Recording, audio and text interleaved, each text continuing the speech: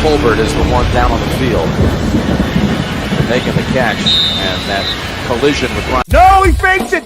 He's setting him up. Throws it to fucking Conklin or Rucker. It's really just the Jets chamber pot. Oh, we suck at stuff. To Garrett Wilson. Oh, what a catch!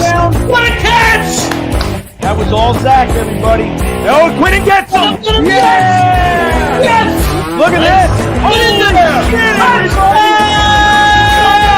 A real live offensive touchdown.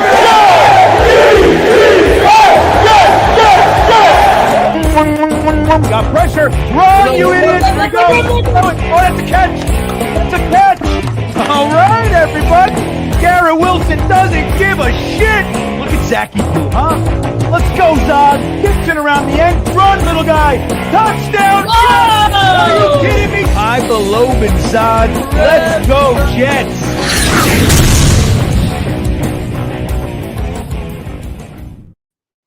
Well, what's happening, Jets fans? We are back.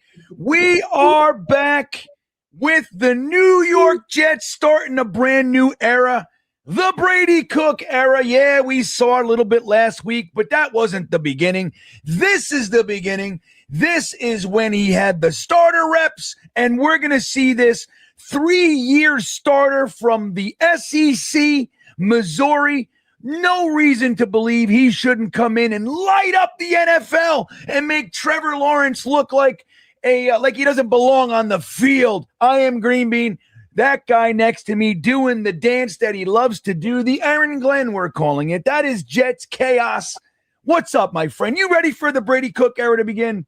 I am ready for the Brady Cook era. I am on Tink Tank at this point. And I'd like to say, if you remember the last time we played Jacksonville, I got a message for Jacksonville. The message is, thank you, sir. May I have another? That's right. We didn't want no Trevor Lawrence. We want Brady Cook. Yeah, that's right. We now have our guy. The era begins today. Welcome to the show, everybody. The game will start in approximately 25 minutes. And I want to tell you right off the rip, because I feel like I'm going to do well today, Jeremy, with the amazing Sleeper app. We're jumping right in because I want to make sure I get you guys my picks so we can be aware the whole game of what it is that I think is going to happen. The amazing Sleeper app where you can turn game day into payday. They make it about as easy as possible. The app with more stats, more information available to you than any other app out there. All you do is what I did. You pick the NFL. You pick the game you want to mess around with. They give you the projected stats. You choose more or less, and there it is. That's how easy it is. They have a great offer right now. As soon as you sign on the app, they're willing to give you $20 to get started, a little promotional $20. Get started right there, and then once you like it, use the promo code GREENBEAN to get yourself a 100% match up to $100. Promo code GREENBEAN. Here's what I did, Jeremy. The projected stats are as follows. They said Breece Hall, 60.5 yards. I said more. What do you think? I love it because it only takes one. It only takes one big run from the big guy, from Breece Hall. One run. And even if he doesn't get it, we've seen him get 60 yards like it's taking candy from a baby. So why not? Right. Why not take the 60 plus, especially when it's always one play away? And Breece Hall is going to be the focal point of our offense today. So I like it. You got Brady Cook. What is that? Is that an interception? I think he's throwing one. So they said 0.5 interceptions. I said there's no doubt in my mind he's throwing an interception. He threw 2 last week. He'll cut that in half with the improvement this week, but he's going to throw 1. I also said Trevor Lawrence will get 216.5 yards. I said more. They said, what about Travis Etienne? You think he'll score a touchdown? 0.5. I said, I do think he's going to score a touchdown. So there you go. Breece Hall more than 60.5 yards. Brady Cook, more than one interception. Trevor Lawrence, 216.5, 220 wins me, and I think it's going to be a 250 day. So Travis Etienne, 0.5, touchdowns. I think he's going to get one. So there it is, the Sleeper app. I made it easy for you guys. The link is in the top of the description of this very video. Just click it. Take advantage of that promotional offer to get the $20 and then use the promo code GREENBEAN to get yourself a match up to $100 on your initial deposit. Terms and conditions apply, Mr. Chaos. So how you feeling about today's game? Are you excited or what? What's the story? You think we're going to win this one realistically now? Where are you? No, I don't, and I don't care. I really don't care at this point. I saw I see us sitting at 7. There's a few games left to go, a few weeks left to go, but we're running out of time. There's plenty of scenarios that could take us into the top 4. We need to start thinking about that. Yes, there are some good things I want to see done, but there's enough players not playing that I could not feel terrible about us being terrible. There's so many guys out. There's so many guys not there. It's not representative of what we're really going to be in the future. So at this point, I am there. I am there. I do not want to win the game. There are a few things I want to see well, though. I would like to see our offensive line still play well. I don't want to see them play like crap. That would not be a good thing for us. So while there are some things I hope look well, at the end of the day, we need to lose this game. Yeah, I think so too. And again, I'm not going to go to pieces one way or the other. I'm going to root for touchdowns. I'm going to root for a great game. And here's the thing. I think, Ed Yatane said it best. I don't mind losing, but let's just do it with some dignity for once. Otherwise, hoping Tom Brady cooks. I like that. Tom Brady cooks. So we can see more to know if Mitchell is a keeper. Exactly, dude. Here's the thing. I'd like the game to go like this.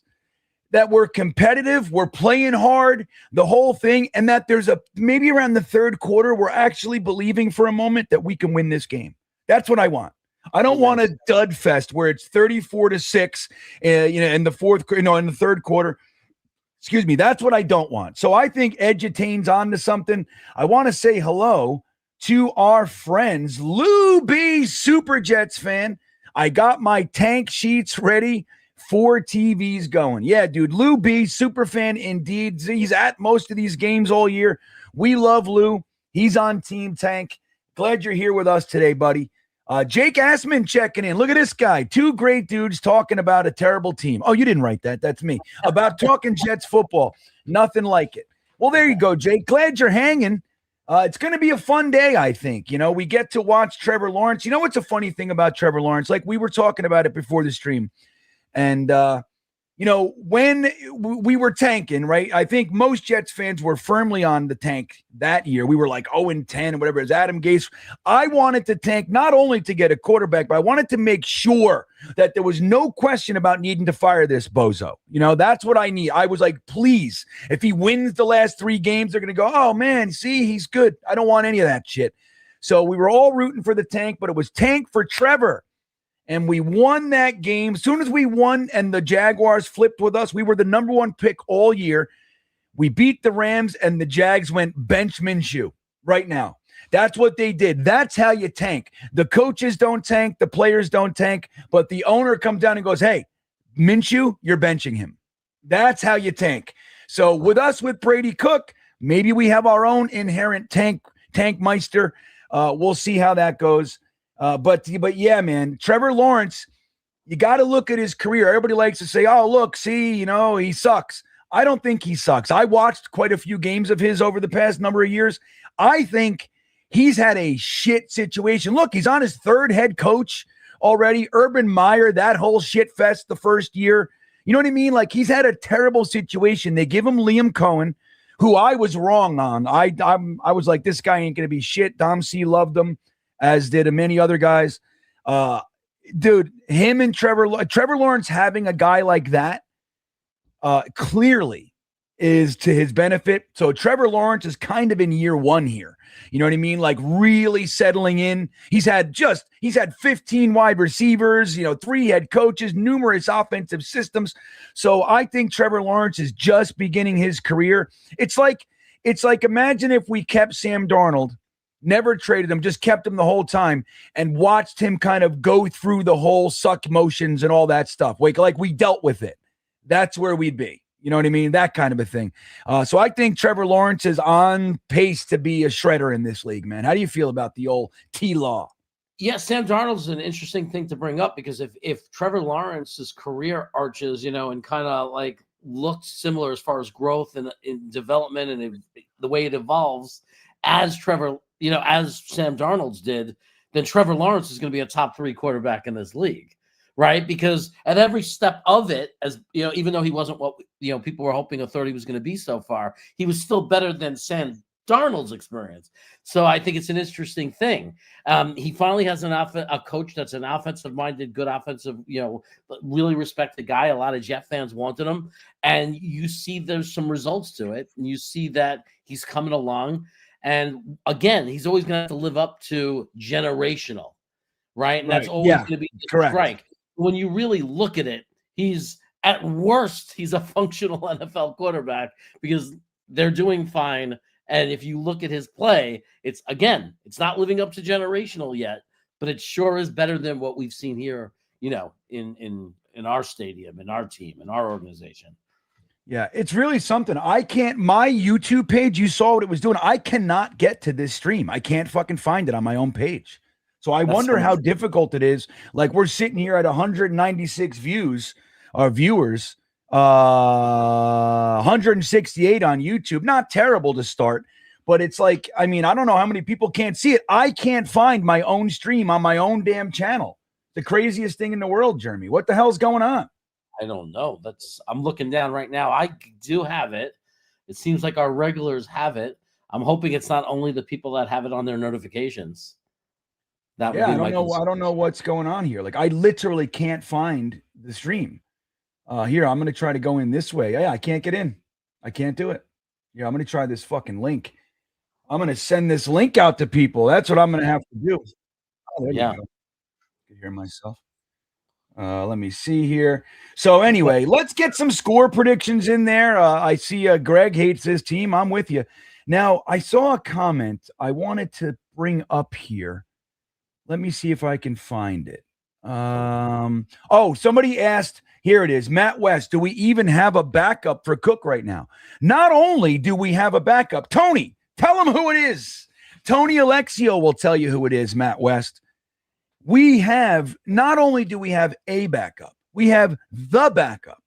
We have the Martinez package is back. So, Martinez got poached from our practice squad. Oh, no, we cut him, I think. Yeah, we cut him. He was signed over there with the 49ers. So he was sitting on the bench for the 49ers on their practice squad. And when Tyrod had his groin soreness and Justin Fields has his knee soreness and all these guys have pussyitis, what we did was we went back to the Niners practice squad and poached our former backup, Adrian Martinez. So be excited about that. If Brady Cook goes down, well, I'll tell you what, he actually might give you a chance to win. Adrian Martinez is very much an X factor.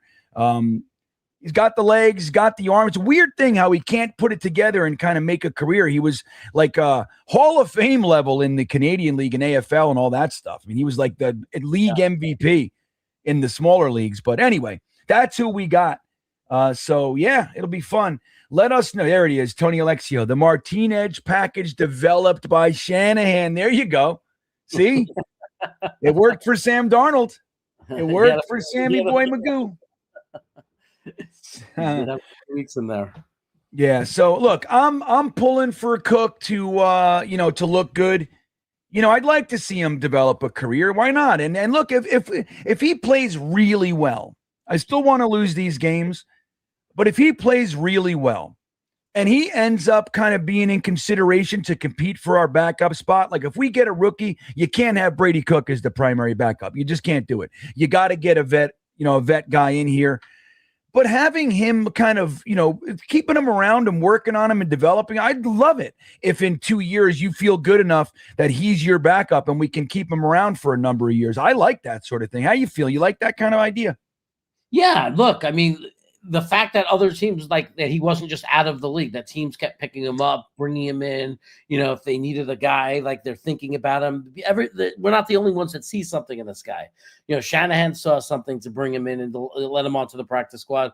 We've seen it in preseason that there's something there. There's, he has just enough athleticism. He's mobile. It's never a bad thing. Like it doesn't affect what you're doing as far as looking for your starting quarterback. It has no impact on that.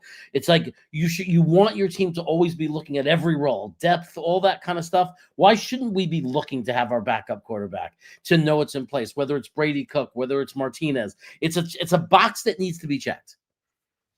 Right.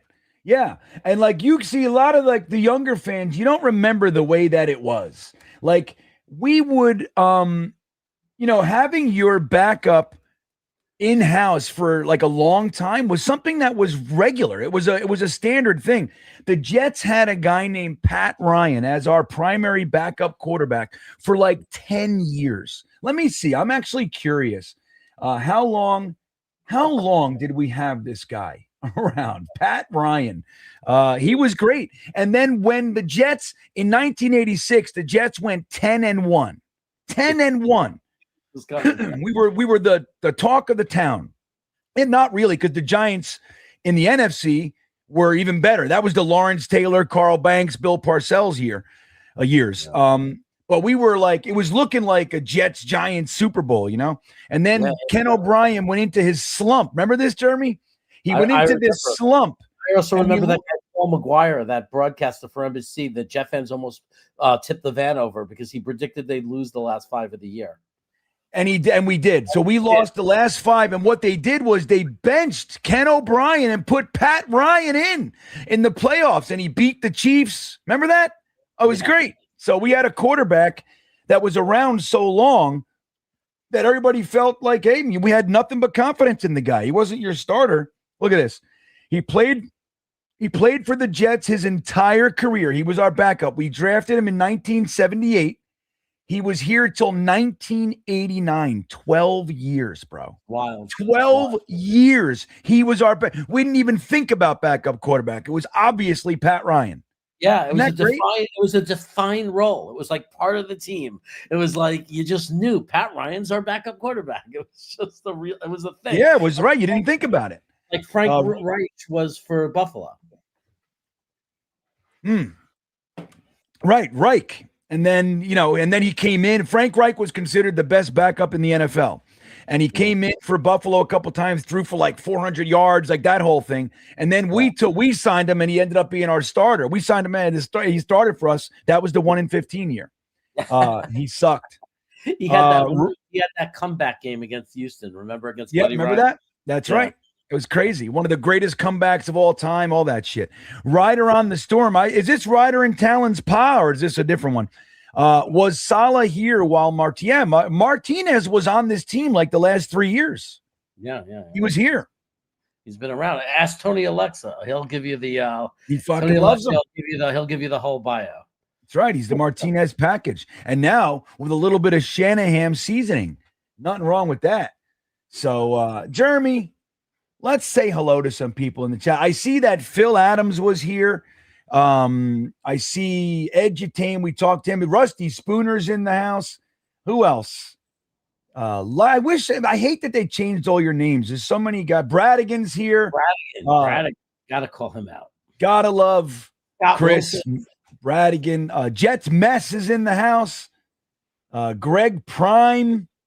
Sean Bennett's here. There's almost nothing worthwhile to say about this team lately. The special teams is the only bright spot. Yeah, and you know what's great about the special teams being so good is that hopefully the Jets see that you have to retain some of these guys. So knowing that, like when you're building, so like our offense, right? Like Garrett Wilson's out. Arian Smith is out, right? Our quarterback situation is what it is. But if we're able to retain Breece Hall, and Braylon Allen comes back, our running back stable is as strong as it gets. You now know that Isaiah Williams and Kene Nwangu, I'd want to keep around. His injury thing is freaky, though. It's scary. Yeah. That's kind of one of his bugaboos. But, you keep him around. He's RB4. And so that rounds out the stable. And then you got these 2 guys, man, that could break a game open at any time. So once you start to, you go get your quarterback this year, you get a wide receiver 2, maybe a tight end 2, that kind of stuff. And our offense is kind of done, dude. You know what I mean? You're just looking at depth guys, the offensive line. We got the guard thing to figure out, but nothing like we're used to seeing. And the defense you can work on, but then knowing your special teams is good enough to be a legitimate part of your winning. That's really something. So being able to re-sign these guys, I think, should be their priority. I see our buddy Ablab is with us today. What's up there, Sugar Plums? How you doing? Gang, we're winning today, baby. Fa la la la la. La la la la. He did it right. Okay. You know what, Ablab, and I fancy you somebody that I can't write that and not do it accurately. Like I see people, they do that shit. They'll go like fa la la la la la la la. I'm like, if you're gonna write it, you gotta do it, right? Yeah. So he goes fa la la la la la la la la. He did it right. 30 to 27. Huh? 30 to 27 at the end. Don't forget the 30 to 27. No, 30 to 20. So yeah, I hope we don't win. Now again, I'm not going to go to pieces one way or the other, but I am going to say that I am rooting. I'm going to root the whole game. I'm going to get excited when we do good shit. But at the end of the day, I'm hoping we lose this game. That's just because here's the thing, Jeremy. I don't know if you know this. People have just kind of, it's like remember when Rex in 2009, Rex Ryan came up to the podium after a loss. And this is what he said. Obviously, we're knocked out of the playoffs. And he wasn't. It was a long shot, but we weren't. And what ended up happening? All the pieces fell the way that they needed to, and we got into the playoffs. And once you're in, it's a whole different thing. So we got into the playoffs, and we fucking made it to the championship game and the whole thing. We have a line right now to the number 1 overall pick, brother. We really do.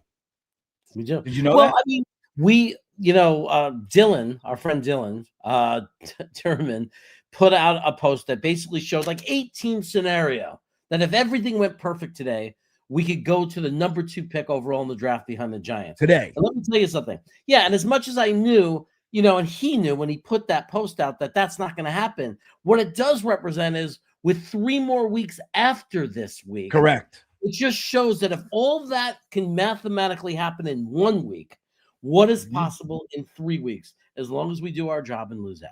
That's right. So there are and it's far-fetched that all that would happen today, but it's not that far-fetched that spread over 4 weeks that the Titans can win one more, that the Browns can win one more. Like if this happens, and look, you got these quarterbacks, Cam Ward for the Titans, Tyler Shock for the Saints, Shador Sanders for the Browns. These are all guys desperately trying to cap this season with something positive.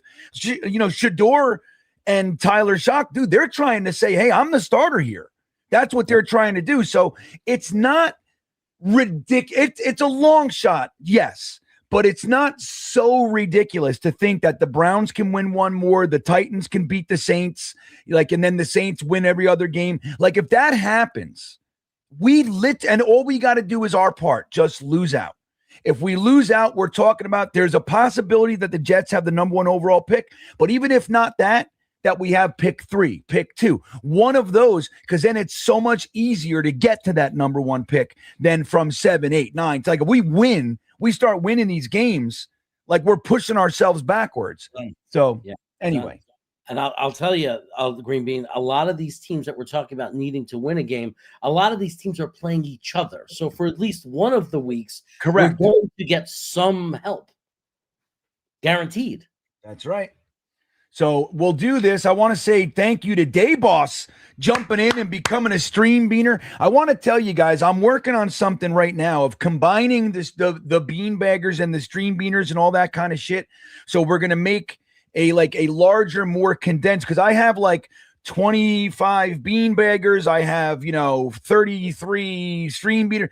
We're going to combine this and we're going to make a robust, kind of support thing, little club, and we're going to do a lot more fucking shit. Like I meet with the beanbaggers, all that kind of stuff. So we're going to do that, man. So I'm really excited about it. I was just talking to Jeremy about all the ideas for the channel this year is going to be a totally different year than the last couple years where I was putting a fucking meat grinder. So I'm kind of freeing up, so I'm excited again going into this draft season. about the New York Jets and my channel and everything. So thank you for the support, my friend, and enjoy the emojis and the super chats and all that. Cashmere Black checking in. What you think of signing Malik Willis from the Packers next year? Here's the thing. Malik Willis played here, Cashmere Black. He played an hour away, so he wasn't the biggest thing. Like, I live in UVA. UVA is king here. I live in UVA's neighborhood. My wife works for the university. Like, it's everything here. But just an hour away is Liberty. Another hour away is VCU and the Richmond Spiders, where Joe Douglas played. And then 3 hours away is Virginia Tech. So there's a lot of college football and everything. But Malik Willis was a name that was around here, and he played really well.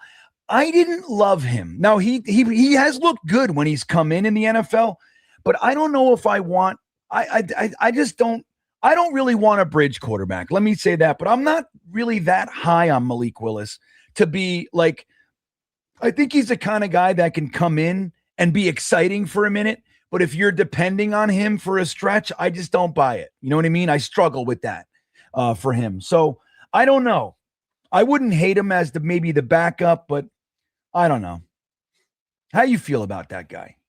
I feel like he's a backup quarterback. But Cashmere is not saying or suggesting he should be our future. He's saying as a bridge. He's saying the bridge was a starter next year. Bridge quarterback, but and I feel like as a backup, he's a fine backup quarterback. I feel like bridge, we're risking the chance of having a Justin Fields thing all over again. Like the same kind of thing. Like by week 6, we're just all jumping off cliffs. You know, saying this guy can't, you know. Yeah. So I will say the. Sorry, go on, Jeremy. My apologies. I'm just saying I'd rather a proven veteran if you're going to do a bridge. Someone who may not be great, but you know what you're going to get. Right. Let me see here. So Green Bean, no more culture wins. Suck for the duck. Oh, I don't want the duck. You want the duck? I don't want him. I mean, look, I have to be fair. I shouldn't say that. I haven't done my quarterback work yet. So I'm just going off like whimmy type of feelings and shit. So I got to be careful with that. But as of now, I'm not buying the Dante Moore stuff. Are you, Jeremy? Are you in the Dante Moore camp? I'm not sold on him yet. I mean, I'm not against him. I'm not saying he won't be good, but I don't see enough yet to be convinced yet. I mean, the playoffs are still ahead of us. He's going to have an opportunity. We're going to see him against good competition, see what he can do. But like, I mean, there's only one guy I'm sold on that I feel super, super comfortable picking at 1 or 2 or whatever, and that's Mendoza. Gotcha.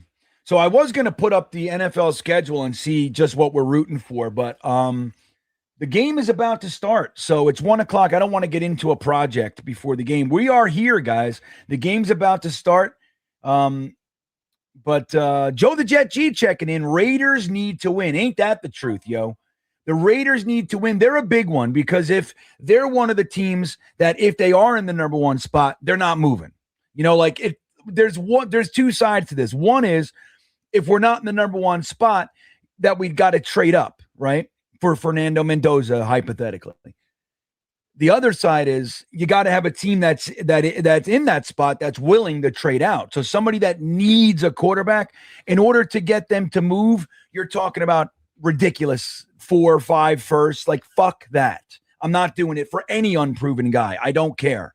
You know, 3 is my cap for anything. I mean, and I don't even like that, you know. 3 firsts is a lot of money, man. You know what I mean? For a guy who's never played, I'm just not into it, you know? But yeah, like getting them to move would be almost impossible. So I'm with you there. Tony Alexio checking in. Our backup quarterback are better than Fields and Taylor. I don't know about Taylor. And Fields was an interesting one, man. Like the idea that he would come here and suck was no problem. Okay, that's very real. The idea that he would come here and have multiple games less than 50 yards passing is absurd. Nobody could have bought. I mean, you couldn't have told me that was real. He's going to have numerous games less than 50 yards and some games 15.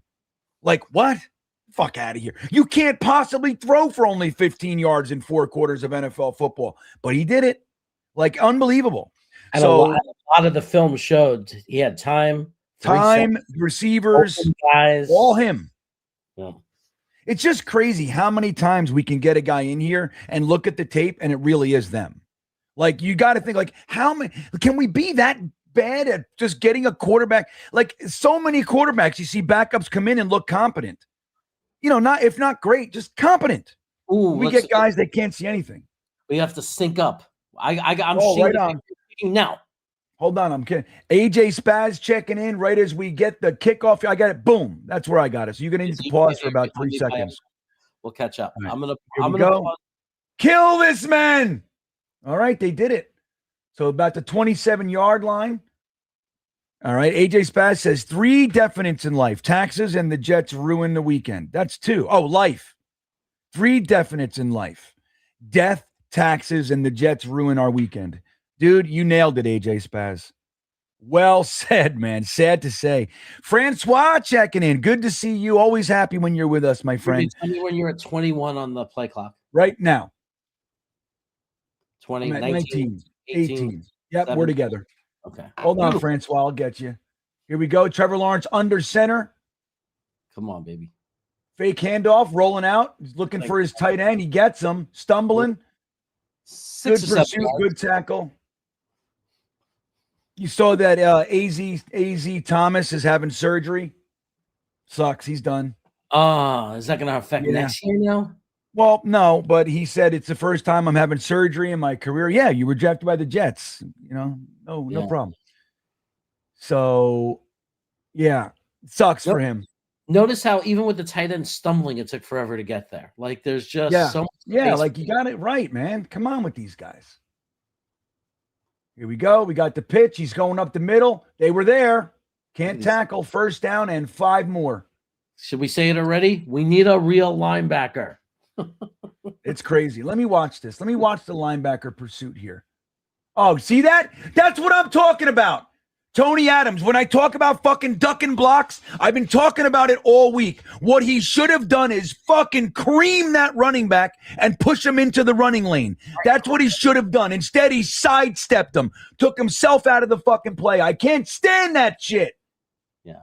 Well, yeah. There's nothing worse than for me being a defensive guy. Doesn't want to take the contact. He doesn't want to take the contact, dude. You got to run through that man. Right. Trevor Lawrence back to pass, big fatty in his face. Good pressure. Who was that, Briggs? That was either Briggs or Phillips. Which one?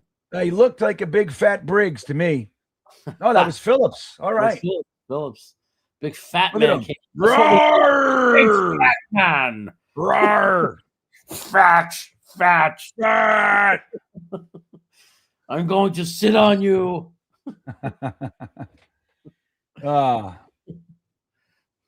All right, man. So Francois says, my Christmas wish is for 1 year of meaningful December football. We had it a couple years ago. Remember when we only had to win one more the year we were 7-4? We had to win one more. We were look at this pressure. Oh my God. Trevor Lawrence with the dart. Who was in coverage? Who was that? That was Brandon Stevens. Got taken to school on that one. Or was it Tony Adams? Let me see here.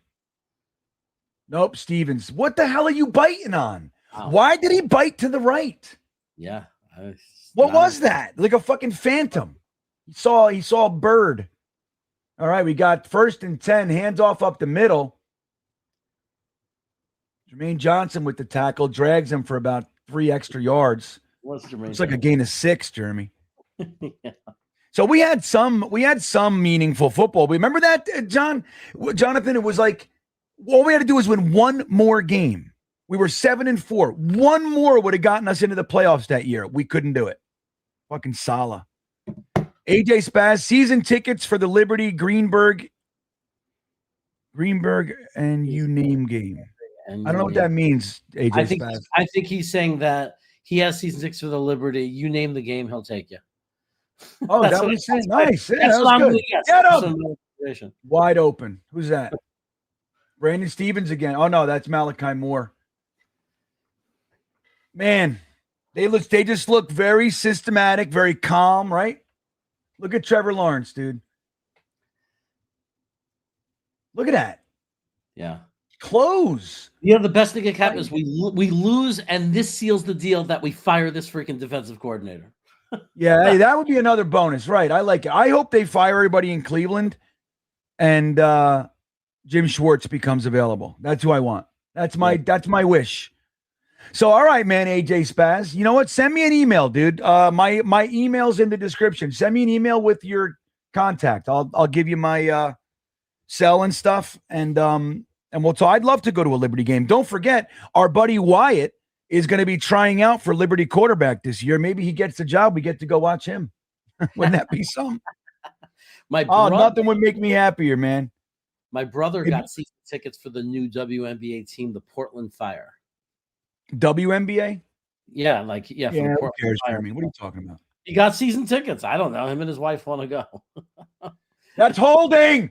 Call that. Dude, they got to call it. Did they call it? I don't think so. But we don't want it. We don't want it. Good. I know, but I'm rooting. I'm rooting like a fan. Lawrence for 6. There's holding all over the place. Look at these guys. They're really close to the end zone, I imagine. Oh, yeah. Look at that. Yeah, closer than I thought. Holy shit. You already have 67 yards passing, so you're sleeper. I know. Yeah. Boss girl says, let the holding go. I hear you. I'm still a fan. I'm a fan. I'm rooting like a fan today. Let the holding go. Trevor Lawrence back. More holding. Look at that touchdown. Dude, now, I'm going to tell you something, guys. I just want you guys to watch it. When we start talking about Trevor Lawrence sucking, 2 years ago, he's throwing that pass and his receiver's dropping it. There was so much of that shit. You see the touch on that pass? Yeah.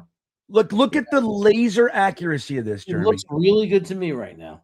Look at that. It looks perfect. That's a beautiful pass. Beautiful pass.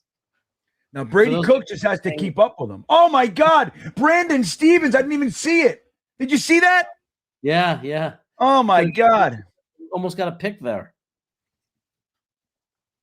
Wyatt checking in. He's here with us, AJ Spaz. He says, I'll be 5th string at best. Dude, I'll take 5th string. If you're 5th string if you're standing on the sideline, I'm coming to see it. Oh, my God. Can you imagine that cowboy sitting on the side? Oh, my God. He'd be the first football player in college history to be in full uniform, but with cowboy boots on. Yeah. Oh, I love it. I love it. So the Jaguars very systematically, we had a couple decent plays in there, but without much resistance, just marches down the field, chunk, right into the end zone. Trevor Lawrence looking poised, relaxed, good looking.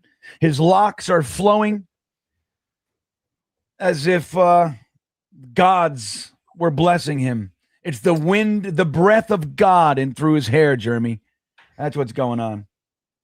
That was 37. Stiggers. Maybe, you know what? Maybe the other one might have been Stiggers too. I had in my brain. That's a great, thank you, George. What number is Brandon Stevens? Wait a minute. I'm confusing them. That's on me. 37 is definitely Stiggers. Yeah, but what number is Brandon Stevens? 27 is Malachi Moore. 37 is Stiggers. 32? 31? I think he might be 31. So that was all Stiggers, not Brandon Stevens. 21. Yeah, I'm going to tell you a secret about Stiggers. Stiggers, real good on special teams. He sucks in the defensive backfield. I don't know if you guys were paying attention. He's 21? Really? Sean, really? What the fuck is wrong with me? Dude, I had him with a 7. I don't know why. 21? Are you sure? Green Bean, we have way too many people in here to only be at like 90 likes. Can we? That's crazy. Milk thumbs already. Let's go with the milk thumbs. Like it. All right. Yeah, you're right. Let's get some milk thumbs if you want to see the Jets continue to let Trevor Lawrence score touchdowns. Let's go, everybody. Let's go. All right. I'm going to get the milk thumbs in here. I've been talking about it for far too long.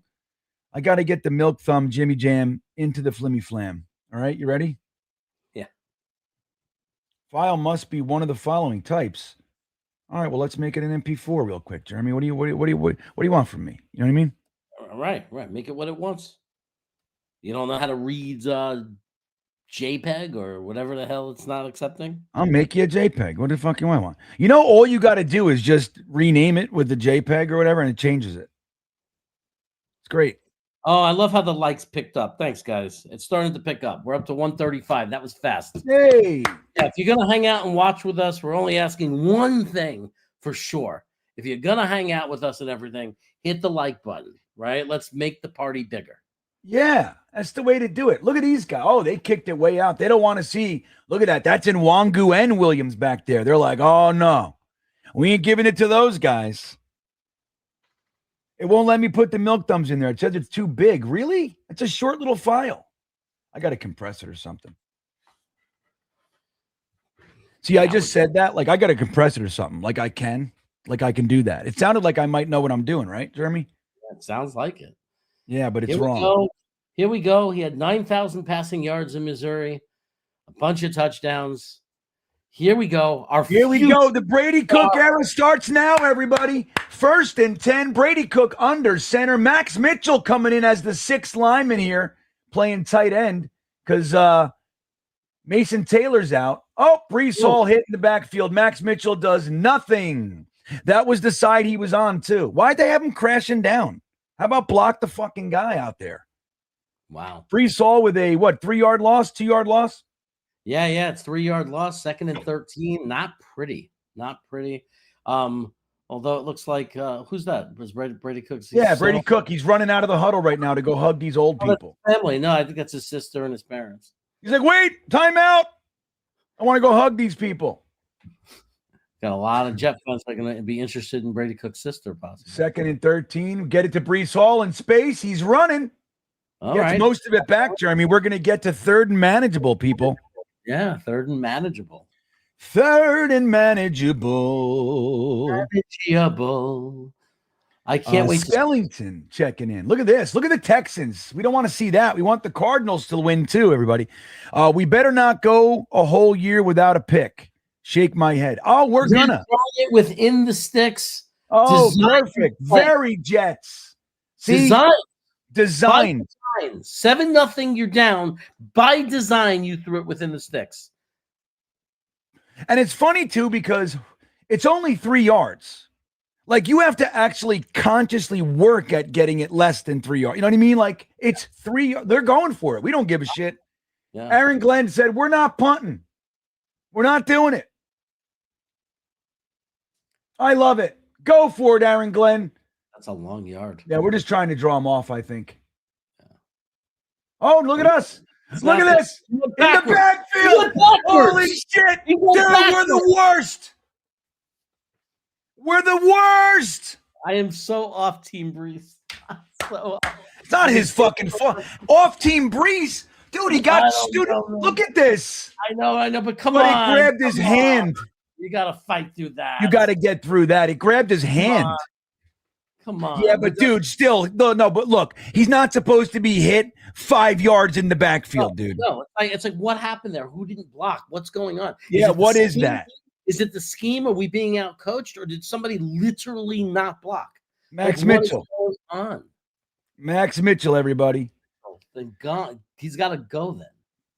Jonathan Francois, dude, you got to get off that stuff, Jonathan. Like, really. It's not like you guys grab onto like one word, like moral victory, culture. It's not about, dude, the guys on the field, you have to let them play fucking football. Don't forget, we have more injuries now than we did then. Like, so since then we've lost A.Z. Thomas, Garrett Wilson went back out that game. We have a different quarterback. We lost Tyrod Taylor. Like, you got to get off of it, man. Like, let it go. Let it go. Breathe. Like, it's not culture. Like, I know that the media, like, we grab these words. Oh, culture. It's nothing to do with culture. It's about learning to win. It's about seeing the players. And I need you guys to what's going to be so fun about this game for me is this idea, like I joked about it earlier, with like, Brady Cook's going to light it up, 3-year starter at Missouri, the whole thing. He is, I mean, look, if he's great, I'm here for the ride. I'm rooting for him to look good, but I have zero, like, to just be factual with you guys, I have zero confidence that this kid's going to amount to anything in the NFL. None. I hope I'm wrong, truly, but I haven't seen. He had a couple nice throws, last week, but I don't see much here. Like, you know what I mean, Jeremy? And again, I could be wrong and all that, but we're going to see it. But as far as the culture stuff, Jonathan, I know I'm not really mad at you or anything, but it's like, we got to let that shit go. They're going to win some games. You know what I mean? Like, if you think that they were going to only win 2 games all year, like, I don't know. Especially if Tyrod Taylor was playing. Tyrod Taylor was playing last week. It's a different game. Here's the thing. You know that the teams are playing. The teams aren't the head coach, the team. They're not trying to lose, right? They're not. So what is this yelling at? What are you gearing this at, Jonathan? You're yelling at other fans. Yeah. That's what this is. This is an attack on other fans for the who were Stop attacking us, Jonathan, you bully. Yeah, man. Well, I missed the play. Look at Brady Cook. So wait, I want to see the block. Who is this?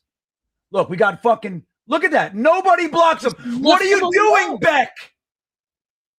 And I know, remember everybody how they had a hard on for Beck in the beginning of the year? I'm like, this guy sucks. Get the fullbacks off the team, dude. We don't need a fullback. They do nothing. Well, he did. I mean, there was no point in that. You block the first guy. You know what I mean? Like, if your assignment's over there, but there's another guy coming through, you don't let him fucking come through. You got to take him. I'm waiting for him to say that was the design play. It was on Bruce. Yeah, it was my job. Stickers. Look at him. Oh, yeah. Big hit. Did he knock the ball? No. No, of course not. Wow. Let me see. Hold on. I missed a couple. So we got another Fernando Love. No, for that's what it looks like. Fernando Velez checking in. Praying for Mendoza. That guy is so likable and seems like the leader we need. Yeah, I mean, look, I'm with it. Like, that's why guys like Jonathan are bent, because you win that. If we don't win that Atlanta game, like where we are in the draft order is a whole different story. Believe me, I get it 100%. So that's the thing. I don't know if that's who Jonathan Francois wants in the draft, but still, it enables you to get up there and to make that choice. What are we doing? Get him. There you go, linebackers. Will McDonald. Yeah. So Jamie and Sherwood locked him up. No, Jamie and Sherwood got him. And then McDonald cleaned up. Teaching them to be aggressive. Teaching them to be Hey, Jonathan. See, we need that so they can have a culture of aggression, yo. That's what it is. Yo. But yeah, I hear you, Fernando. And look, I'm kind of there too. That's where I stand right now. I don't know. We got to see how everything goes through the draft and when I do my evals and shit. All right, here we go. Trevor Lawrence comfortably standing back there. Yeah. He heard the footprints. That's right. He heard Jamie and Sherwood's thunderous presence, his footsteps. He heard Francois checking back in. All I heard was it was good for the culture for a week straight. I know, but that's the media bullshit. That's what they say. And it's like, look, and I hear you. Don't get me wrong. But it's like, I know, and that's the thing, like when you see like the moral victory thing. Like, who said it's a moral victory? That's just a phrase that people grab onto. Keep the conversation. The truth is, and you know this, like if we take a step back and look at things objectively, it is positive for these guys, like the younger guys, A.Z. Thomas, Malachi Moore, A.D. Mitchell. It's good for them to get positive reps that actually benefit something and they win. Look at Lawrence. Get him! You suck! Look at these guys. How did you miss that? It was just touchdown. Fucking touchdown. Flag on the play. There's got to be holding. Do they know how to look at the hips? There's a movie called Summer School where you could learn that. Focus on the guy's hips. Defensive penalty. Unbelievable. Holding on the defense. Oh, this is going to be ugly. By the way, Tigo is at this game. Tigo's ugly. You ever tell you that? Oh, I know Tigo. He's ugly, but he's at the game. Ugly Tigo. I'm just kidding. Tigo's not ugly. But look at these guys. So Jermaine Johnson's in there, but who? Look, let me see. Who is this? Will McDonald, dude. You got to get him, dude. You got to break down, like you're saying. You got shook. You got shook by Trevor Lawrence. Like made you look ridiculous. Yeah, and to your point, though, Jonathan, consistent winning. But here's the thing with winning. To get to consistent winning, what do you got to do? You got to win. You got to start winning. You got to start somewhere, you know? But I think the Jets, like at the end of every year, this is very much what our experience is. There's a quarterback we don't know. throw into guys that are new, that weren't here at the beginning of the season. The defensive backfield is a whole bunch of names that we don't know. The defensive line, like this is what, right? Like we're watching guys run around like Kiko, Mawangoa, whatever. And then we got, I don't even know. They've got all these guys, Taylor as a defensive back. Like who are these people? That's what we end up seeing every single year. And it's brutal, dude. But this is the great thing about this season. We have 23 open, I think it's 23 open roster spots that are going to happen. Like, so we have 23 expiring contracts. 23. That is a major opportunity to know which guys that you're able to, that you want to retain. Like you saw us re-sign Myers this week. Great move. I love it. I support it. I'm with it. But you can just let these guys go. There's an inherent half of the house will be flipped, just about flipped. So Aaron Glenn, they're looking at like this guy, not long for the team. Can't wait till this guy's not here. This guy will never play in a Jets uniform after this, So that's what they're going to be doing. So it's a great opportunity this year to do what you're talking about, Jonathan. But look, they're going to win games. They're going to win games. How much it is for the culture when you have 23 guys flipping, I don't know. But it's good for guys like an A.D. Mitchell, like I said, Malachi Moore and the rest to start seeing, that feel like they're putting in the work. They're getting the reps. Offensively, it's difficult because they're never on the field, so it's hard to get them their reps. So in order to get them their reps, you have to have positive drives, which leads to scores. So that's where that comes from. That's what's really going on. Simplifying it to good for the culture or moral victory, I always hate that shit. I really do, because it's not that simple. Francois checking. What the hell just happened, y'all? Here we go. All right, everybody. Everybody calm down. Yes, I am bullying the culture fans. Bury that word. Oh, bully? Yeah. I'm just playing. I'm trying to make the point that, look, you might have fans that want us. You might have fans that want us to win today, Jonathan. The point is why does it bother you so much? Like, why? It doesn't. Turning on his therapist hat. He's putting on his therapist hat. No, because Tell me about your mother. It doesn't change anything. Like, yes, let them be happy. Even if you think it's ridiculous and meaningless, it doesn't change it. It's not making the Jets win because some people still want them to win. It means nothing. It doesn't do anything. Right. So, like I can be upset and or happy, right?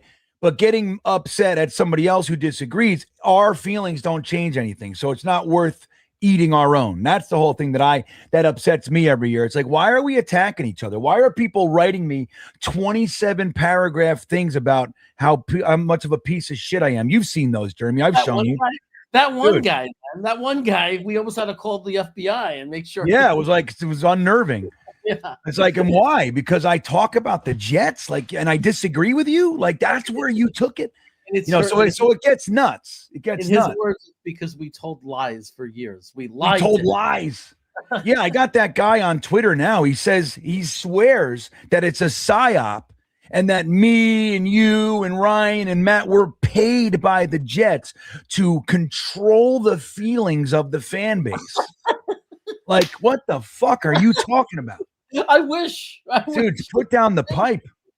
Amy, here we go. 2nd and 9. Brady Cook gets a 4-yard gain there.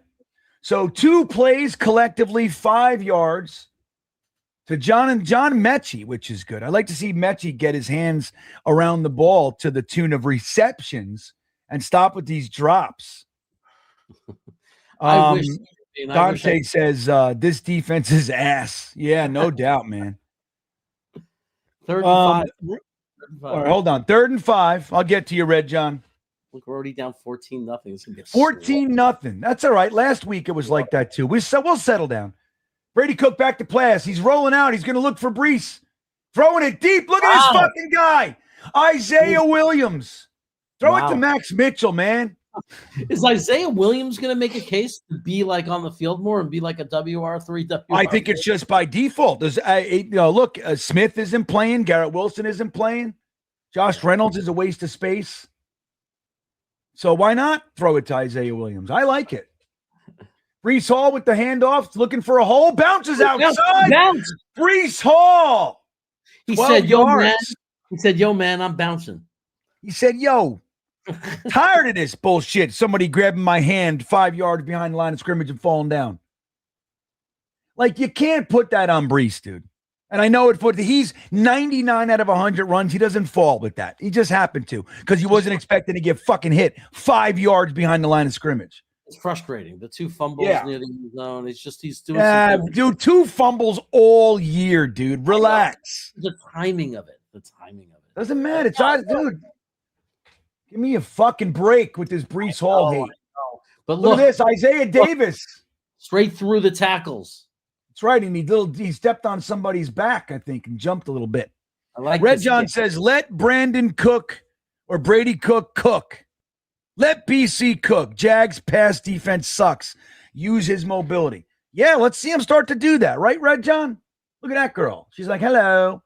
That's his mother. That guy got lucky. I'm a proper. That's going to be me and my wife, dude. Swear to God. I'm aging at a rapid rate. She's 10 years my junior. There's going to be a time when my wife's sitting next to a fucking old, decrepit hag. Bag of wind. Here we go. Look at this. Nice. Isaiah Davis with the first. I'm telling you, he looks good. How could you spot him there, dude? He wasn't on the ground. It doesn't. How could you spot him before? But why are they taking Brees out? What's going on? I just giving him a breather. I don't know. Sean Dog says, anyone that enjoyed our 3 wins for culture. LOL. Yeah, I know. Look, you too. Fucking Sean, cut it out. Let people enjoy it. But like, here's the other side to that. Not everybody is as obsessed with the pick, right?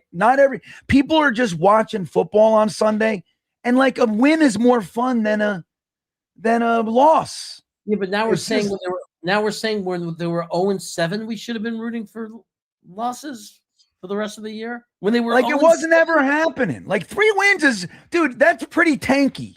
You know what I mean? 3 wins is pretty tanky. There were 10 games left in the season. You're saying yeah. You're saying that we should have been hoping to lose 10 more games? Yeah. I mean, it's actually harder. It's harder in the NFL to go 0 wins than it is to go undefeated. Yeah, you got to maybe not undefeated, but than it is to, because evidenced by how few teams have ever done it. There's been terrible teams and they still win a game or 2. Right. It just it's hard to do. All right, here we go. Look at this. Isaiah Williams means it. Look at this. Touchdown, A.D. Mitchell, everybody. There you go. Brady Cook. Maybe I'm wrong. Look at the touch on this kid. Maybe I'm wrong. All right. Him go, though, right? Let him that was a nice drive by him. He had a couple real nice throws. She is somebody. She's like somebody. Yeah, no doubt. Look at A.D. Mitchell, everybody. That's a key guy. He is key. The pass was good enough. He gets open. I mean, that's what you can say. He gets open, dude. He gets open. That's what Fernando Velez checking back in. Mendoza can't fix that defense. Yeah, no, right, man? But I tell you what, he can, because the defense, when they're having trouble, when we get the ball back, giving it back to them in 4 plays isn't the way. You know what I mean? Like, if you do have a defense with issues, the best thing to do is keep them off the damn field with long extended drives. Even if you don't score, having a couple first downs, so there's a few minutes between when they got to come back on the field. You know what I mean? The offense definitely does, but I get your point. Dante checking in. Green Bean, should we trade down? We got a lot of work to do.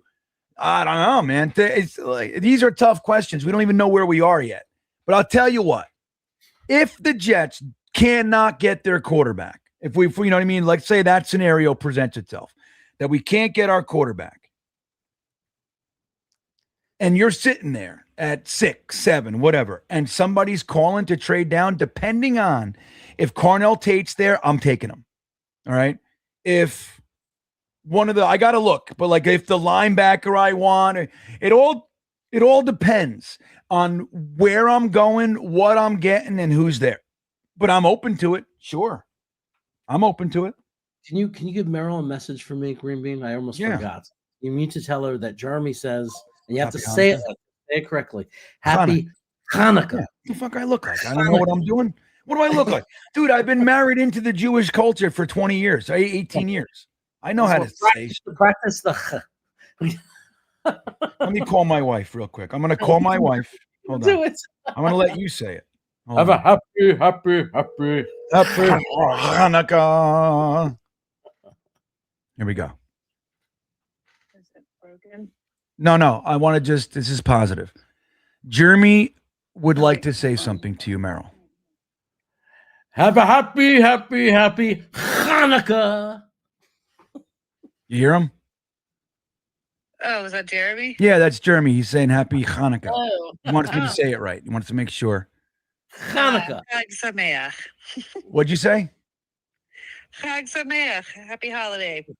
Chag Saneah, Jeremy. Okay. Chag Saneah, yo. You don't know shit. Chag Have Saneah. a try. Did I say it right? No. Make green Chag beans. Saneah. Say it again. I'll do it.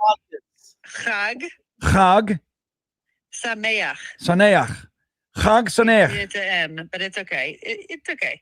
You did it good enough. Chag Saneach. How'd I do?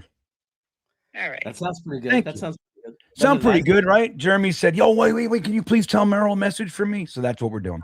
All right, Marty, I love you. Have a good rest of your day. All right. Love you too. Bye. Don't leave him. Don't leave him. Um, Oh no! Oh God! What that was happened? scary. Oh, you got him. Kickoff return. Back with the big tackle. Dante said, oh, so they did that. Yeah. So Don, I'm open to it, buddy. Moose Knuckles checking in. Being a Jags, Hawks, Georgia Tech, Braves, Flames fan, I feel your pain. You're a Jags fan? Moose Knuckles, you're around. What happened? What's going on here? It's Oh, that was showing after the Johnny Mitchell celebration for the touchdown. 80 Mitchell with Brady Cook. Okay, good. Bringing him the football. Nice. All right, good. Georgia Tech, Braves, Flames. Yeah, they all bad teams. Georgia Tech's tough. All right, the pitch. Oh, look at that. Meets Tufeli. Look at that. Tufeli said, not on my watch. I have a question. What if? Yo. What if question? What if? And I'm just saying this for like what if Spider-Man, Peter Parker never got bit by the spider kind of thing. But what if the Jets won this game and every game for the rest of the season, but Brady Cook is amazing, like amazing. Let's say this starts off a crazy thing. 5 drives in a row with touchdowns, throws 300 plus yards a game, tons of touchdowns. Will the tankers start to say, ooh, Yeah. maybe this is such a bad thing? Like maybe we already have our guy. Like, wouldn't that be something? That would be crazy. I mean, and by the way, that is a big what if. I'm not saying of course. It's that's a longer shot than Justin Fields coming here to revitalize his career, but maybe not, dude. Look, hey, I'm gonna say this. That drive, he had some nice throws. So it's a real good place to start. It was brought up earlier. Who was it? Said Jags defense. Yeah, so that was Red John. Said, dude, the Jags pass defense is a weakness. Let's exploit it. So I'm with it. Oh, we got the end around, little fake action, send him inside. Good play. Good job, Brandon Stevens. Now, you see Brandon Stevens? He didn't go for the glory. He forced him inside. You got to do that. Mm-hmm. You're not always going to make the tackle. You got to force him inside. He forced him inside. Jamie and Sherwood was there, and it ended up being a short game. That's the stuff, man. Discipline, Jeremy. Discipline. You got to show, but you got to do it consistently. It's about consistency. This is not the place to come for bagels, Wyatt, but the next time you're in New Jersey, I'll tell you how to get good bagels. You don't have to go anywhere. You go to brooklynbagels.com. Go to brooklynbagels.com. They're actually in Astoria, Queens. They will ship you bagels that are par baked. What does that mean? So you finish it? You finish it at your house? Yeah, they only bake it like less than half the way just to give it some solid form. And then they quickly freeze dry it and send it to you. And then when you bake it on parchment paper the rest of the way, it is authentic, the real deal, hot, warm, fresh bagels. BrooklynBagels.com. Maybe we should call them, see if we can get a sponsorship, man. Say, yo, dude. Yeah, man. It's the Brooklyn Bagel Company. I'm telling you, man, it would solve my problem out here. Every once in a while, not Brooklyn Water Bagel, just Brooklyn Bagel. Brooklyn Bagel Company. Yep, they're in All a right, story. here you go, of Wyatt. place. You order a dozen of those, baby. I still regret not staying that day and going into Harold's with you guys. I still do. Like that. I remember I was like, I needed to go. I was so tired, and I should have just stayed and went to Harold's with you guys. Oh, that Harold's pastrami Deli. was so good that day too. We were cold. It was raining. Yeah. We were in there and we're eating hot pastrami. It was pastrami, dude. Hopefully Wyatt liked that. What did Wyatt get? Did he get a big sandwich or did he go? Oh yeah. He got the pastrami sandwich. What we did was we each got a small pastrami sandwich. Small meaning it's this freaking thick, right? So we each got the sandwich, but we also got a knish to share because it's a giant knish. They're big, they're like this big. I want them to try a knish, so we got like. Did he like it? Oh yeah, he loved it. He loved it. Edutane says, it's Tom Brady Cook. Hey, dude, let me just tell you guys, like I said, I've made my opinion very clear, but I am always happy to be wrong when it's to our benefit. I'm not always happy to be wrong, but I'm happy to be wrong when it benefits the Jets. Sure. So, yeah, man, let's fucking do it. Let's do it. Tom Brady Cook.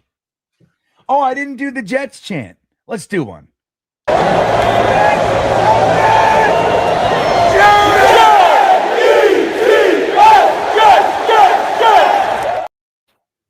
Dude, look at these guys at the stadium. Look at them hanging out in the pool. What is this? That's Tigo in the pool. What are they doing? What is this? How do you get those tickets? Yeah, how do you get to be one of the people in the pool? Those kids, they have no idea. They're just hanging out. They don't get how special it really is. You're in the pool seats, you know? Right. An NFL football game in the pool. Yeah, that's crazy. And your team's in first place. D-Rock said, was it filled with potato? Oh, yeah. Knish always filled with potato. That's what it is, buddy. Yeah, D-Rock loves a Knish. Get him. Who was that? Oh, that was very poor. That was a loss. Brandon Very Stevens poor. ended up making the time. Who was that, dude? I want to say it's Isaiah Oliver. Let's see who it is. I want to say Williams. No, that's Tony Adams, dude. Again. Tony Adams. He sucks. Dude, so we saw so far Tony Adams in addition to whatever else, but he's ducked the block, which led to a big run, and he missed the tackle, arm tackling, because he sucks. Dude, I hope Tony Adams is flat out let go. I don't want to see him in camp next year competing. I don't want it. Get rid of this guy. He is garbage. He's so got bad. the stink of Robert Saleh all over him, dude. We let Jason Pinnock go. What's the flag? Flag. Us holding. Watch. Defensive holding. Come on. Pass interference on who? Who was it? Probably, I think Quinnen Williams. Tony Adams. Quinnen Williams. He's not even on the team anymore.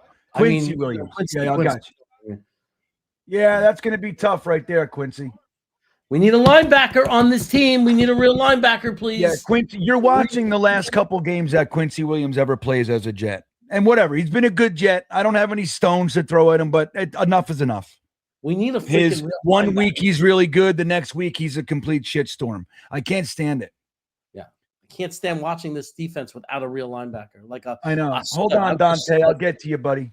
All right, so let's see. Will McDonald's done nothing. Oh, touchdown. Yeah, there it is. Another fucking touchdown. Trevor Lawrence has 2 touchdowns in the air and 1 on the ground already, dude. And by the way, if we had a real linebacker, that touchdown that he ran in, Trevor Lawrence, never would have happened. I don't care. Oh, no way. Yeah. I don't care where that real linebacker would have been on the field, like Max Crosby. If Max Crosby was on that football field, do you think there's any chance Trevor Lawrence? No. None. That's the thing. Like, look, you know what I'm doing too? I'm actually putting Will McDonald up. Like during the draft, I'm saying, hey man, anybody want him? I'll take a second for Will McDonald. I will. I don't love him, dude.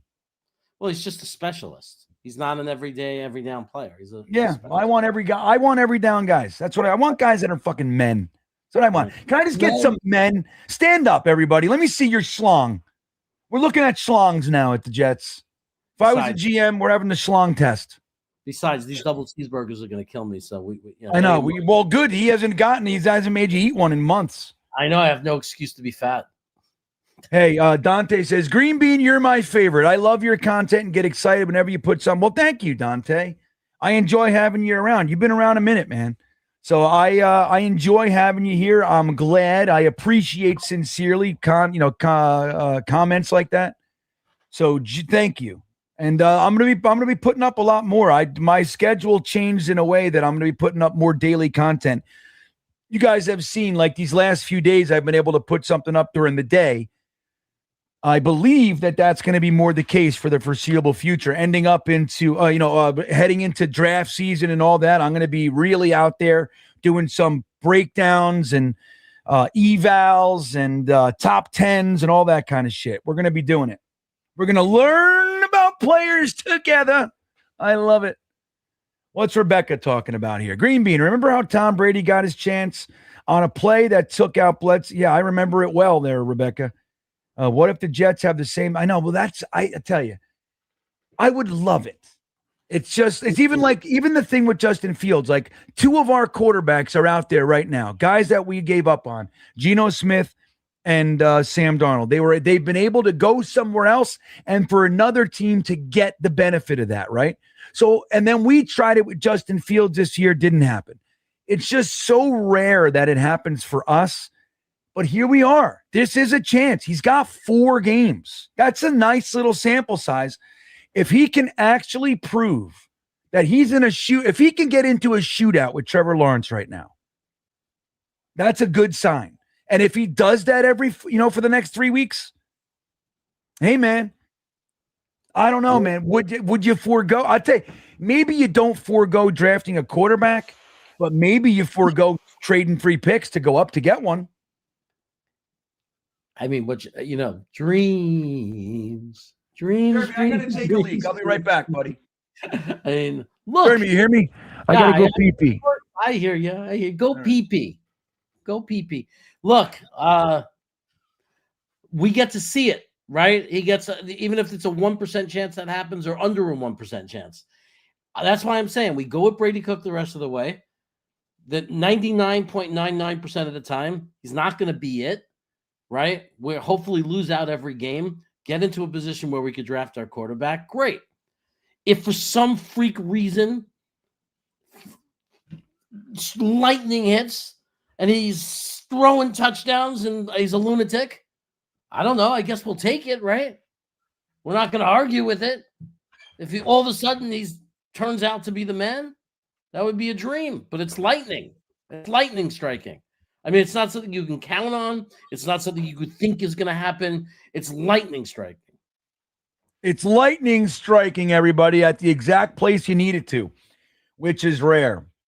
All right, Brady Cook, not creating space, taking off. Look at this guy. I want a first down, and I take what I want. I like it.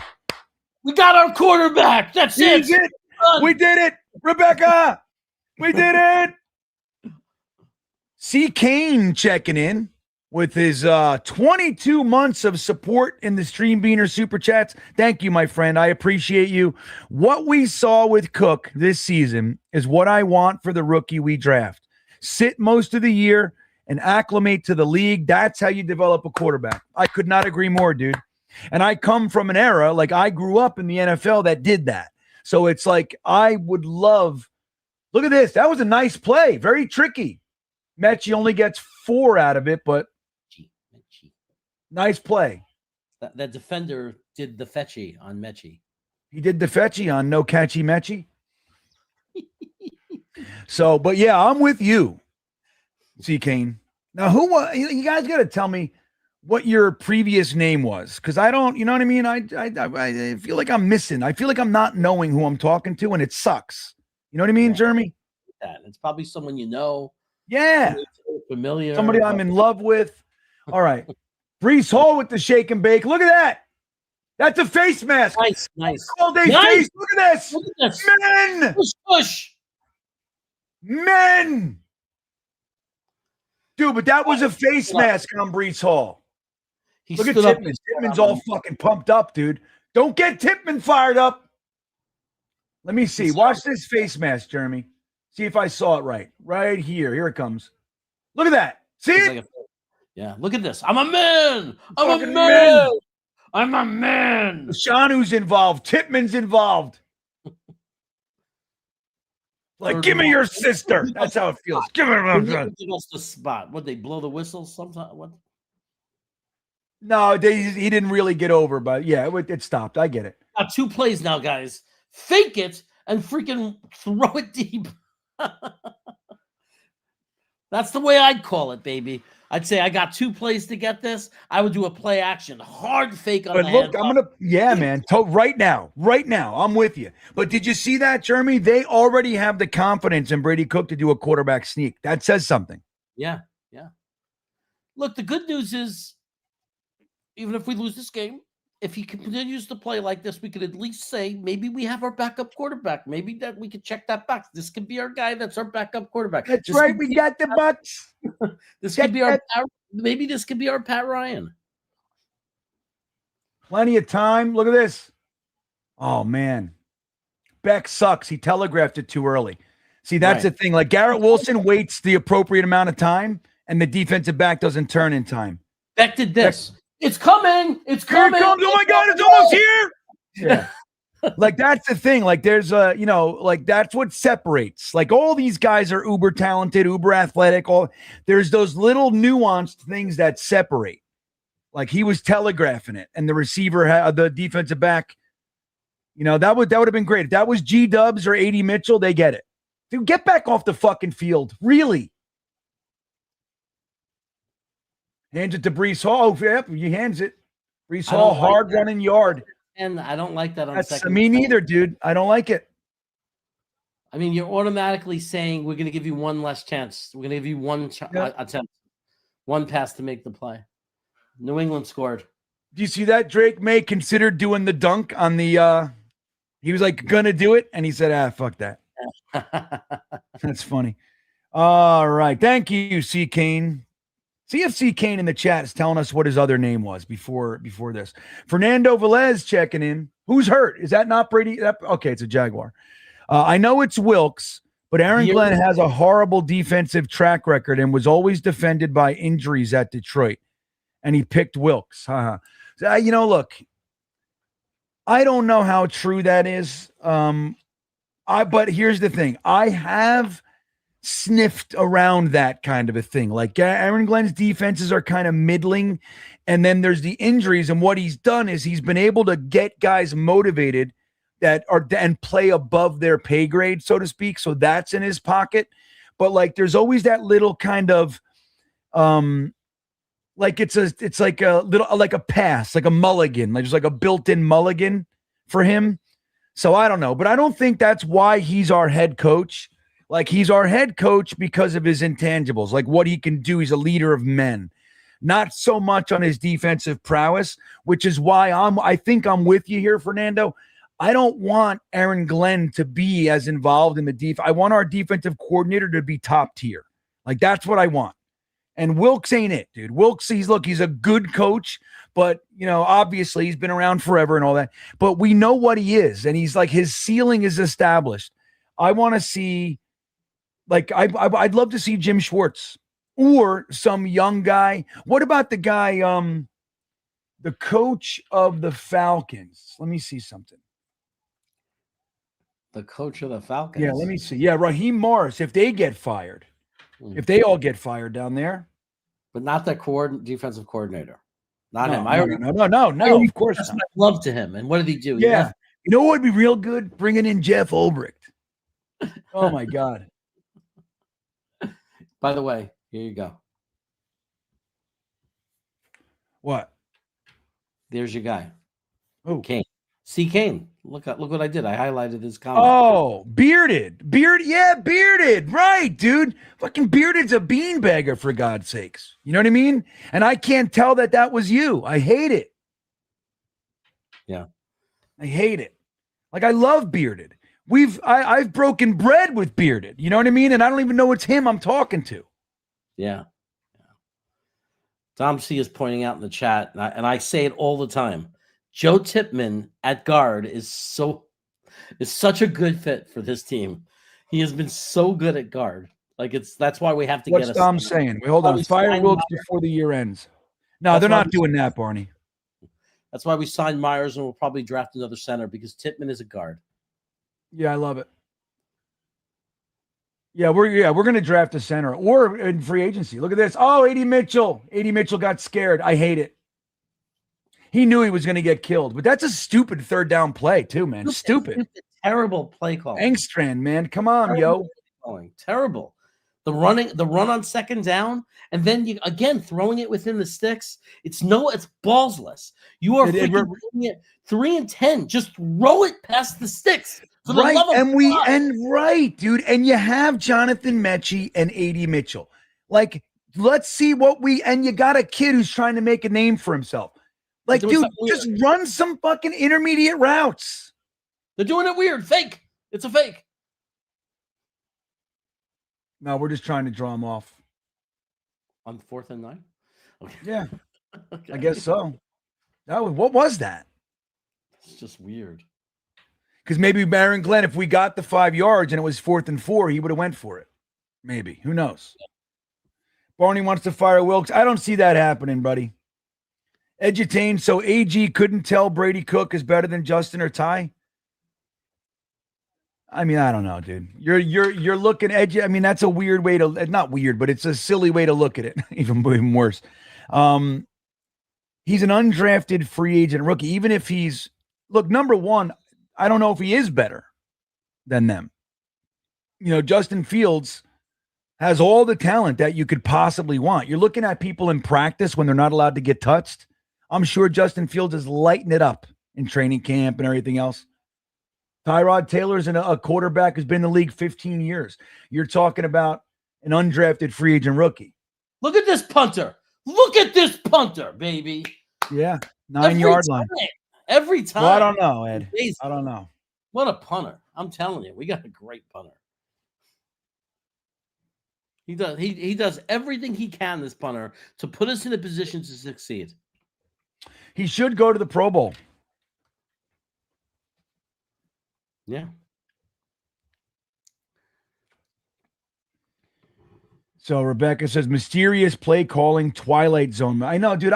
You know what it is? I think, like, genuinely, I think that we play scared.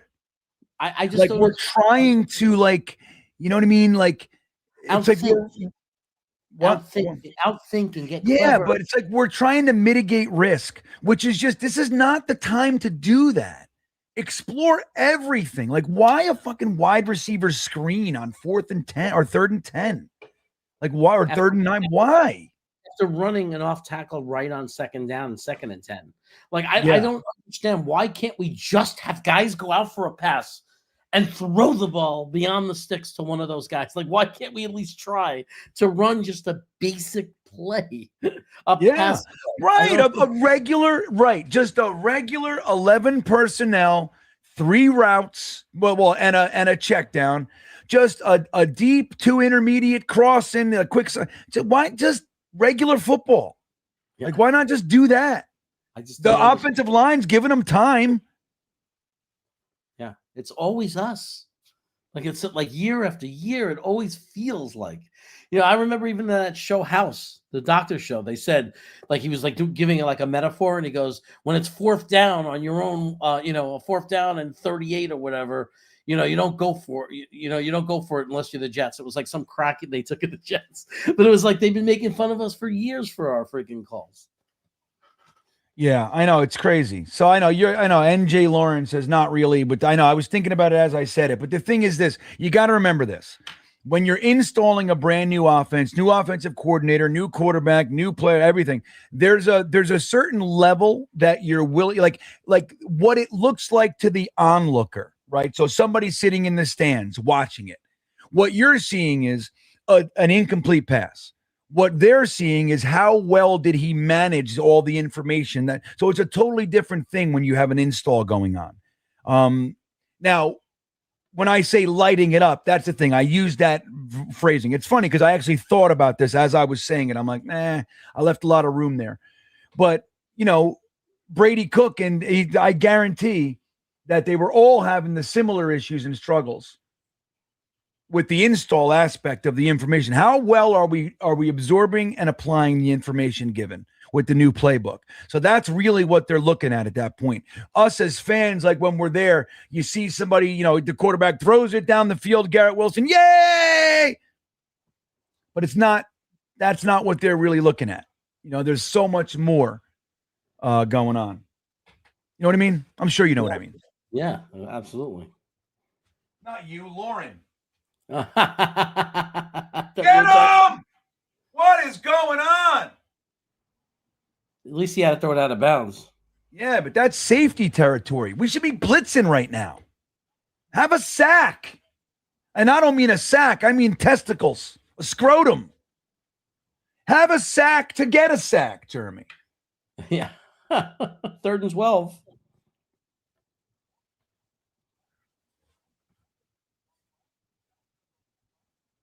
Hmm. 3rd and 12, everybody. Hold on.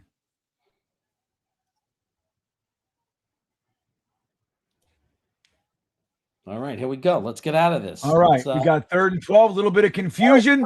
Yeah, fumble. Ball everywhere. Okay. Yeah, the ball. Yeah, flags everywhere. The ball's bouncing around. The Jaguars fall on it. So out of everything, all you got to know is the ball bounced right to a Jag. I saw that Ablab. Ablab said our punter's badass. Yeah, he is. Yeah, he is. Guy's something special. Sean Dog says Glenn signing Fields with 20 million dead cap fireable. No, it's not. I don't see it that way at all. Dude, they took the swing. There was nothing else doing.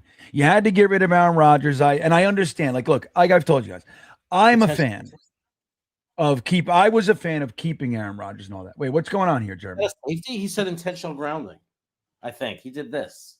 It's not intentional grounding, which is weird because it's a fumble, I thought. So I don't understand. Somebody in the chat. Threw it on the ground. Please help us if you could hear. Yeah, we can. Yeah, so you had to get rid of Aaron Rodgers and the whole thing. So you had to do it. And now if we hired a coach that wasn't a first-time rookie coach, maybe they would have kept Aaron Rodgers. But they weren't. They're rookies. They're not going to have Aaron Rodgers in here combating every fucking decision that they make and all that shit. They're not doing it. The punt is up. We got a good punt returner. Look at this. Isaiah Williams running right down the field. Look at him. Look at this kid. Look at this kid. Look at this kid. He's the best. He's the best. All right. He's the best they've ever seen do it. Dom C's yelling fluky right now. Flag on the play. We're going to have blocking. Block in the back. Look at Aaron Glenn. He knows. You know it. They're going to call it. You fucking loser refs. I got a block in the back. I'm going to affect the game right now. Everyone gets to see me. Yep. And instead of a touchdown, we're now going to have a 10-yard penalty. Amazing. How good is this punt return? How good is Williams? What do you disagree with, Oregon? You got to give us more than that, buddy. Unless you're talking to somebody. I'm trying to see, but it's hard to gain context. The chats come in fast. I think he was talking about when we were talking about the play calling. Maybe. I hate the refs. Yeah, show it then. I want to see it. Blocking them out of bounds. What is that? That is a fucking reach. Let me see the penalty here. Can you show us, CBS? They're the worst. Here we go. Thank you.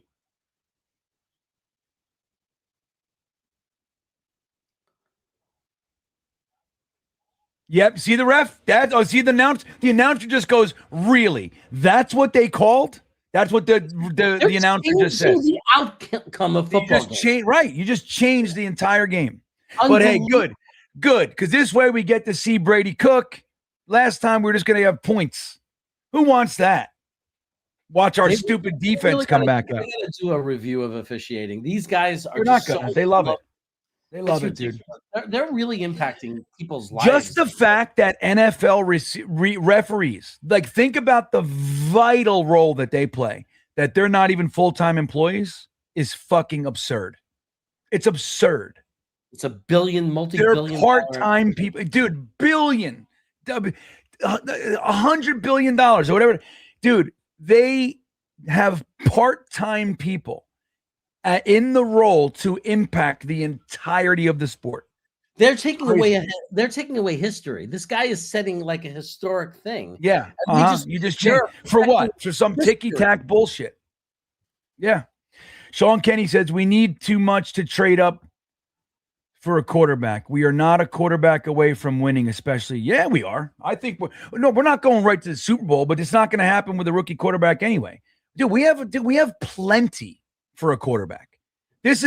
I look at the Jets, Sean, as the perfect landing spot for as far as what we have for a rookie quarterback. Like, this isn't Sam Darnold coming to a team with no offensive line and no receivers and no running backs. This is a team with an established 4/5 of the offensive line is already coming back. Wide receiver 1 is here. Wide receiver 3 is here. Tight end 1 is here. RB 1, 2, and 3 is here. I mean, what else could you want? And you'll get another wide receiver in the draft. We have a full free agency to bolster whatever you need to. I mean, I think this is perfect. But like the idea that we're a quarterback away, like that phrasing too, like we were talking about earlier with like moral victories and culture and how we use those words, right? Jonathan, Francois, and we were all talking about that stuff because it bothers me in the same way. We throw these words out. Like a quarterback away is one of those phrases that bothers me. A quarterback away from what? Because only one team every year wins the Super Bowl. Are we a quarterback away from the idea of winning a Super Bowl? Maybe not. I mean, I think we're more than that. You got a lot of work to do on the defense, but we are definitely a quarterback away. When all of our team is here, we're a quarterback away from being a consistently competitive team. No doubt in my mind. I'll tell you, it doesn't take away from how amazing of a return that was. It'll never be seen. Right. It's gone. Every second that passes, that return gets just sucked into the smoke of history. I was just saying we have a good punt returner. I was just saying it. Yeah. Trevor Lawrence, you can't get hurt, buddy. You got to keep building this career of yours. So yeah, it's a shame, but I'm, Sean, like that's what I'm saying. I feel like we are. All right, here we go. Brady Cook, 1st, 2nd, and 6. Hands the ball off to Brees, gets met behind the line again. What's going on with the run block? The conservative play calling. They're not letting this kid. If you're playing him, let's see what he could do. I know. Let's see him, dude. Down by 14 points. Open it up. Yeah, I know. That's what's so frustrating. I don't know how I feel about Tanner Engstrand. I feel like he's an upgrade from what we've seen. I don't have any real debate in my mind about that. But as far as him being like great or anything, I don't know, man. He's a puss. He's another pussy. Yeah. Sorry, Ed. Hold on a second. I'll get right to you, buddy. Isaiah Davis to Brady Cook's left. We got Mechie in motion. Brady Cook back to pass. Throws it. First down. That's what we're talking about. Throw the ball. A.D. Mitchell, who knows how to come back for the ball. Throw the ball. Hitch action. Pass the sticks. That's right. Pass the sticks. What's the flag? He's like, that's right. This is him. That's the same ref. He's trying to give us back what he just took. That's what he's doing. Let's see what happened. Horse tackle? What was it? Oh, yeah. Add 15. It's weak. Tack on 15. Yeah, but still, it's stupid. He was giving it back, like you said. Yeah, that's what he's doing. He was looking for the opportunity to give it back. But one's a touchdown, one's 15 yards, loser. Ed says, my bad, giving credit to AG for building the brotherhood you can see on special teams and the offensive line. Culture wins. Well, like, look, I just think, and like, if I come across, I don't mean to ever be dismissive. Like, if I disagree, I don't necessarily dismiss points. By and large, I try not to as much as I can. But I think there is a lot going on here. There's a lot going on with this Jets team. And again, like I've said, I think it's much bigger than we give it credit for. The problem here, Isaiah Davis up the middle, who gets about 4 and change. I like Isaiah Davis. The problem here, guys, is and I will use the word culture. There is a culture of being soft and of being allowed to quit, being undisciplined quitters. That's what we are here. Aaron Glenn has to change that entire thing with the players, a lot of players that have been here for 4 years in that environment. That's not an easy task, and you can see it shifting. At least I can. And then we just run to a talent issue. Throws it to Ruckert. Nice little touch. First down. I'm going to say it already. So far from what I'm seeing, he's the best quarterback we've had in 20 years. Definitely a better passer than Justin Fields. Oh, no doubt. There's no question about it. He's doing things that Justin Fields literally could not do. Yeah. Just simple pimple kind of stuff. Right. So Ed, I'm sure we align more than it might be coming across from my end. Ablab says bad call. Oh no, it's right, dude. Ablab, that is ridiculous. Bad call. DraftKings. Yeah, that's right, dude. DraftKings rules. Look at this. Oh, you got it. Oh, 80 minutes. Oh, he's done. Dude, that was blown up. It's crazy run blitzing, man. Yeah, it was a nice design on that play, too. But you got to know what's coming. Let me see here. Stacking the box. Dude, look at that. Everybody's coming. Look at that. They sent everybody. Just throw the ball towards the blitz. Let the kid play. And let him play. Stop with this crap. I know, because when they do that, like the one successful play in the series is when they just played football. You know what I mean? Like, just let them play. Play. You're overthinking yourself. Look at that. There you go. And that was tipped. On 2nd and 14, he gets 4 back. It's going to be about 3rd and 10, I'd say. Maybe 3rd and 9. Look right through his hands. You know what? 3rd and 10 with our other quarterbacks, I had no hope. Yeah, it's over. Feeling like if he throws it past the sticks, there's hope. Yeah, Ref Fernando says that call makes you think the refs bet on the game. Yeah, that's what Ablab's saying too, man. You're not wrong. Hennessy checking in on 3rd and 10. What's up? Hold on here, buddy. 3rd and 10, Hennessy. Got our 11 personnel out there. Throwing it. Look at this. Where the hell are you throwing it to, buddy? That was bullshit. Well, and that's the stuff, right?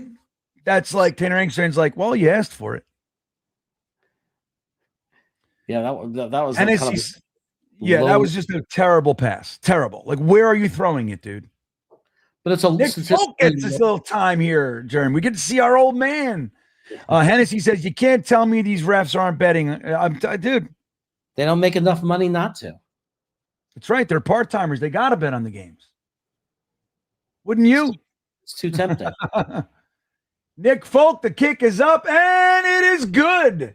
Do you know how easy it is to hide money now with cryptocurrency? How easy it is to pay off people? I don't. I can imagine. You could just put coins in their wallet, their digital wallet. There's no way to track it. Yeah, I don't know. I don't know about that. At some point, you got to turn it to money. I mean, I don't know. I don't know, everybody. Famous Jay, I'm with you, bud. It's crazy. I mean, dude, that was crazy. It was ridiculous. And even the announcer said they called that. They took away a touchdown. Yeah. And it's not that I want to win. So I know, but it's like, right? I still don't like to be robbed. Yeah. Jason Edwards, our bud, checking in. What's up, man? I swear the refs have no accountability for their consistent hatred of my Jets. For my Jets. They help rob me of glorious Sunday joy. It's really something, man. And like we talk about this all the time. Every team has the issue. Every team's fans feel this way. It's nothing like the Jets. Like we live in a different universe than every other NFL fan. I tapped on my desk and I shook up everything here. It's like they can't remember things at the same time. Okay, first it's, can you call a penalty on that play? How close is it? And then make the decision in your head. Did it impact the play? Right. So you got this little kind of thing you can call. Yeah, technically you can call it, but did it impact the play? Is it worth impacting the game? Is it worth taking 7 points off the board? Yes. Like when I throw this penalty, right, like exactly, what's the scenario? Like you can call a penalty every single play. You know that. Yeah. There's always something going on that you could get away calling. You want to let them play football. like, is what I'm calling the way their basic rule of thumb should be is when the flag I'm about to throw, does it change the game? You know what I mean? Like, how much do I need to throw this? Like, if so, like, for example, when a quarterback's under pressure and the defensive lineman is being egregiously held and he throws a touchdown, like, he wouldn't have been able to do that without the penalty. That's how they should be looking at it. Not like, I didn't like the way he blocked him there. Edutain checking back in. The answer equals watch Frankie from Flatbush Brady Cook vid. I did. I watch all Frankie's videos. Everybody should be watching Frankie. Frankie's fucking one of the best channels out there. Period. Yeah. Right, Ed? And, you know, he's struggling to get 1,000 subscribers. He regrets, though. He was over 1,000 before he nuked his channel. Yeah. Never nuke it. Never nuke it. Never nuke it. Do what I did. Put it in hibernation, but don't nuke it. Don't nuke it. Edutain. Oh, wait, so you did that one. Thank you, buddy. JW, what's up, man? I think Cook is a lot better than we have seen so far. Out of bounds penalty. Damn it. Give it to him at the 40 now. That's why you're a punter, not a kicker. I think Cook is a lot better than what we've seen. You mean like other quarterbacks? Or, yeah, I mean, if they look, I don't know what to make of him because then he has that pass that we just saw. I mean, there was a receiver, he just threw it. Well, I think it was designed 20 yards. I think it was designed to throw it to that corner, and the receiver just didn't get there. Like, he wasn't able to. He threw it way. Dude, it didn't make it to the corner. It didn't land. He should have held it and not thrown it. If anything, he should have thrown it, but he could have throw it to where the receiver can catch it. It was like 20 yards too fucking far. I don't know where you were throwing that. Yeah, but I think what JW's talking about is they're not really giving him the play calling to let him really air it out and show what he could do. You know what I mean? Like play after play, consistency. You got to get him. Let him get it. Good tackle, Tony Adams. Finally. Like if we get the ball back with 2.5 minutes, for example, freaking go shotgun. Go 2-minute drill. Let's see what he could do. Yeah, right. Yeah, I don't know, man. I don't know if I mean, like, even if he is better, it might just take him a minute. Like, we can't put him in this silo and like expect that everything he is or isn't is identified right now either. You know, I mean, you can get an idea, but it's a tough situation he's been thrown into. But I'm glad that he's getting a look. I mean, rather than watching Tyrod Taylor right now, you know? Look, 99 is in the game. We have a Jet wearing 99. Yeah, you know who it is? The new guy, right? No, what's his name just switched to it. It happened for a reason, though, because they signed somebody else, and then he had to take a new number.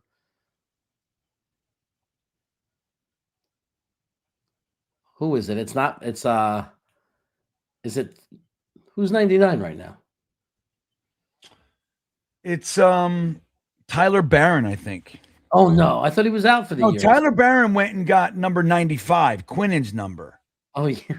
Yeah, so stupid. Like, why do you switch to that? Like, whoa, what a way to just disrespect that number. I know, immediately.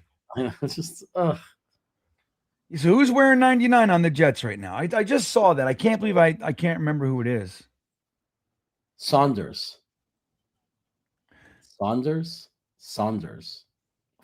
Who the F? Who is that?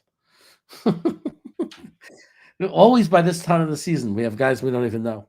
Yeah, always. Yeah, Kalen Saunders is wearing 99. It was worse than 22. Remember, we started the season. First game, we had that guy Redwine in. Gave up the Rich Anderson touchdown. Yep, that was his sole purpose for Jets lore was just be the guy that doesn't cover Robbie Anderson so Sam Darnold could throw the fucking bomb and jab it into our heart. His first game against the Jets. I called him Rich Anderson, and you glanced right over it. You said Rich? Oh, yeah, I didn't pick up on it. Jeez. It happens so often you don't even catch it anymore with me. Yeah, well, hey, I know, right? Your names. It's hard to keep up with you, man. At least it starts with an R. I had that right. Yeah, come on, McDonald. McDonald does nothing. Oh, my God. Look at that. Who's number 33? Who was that? I don't know. Number 33. Man, You know where Will McDonald's going to be in 3 years? He's going to be in those power slap competitions. He's going to be a power slap. One of those guys. He's going to be one of those guys. That's his future. He'd probably be champion really fast. He'd probably win the belt. Dude, some of those are ridiculous, man. I don't know how people do that fucking shit. Trevor Lawrence back to pass, little pressure. Oh, they're going to throw the flag on Sherwood. Nope, good coverage. Can you imagine? You have to just stand there in that weird duck position, waiting for somebody to fucking wallop you, dude. And they're supposed to. It's supposed to be the slap. Think of what they do. These guys, they use this. This is a punch. They club. This is a punch, man. I don't know. I'm not up for that. If it's supposed to be a smack, it's supposed to be fingers. But I see guys there's like this, you're hitting them with that. I don't like that shit. They hit low on the jaw. I see them hit low. Oh my God, it's brutal. Trevor Lawrence, shotgun, lets it fly. Oh, nice defense. Yeah. Very nice defense. That was Quantez Stiggers, I think. Yeah. Let's see. Hennessy checking back in. Says, nonetheless, we see how good our special teams is. Yeah, no doubt. No doubt about it, Hennessy. Hamza checking in. What's up, man? Good to see you. Burrow is too fragile for the Jets. Having fun watching Cook. I don't want nothing to do with Joe Burrow. Again, we just did it with Aaron Rodgers. Can we stop? Let's just get a quarterback and develop him and put the infrastructure in place to make it 3rd and 10. Do it right. It's McDonald. Oh, he throws it. And look at this. Oh, I saw it the whole way. I saw that happening the whole way. Yep. Wide open, running alone. Yeah, wide open, running alone. Nobody can catch it. Yeah, Oliver. I want to see him gone too. That's the thing, guys. This is an excellent, and it's very positive right now. I want you to know that. Seeing all these guys just get burned. That's a play. That's a defensive back's fucking wet dream. A good one. Ed Reed and those dudes, they lick their chops for shit like that. Our guys, it's like the nightmare. You got to get rid of those guys. That was terrible. These guys are not rosterable. No. Garbage. Stiggers is a special teams guy. Yeah, that's what he is. He's a gunner. That's all he is. Yeah, and he's getting starting reps right now, which he shouldn't get. I mean, it's still good. It's good. Get him his reps. You know? He's a backup. He's supposed to be a backup. Yeah. Right.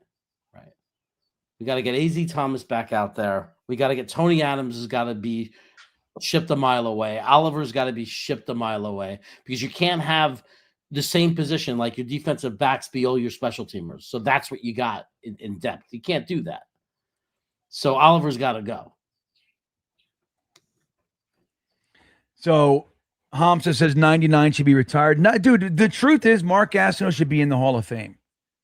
I mean, there's no doubt about it. Pass rushing is such it's such an important aspect of the game that there are specialists for it, and it's considered a premium position, right? You will get guys that are drafted in the top 10s purely on that skill set. He was the best ever at it.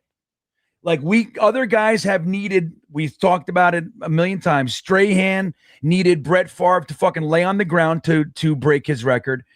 Watt needed a 17th game to break his record, and he's still third or whatever it is, right? I think he's third ever of all time. Dude, he was so good. He was dominant. And people say, oh, but he didn't have he wasn't great in the run. Doesn't need it's the pass rushing is the skill set.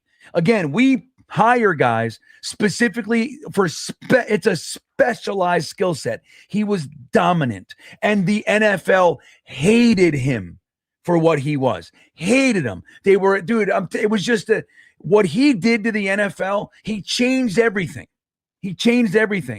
And he's just ignored because he crossed the fucking strike line and because of his sack dance and because he quit on the Jets midseason for his wife. That whole thing. Brigitte Nielsen wanted him to quit. She had a medical thing. She wanted him home, and he was whipped. And he said, okay, it's that same, whatever. But it doesn't matter what somebody does, whatever their marriage is and whatever. On the field, Mark Gastineau was the best ever at a premium skill set. He should be in the Hall of Fame. There's no doubt about it, but he's not. He was the first to make the sack what it is today. Like, he was the first. He was the first sack guy. That made it flashy and exciting with the celebration. Like, he's just too important to leave out. And he's a big reason that I'm a Jets fan. He was my absolute favorite player when I was a kid. Like, I loved Klecko. I loved Freeman McNeil. I loved Wesley Walker, but it was Mark Gastineau, man. That was my guy. He impacted the entire NFL with that. And they hated him, dude. Let me tell you something. When there was that big fight, when he sacked the quarterback of the Rams and the whole team attacked him and there was a big fight, Pat Summerall, the announcer for the game, said, well, that'll teach him to do that. Like, that's how they looked at him. Well, that'll teach him. He deserves it, serves him right, kind of a thing. Now the NFL, that's what they do after they make a fucking tackle. You're down 41-7, and you make a tackle for a 3-yard gain, and you're dancing. You know what I mean? Right. Now everybody's an idiot. Right. He was 30, 35, 40 years ahead. Like, he was like, well, when did it start? But he was 2 decades before his time.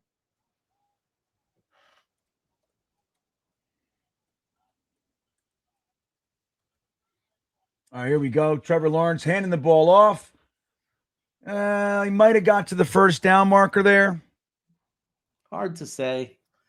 I really am shocked when I see New England just up 21-7 on Buffalo. I mean, they just passed them. Just beating them up now. Beating them. Wait, what? Say that again? 21-7, New England over Buffalo. It's just amazing. Yeah. I know. That's Vrabel, dude. And not for nothing. It's Vrabel and Maroney and Josh McDaniels. He's got 4 head coaches on his staff.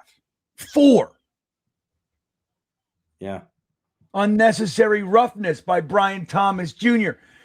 Don't you be rough with our defensive backs. What do you do? Let me see. Yeah, why are you pushing Stiggers? Hey, good. Hey, nice flop, Stiggers. Hey, Stiggers with the flop. I like it. I'm in. The basketball flop. Ed says our secondary works for DraftKings. Our secretary, no, let me tell you something. Our secondary, dude, that would be good news. Dude, they are this bad. Ed, they don't need to be throwing the game. Dude, they're this bad. Tony Adams, Lewis Oliver, all those guys, Stiggers, dude, they don't belong out there. Every single one of them is backup at their cap, at their ceiling. Can you imagine what our friends in England, that couple in England that brought you the gift bags with the chocolate, can you imagine how they react when they see us and I'm going, and you're laughing? Can you imagine them in England, what they're thinking? They see that stuff. Yeah, that's what they're thinking. Hey, yeah, because they speak another language.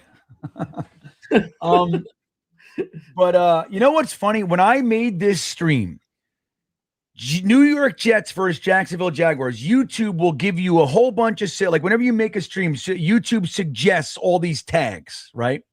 Based on whatever the title of your video is. All they gave me today, the New York Jets versus the Jacksonville Jaguars, all they gave me was American football, like because the Jaguars and the Jets are associated with England. That's what they gave me. Oh, the only options. There was no NFL. There was no Jets. It was all American football shit. Isn't that weird? Because the Jaguars and the Jets are like England. Big play, 3rd and 17. Big play. Here we go. 3rd and 17. Gotta hold them.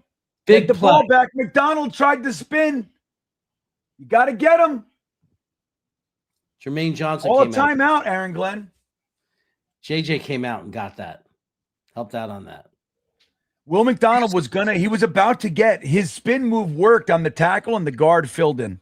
Did you see that? Yeah, well, yeah, that was good, well-coached offensive line, right? Yeah. Gastineau didn't have that much. What was that one? He had that one thing, but it was really the crossing the picket line and when he quit on the Jets. And there was the rumors of steroids too, but he was like way ahead on the steroid curve too. He was definitely on steroids.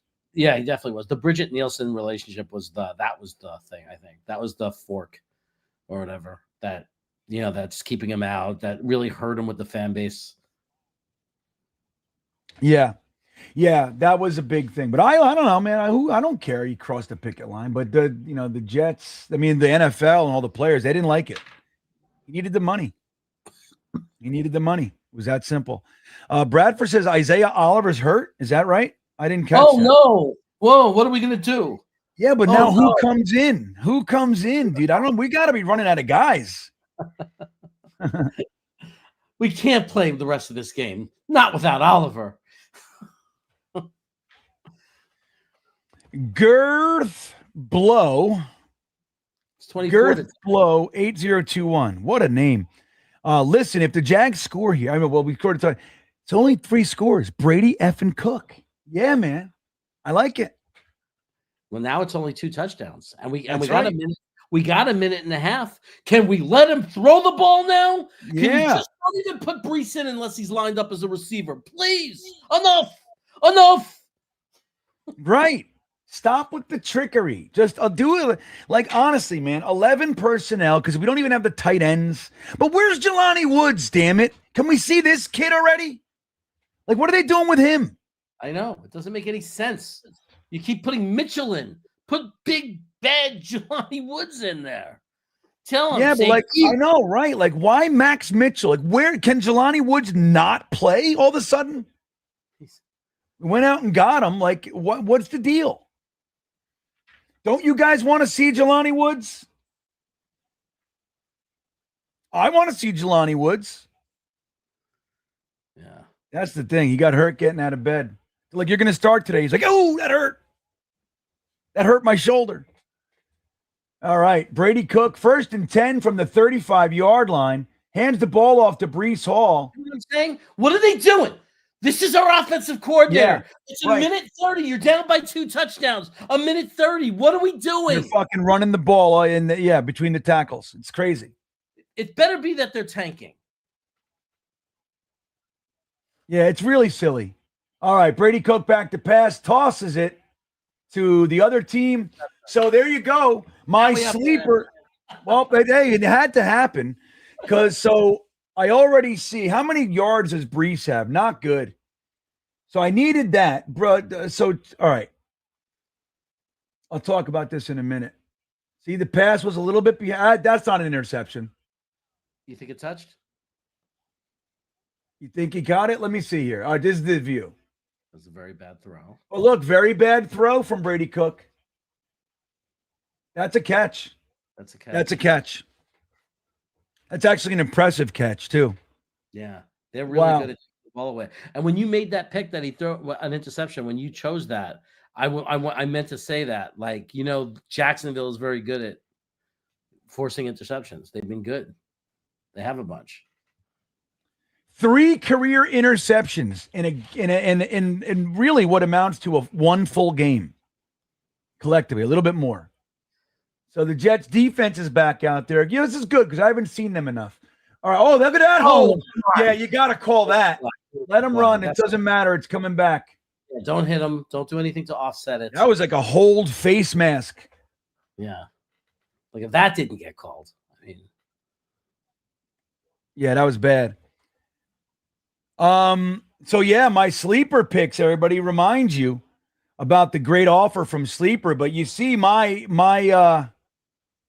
what I set up with Sleeper this game is I had our picks. Let me do this real quick. So one of the I picked, look, you go to Sleeper, you download the app, you take advantage of that $20 right there that they give you to get started. It's great. And you just look at your projected stats for the game that you want to play with. You pick more or less, and there it is. You win your money, up to 1,000 times your money. Trevor Lawrence, nice. We got a flag. I saw a flag, though. There's a flag coming. Probably on us, right? Holding on our defense in the backfield. Yeah, probably. So, but what I did, one of the things that I picked was Brady Cook. It had 0.5 interceptions. I picked 1. So now I'm good on that one. I picked Brees Hall to get 60 yards. They said 60.5 yards. I said more. Let's see how Brees is doing. Brees Hall has. That was on Jordan Clark. Jordan Clark. I know, right? Who the fuck is Jordan Clark? I mean, these are like guys that are. Yeah, Jordan Clark. This is the fourth quarter of the third preseason game. That's what this is. That's what we're watching right now. But Brees Hall has 14 yards. So he's got to do a better job in the second half to get me there. But once you guys like it, man, use the promo code GreenBean and they're going to give you $100 match. McDonald almost gets there. Trevor Lawrence runs up the middle. No one in the field because we're linebackers. Oh. Because this team has no linebacker. He just went for what, 25 yards? Seriously, 25 yards up the middle. Crazy. Yeah. Just invisible position on this team, the linebackers. Yep. So I got to see, did Travis Etienne score a touchdown on my sleeper thing here? Who scored the touchdown? He has 0 touchdowns. So I need Travis Etienne to score a touchdown and Brees Hall to get another 45 yards. But the interception from Brady Cook, oh, look, Quinnen Williams is hurt. Or the guy who just stole his number. That's you know what that is, Jeremy? It's the guy you get a divorce and one of your good friends just real quick goes and calls your ex-wife real quick. That's what just happened with Quinnen Williams' jersey. Dude, let the jersey go. What are you doing?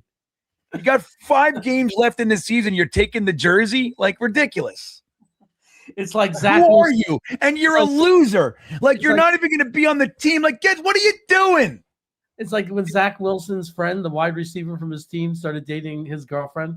The second night, Zach Wilson broke up with his girlfriend. The same. And the wide receiver was dating her right away. Oh, it's ridiculous. It really is funny.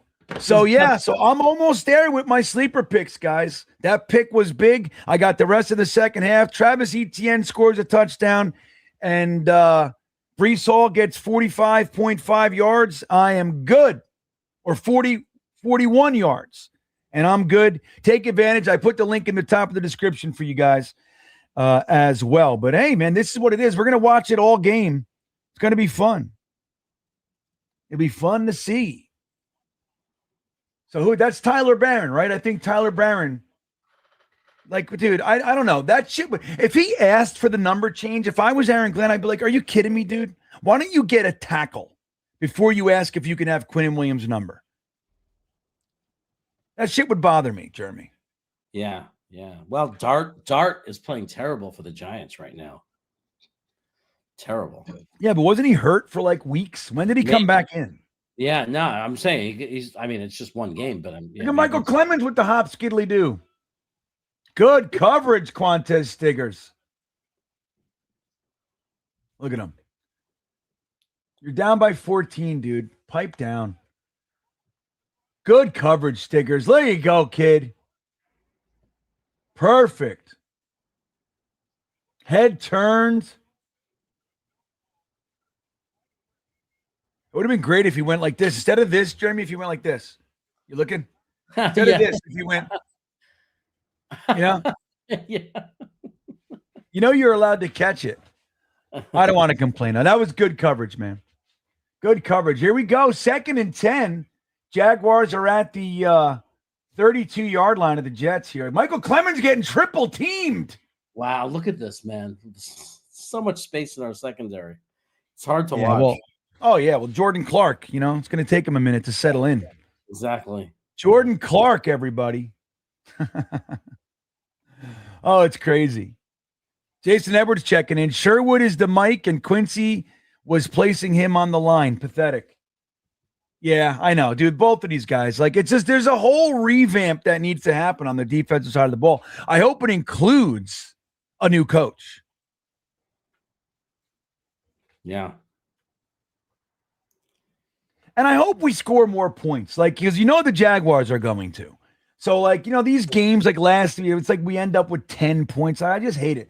I want to see our offense on the field. Scoring some points.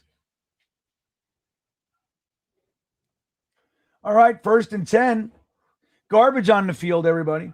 Trevor Lawrence back to pass from shotgun. Lets it fly. Guy was so open, he didn't even know. I didn't even know. He's like, wait a minute. I'm going to eat an orange. What do you think of that? An Oh, this orange, don't feel delicious, good. sweet, it's gonna be wonderful, delectable. You're in California. You like oranges? I like mandarins when they're good, or clementines. That's what these are. Yeah, that's what I got. Clementines, yeah, clementines can be good, man, when they're sweet, when they're right. Yeah, I like how they peel. That's my favorite thing about them. Yes, they come right off. I love a good orange. Good. Trevor Lawrence back to bat. And there it is. Travis Etienne gets the touchdown. So I am now one step closer in my sleeper picks, everybody.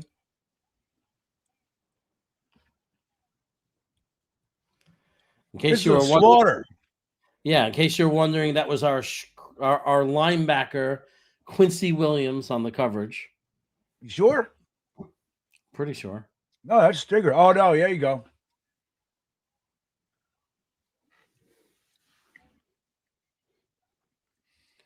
This is one of those games.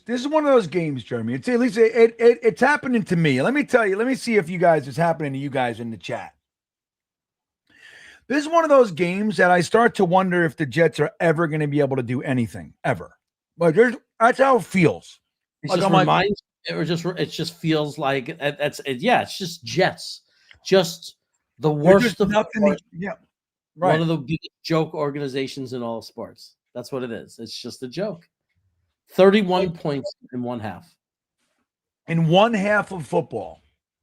Yeah, it's crazy. And like to think we're not allowed to be negative. To think that there's still a full half of football to go. Yeah. Think about that. 31-10. And they're trying. That's the problem. If they weren't trying, I wouldn't care. Like if it was to tank, but they're not. They're trying. Yeah, they're actually trying. Hamza checking in. Not sure which is more enjoyable. Watching the Jets or getting a ball squeezed in a garlic. Getting my balls squeezed in the garlic press. So that's good. What is it? What can the Jets do? We got the number one special teams unit of all time. You got Breece Hall. You got A.D. Mitchell. Yeah, you should be able to compete. You know what I mean? Compete. But our defense, man, dude, it's crazy. Like the defensive backfield, the injuries, and if you just look at it, like how many, we're on like defensive back 6 and 7. Like think about it. Cisco, remember Andre Cisco? He was one of our free agent signings this year. Like he's gone. It feels like so long that he was never even on the team. Like that's how long ago it feels. It's crazy. Look at this. Isaiah Davis wants to play. Gets about 8, Jeremy. 7.5. That's right. We started the season with Cisco and Tony Adams and Malachi Moore. Yeah. It's pretty bad. It's insane. It's pretty crazy. It's just typical, though. Typical Jet stuff. JJ Hamza talking about our balls in a garlic press to end the half. It's a pretty tough statement to end the half there, Hamza. I don't know, man. JJ. So what do you guys think, man? This is Joe the Jet G. The season has been, and the kicker is we won't get a quarterback out of this. Well, I don't know if we will, but I hear you. Let me see what Aaron Glenn's saying. Yeah. Aaron Glenn, what do you think? I always fucking hate those interviews, dude. I don't know I don't understand the goal. You got a coach. He's down 30 points or 21 points, right? Heading into the half. And they're going to ask him, Coach, what do you think's going on? Like what is the desired result? You know what I mean?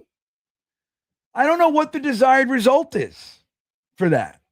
Like, I just don't get it. And then when they're coming back, they'll get the other coach. What do you got to do in this? And they always say the same shit. We got to learn. We got to put points on the board. We got to stop the penalties. Whatever. It's the same shit every single time. Like, I don't know. I don't know what it is. Let me end the poll. See what you guys think of Brady Cook so far. It's been interesting, right? Because he's got the interception, and he had we could have scored a touchdown down there again. Last week he threw 2 interceptions in scoring position, so end zone interceptions, which is ugly. It makes it that much worse, right? Jeremy was talking about it earlier with Breece Hall, the timing of Breece Hall's fumbles, right? It makes it more painful. And he's right, it does.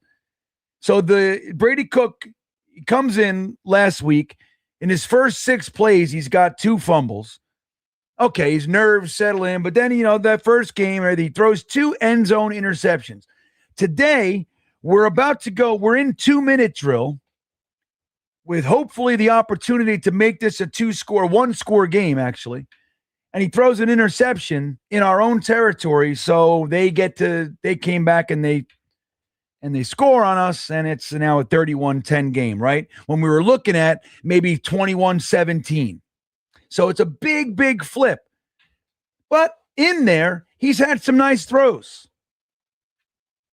He choked the initial scoring opportunity, and we got a field goal out of it, which is good. But then now in our 2-minute drill, he throws in. So you really could make a case like the guy sucks. You totally could. You really could. But the other side of that is you can say, all right, well, he's not looking great, but I see some stuff where you can make that case too. So let's see what you guys said. How are we feeling about Cook so far in the first half of his first start? Looks good. Keep developing him. 36%. Not too bad. Oh, I thought I was going to write something else there. 34%. He sucks and will be gone. 22%. He's a stud. We got our guy with 8%. So, yeah, not too bad is like, anyway, I was trying to say something else. Sorry about that. But 8% of you guys are seeing what you need to see. I like them. Let's just keep going with Brady Cook. And I think they're going to, at least for this season, and they should, right? That's the important thing. I think we'll at least get to see this 4-game quarter of the season almost, right? Little sample size. So that'll be good. 225 votes. So that's pretty good, man. How many are in here? 505 people in the YouTube side. You got another 250 on X. So a nice batch of you guys. Please don't forget to hit the old milk thumbs, the like button. If you're new here and, haven't subscribed, that would be greatly appreciated. I'm really trying. Hey, we did it. We got over 14,000. We got out of the 14,100 thing. I've been doing that for 4 or 5 weeks. I've been stuck in that little 100. So we made it over to the 200, 14,200. I'm trying to get that last 800, man, to get to 15,000 this year. I really want to do it. If you'd be so kind, support the channel, help me out with that last little push to get me to 15 grand. That would be so appreciated, guys. I thank you for all the support and all the interactions. It's amazing. I love this part of the whole Jets experience. I genuinely love getting to commune with you guys. I so wish it was something more positive, but here we are. It's the half. We are now down 21 points. They scored 31 points in the first half. Now I'm going to tell you guys, the first thing to say is our defense sucks, and you'd be right, but it's more than that. The offense has to stay on the field, and they haven't been able to do that with any consistency. And just like I said, at the end, the 2-minute drill, there was 1 minute and 40 left, and we gave them the ball back in our territory. Can't do that. You can't do it, and that is Brady Cook. So here we go. Joe, let's see. Joe the Jets said, I meant to say trash. Let's see. The season has been trash. Yeah, you got it. And the kicker. I see. I think we pieced it together, Joe, so you're okay. But But yeah, that definitely clarifies it. Look at the Pats. So we didn't tell you guys, Jeremy and I have the intention today. I hope you'll hang out. We are going to continue this live stream into the Colts game because of, I don't know how you couldn't be. You got to be curious about this Phillip Rivers thing, right, man? So the Jets, we have a direct connection to the game. It directly impacts our draft stock. We have the Colts first round pick this year. So Phillip Rivers coming in, it could go one of two ways, really. I'm sure there's a little middle ground, but let's just talk about the two ways.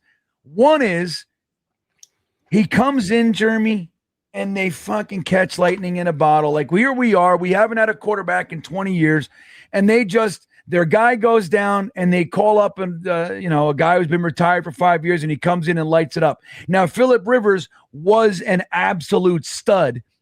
Make no mistake, but he hasn't played football in 5 years. He's 44 years old, 5-year gap. So it could really be a shit show and a debacle. Or no, the other. So it could be lightning in a bottle, but the reality is, it could be an utter disaster. What I'm hoping, and I'm going to just put it out there now, what I'm hoping for is the latter. I want Phillip Rivers to come in. I want them to sack him. I want him to be off, throwing errant passes. I want the whole thing. I want him to be fat and slow. And at the end of this game, I want it to be clear that he's too old, and I want him to retire again after one game. That's what I want, Jeremy. I don't want him to come out and go, wow, I didn't realize how fast the NFL game is with me not playing for 5 years. What are you hoping for? I want it to be such a disaster. I want it to be such a shit show that it just makes a circus out of their whole organization and sets off a series of events that leads to them being 3-14 next year. And getting the number one pick next year. That's what we want. Right. We have 2 years of first round picks from the Colts. So, right, that this is such a bad move, such a disaster that it sends the Colts into a tailspin that takes 3 years to settle in from, to get right. That they are a debacle next year. Debacle like that makes a joke. Like all of a sudden they turn the fans, like it turns into the owner being on the sideline is get her out of there, and people are throwing things at her, and just we want it to be just a joke, a disaster. That's what I want. A disaster. That's what we want. I want to point out right now, guys, if you didn't know this, Isaiah Davis is our leading rusher. On the day I picked Breece Hall to go, funny. Edutane chiming in says, not comparing talent, but Cook week equals gamer, i.e. Dart. What are you seeing about Cook that says gamer, brother? What are you seeing? He's thrown a couple nice balls. I'll give him that, right? He threw a nice touchdown pass. I'll give him that. But a gamer doesn't throw an interception in a 2-minute drill. I just want to point that out. Using the word gamer doesn't include that. A gamer actually rises to the 2-minute drill. That's the difference. So I think what you're doing, that's called wishful thinking. That's hope, and that's fine. But I'm not seeing gamer. I'm seeing a kid who's got some talent. Who's, I'm seeing an undrafted free agent playing his first game in the NFL. That's what I'm seeing. I don't know. I hope. Hey, man, we got a full second half, Ed. So you never know, buddy. But I hear you. Dart, totally different deal. Jackson Dart came in and you could see it. You could feel it. You know what I mean? There was an energy. It was totally different. I'm not seeing that with Brady Cook yet. Danielle Lake, another woman. Jeremy. Yeah. We used to pay attention to these things some years ago. We used to look at how many females were in our audience, right? Right. All of us were at like 0.4%, right? 0.04%. Dude, I'm up to 6% female audience. Really nice. I am. I want to point this out. I know Richie and Ryan and Matt, they're all better looking than me. They're younger, but I got something that's drawing in the ladies, yo. I got it. I'm going to tell my wife, Danielle, and Rebecca and Paula and Boss Girl, and say, man, my female audience is increasing dramatically. So thank you. I love it. Clearly, I have what the female Jets fans want, Jeremy. You know what it really is? I'm a grandfather. I'm a safe, warm old man. That's what it is. Which I'm fine with. Hey, man, it is what it is. We all have our season. Like, there was a time I had my fun out there in this world. It's time for me to be the warm, safe grandpa. Fuck it. All right, Danielle.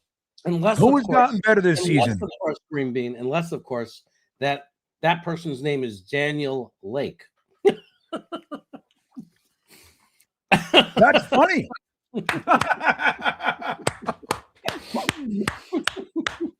Oh, that's the best. Hey, Danielle.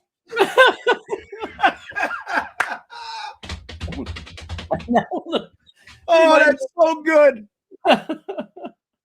It started with Daniela, when I had it, because that's what threw my brain into. Dude, that is funny. I got to clip this. Where is it? 222. All right, there good. It is. There it is. Green Bean. I'm fucking dad over here holding my son, dude.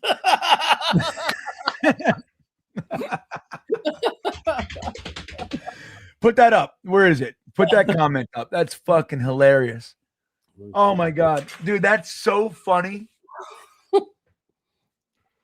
I can't even take it. Wait, that's so good.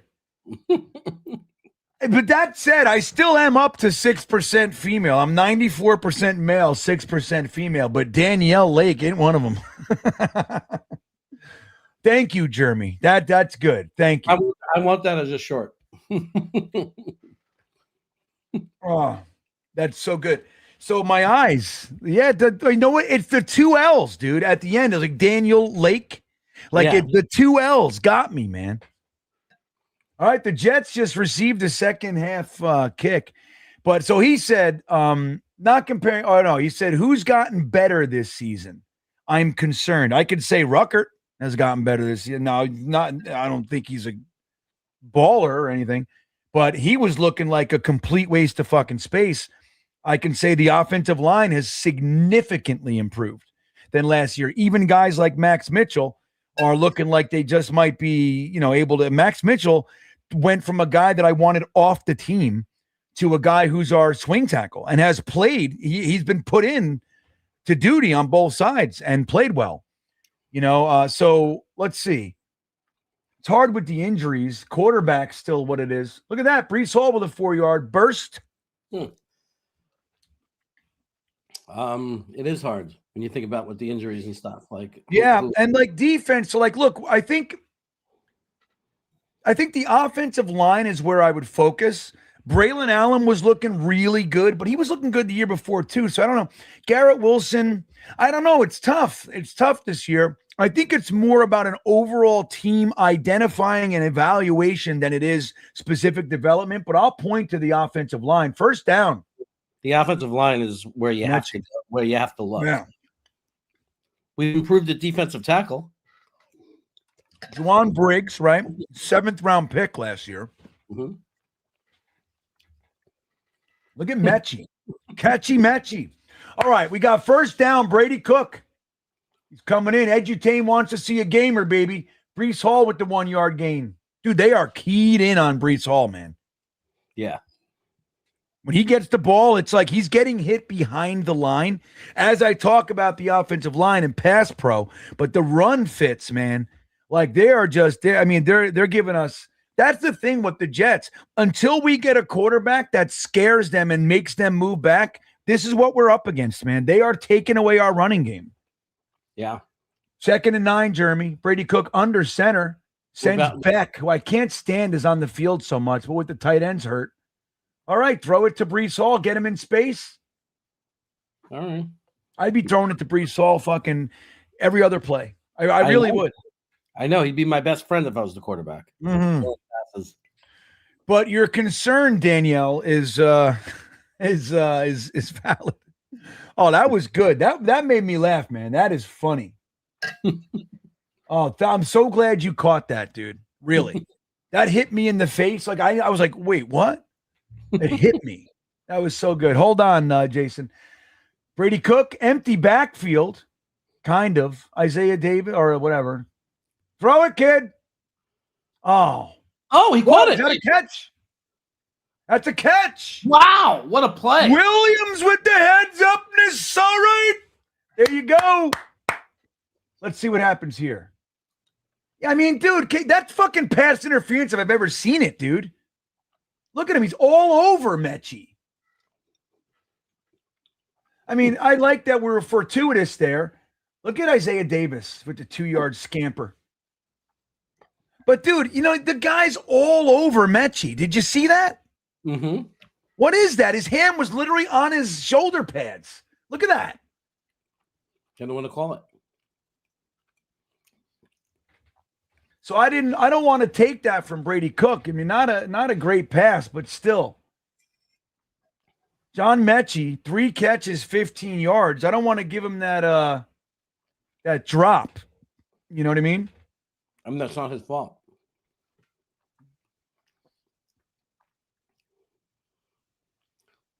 All right, fake handoff. Oh, here comes the press. Oh, no. Oh, he stayed up. Look at that. Good. All right, there you go, kid. Smart. Good job staying up. Stayed up, got rid of it, did everything I wanted him to. Fashanu was getting beat there. Or was that Simpson? I couldn't tell who that was. Can I see a replay? Dude, CBS sucks, dude. Like, look at this. Why do I care to stare at his fucking jersey? Why? But you know look what? Look at this. Look what we're watching right now. Look at this. It's so stupid. Like, what is this? Why can't I see a replay? Like, even just as a scene, like, what is that? A close-up on the backs. Like, it's so, I don't know. CBS is so bad. Get Fox back, man. All right. He's getting sacked. There it is. There comes the sack. Yeah. Look at this guy. He almost got loose. What is this? Is that a thing? You see it, Jack? Did you see that, Jeremy? Look at this. Look, watch what he does, and the fans were doing it. Look at this. Who is that guy? Look at this. What is this? How that is. Him being what the fuck is that? The fans were doing it. Dude, what is that? I might be disturbed. I don't know what that is. I'm offended for some reason, Jason. All right, we got the field goal unit up on 4th and 11. That sucks. I would have liked to see scoring points on the opening drive. It's good. So let's go. Did it make it? All right. Folk is good. So 13. It would have been nice to see Brady Cook get us in the end zone, but not too bad. I'll take it for a third quarter opening drive. Jason Edwards says, how is it that we as an organization are historically inept at evaluating, drafting, trading for, franchising quarterbacks? It's exhausting. Dude, isn't it? It's exhausting. Especially when there are old losers like me sitting out here who have no control and no background, that I could tell you the guys that they're choosing are not going to work. And there are guys that I would have, like, right where we had the opportunity, like a draft pick or a free. I can tell you that's the guy. And they picked this guy. That guy's not going to work. And then we have to watch it for 2 or 3 years. Like, why? Yeah. I'm with you, Edwards. I really am. Jake Aspman checking in with the new chant, Jeremy. T-A-N-K, tank, tank, tank. Steve Wilkes for life. Jake. Oh, my God, Jake. It's crazy, dude. Oh, man. T-A-N-K, tank, tank, tank. That's what it's all about, everybody. I mean, but again, like we talked about, I think it was Edutane that put up the comment way in the beginning before the game started. I don't mind losing. Matter of fact, I prefer it right now. But you want to see competence. You want to not get, pistol whipped and dragged all over the yard. Like, that's what you don't want. Right. 31 points in the first half is tough. Now let's see if we calm it down. Let's see if we can stop this and get some points and just make it a game. I want to be interested in the fourth quarter. You know what I mean, Jeremy? How many times do we just have to talk about something else because the game is so piss poor? Yeah. No, it's true. We need to. I mean, you could lose, but still, there could be some pride, and we've seen it. We've there's been a few games where we lost, but not that it's a moral victory, but that it's not humiliating. That you look like a competitive football team. That this is telling me that I'll be really, what would really make me question Aaron Glenn and Muji and this regime? If we go into this office season and we don't go out and get a new defensive coordinator after what we're seeing, that's going to concern me. Okay, here's why they're not going to. All right, I'm going to tell you because I'm already bracing for it. Aaron Glenn is, if anybody knows about having to muscle through injuries on his defense, it's Aaron Glenn, right? He lost 11 starters or whatever it was last year.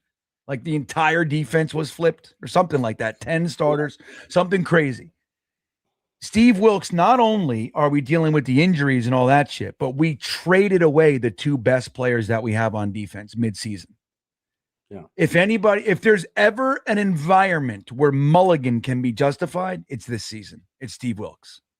I'm just telling you guys, brace yourselves. Look, I told everybody last year, I know you all want Michael Clemens gone. Ain't happening. Who's hurt? Who's that? Why is everybody praying and shit? I don't know. Damn it. Guys, relax. It's my finger. His legs are good. That's fine. All right, he's moving his toes. He's good, dude. Everybody stop with the fucking praying. Yeah. Stop with the praying. You know what I mean? They make it so serious. Just throw up a little quickie. You got your towel on your head. You're bent over. It's like, what are we doing? It makes me feel like something's wrong. The guy's moving his toes. Right. The guy's moving his legs. Good. He's fine. He's conscious. He's moving everything. He's good. Everybody's so dramatic. All right. Dart is starting to play better and getting the Giants back in the game. They're only down by 8 points now. So the Giants are back in the game, which is, I think, we want. We want the Giants to win, I believe. So, yeah, we want the Giants to win a game. Who are they playing? The Commanders. So it's not the worst. So both of them are. We want the Giants to win. No, it's. I don't know. Let me look at that. Actually, hold on a second. NFL skid. Yeah, the Bills are back in it completely. So. Wait. Oh, what's the score? It's like a field goal now. It's like 24-21. Who you rooting for there? I don't even give a shit at this point. Yeah, I don't know if we're supposed to care about the Bills. I don't. There might be a strength of schedule type thing. But here's what I want. Here's what I want. I want them both to be in a scenario where they're not resting starters when we play them at the end of the season. That's all I want. Whatever benefits that. Right. I want. Right. Well, the Bills the Commanders. The Commanders, though. I don't know, Jeremy. So the Commanders are right ahead of us on the draft board. They're at 6. And their strength of schedule, it's interesting because the strength of schedule still changes, right? Depending on who's winning and all that kind of shit. Mm-hmm. So they're so close to us. They're at 0.511. We're at 0.540. So if they lose to the Giants, their strength of schedule goes up a little bit. I don't know how much it goes up with each win, though. Does anybody know that? How much does it go up for each win? So, all right, what's the score of that game? The Bills, it's 24-21. New England's over the Bills. 24-21. Who was that was hurt, Jeremy? Did you see? Look at this pass. I did not get to see it. Does anybody know who was hurt? Let's see. Yeah, who was hurt there, everybody? Let us know if you know. So they're good, right? And that's a good point, boss girl. The Commanders don't need a quarterback either, so it's, we want somebody, if we're not in the number one pick, you want somebody that's up there to at least not want a quarterback, so you at least have the opportunity, if you so see fit, to have that negotiation.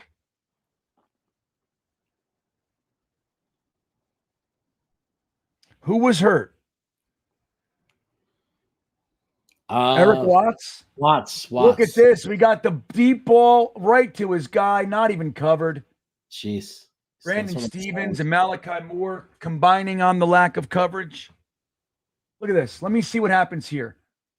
This is Brandon Stevens. Oh, my God, dude. Bit on the double move. See, you know what it is for a guy like Brandon Stevens at this point? It's got to be hard. He's locked in, contractually. It's got to be hard to maintain, you know what I mean? To stay. It's got to, but no excuse. Don't get me wrong. But I can imagine it's difficult he's the one guy that started this year as in his position on the defense, in the defensive backfield. Look at that hit. Look, he's pissed about it, Brandon Stevens. That's what I want. Every single tackle should look just like that. Kill him! Dead! I want him dead. James Thompson says we need an all-new defense. Oh, good news is you're getting an all-new defense next year, bro. We're talking about cornerback too, both safety positions. Malachi Moore will be here, but he'll be competing. He didn't do enough to solidify his starting position. He'll be in the mix, though. And I think he's good enough to be in that mix, which is good news. For everybody that was anointing Shedeur Sanders as the new superstar in the league because he played good against the Titans, against the Bears, he's 5 of 16. That's 31%. Wow. 67 yards, which is 4.2 yards per attempt with an interception and 2 sacks and a 19.5 quarterback rating. Wow. Maybe the people in Cleveland have jumped the gun. Well, that sucks because I wanted the Browns. No. I wanted them to believe in him to take them out of the quarterback market. You know what I mean? Yeah, definitely. Definitely. Not good for us. Trevor Lawrence with the keeper gets the first down on 3rd and 1. They're going in the end zone again. They're at our 8-yard line, everybody. This is about to be a 38-point game, 38-13.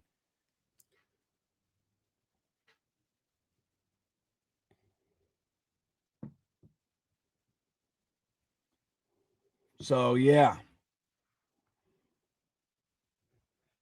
Jeffrey says, need the Commanders to win. Raiders will get first pick if Giants win. Not necessarily.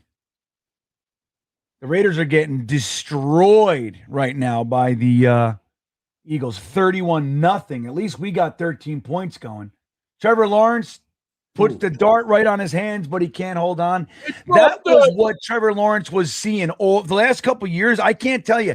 Every Jacksonville game I watched had plays exactly like this. Look at this. It's a little far out. Still should have caught it. Well, Drake May was intercepted, so Buffalo now takes over. All right. That's a heavyweight fight going on right there. Let's just say that. Bradford says Malachi Moore tanked. Yeah, he looked, well, he's had his moments. I think he's a rookie. He's having his moments, but he's having his lumps, and that's what you kind of expect. He's a 5th-round rookie, or 4th round maybe. I think he's 5th. Here we goes. Touchdown, Jaguars. Easy peasy. Travis Etienne. So there goes my other sleeper thing. Oh, he scored already. So now I need Trevor Lawrence to throw over 218. Let me see where he is. Trevor Lawrence now has 259. You're there. Huh? 259. You're already He's there. got 259. So the last thing I need is Breece Hall. It ain't happening. I need Breece Hall to get about, let me see what he's got. He's got 20. He's got 20 yards. I need Breece Hall to get 40.5 yards in the second half. That's what I need. It's not impossible. It's possible. Joe the Jet G says, guys, the Raiders are so bad. I don't know if we get Mendoza. Yeah. We just got to keep losing. Look at that.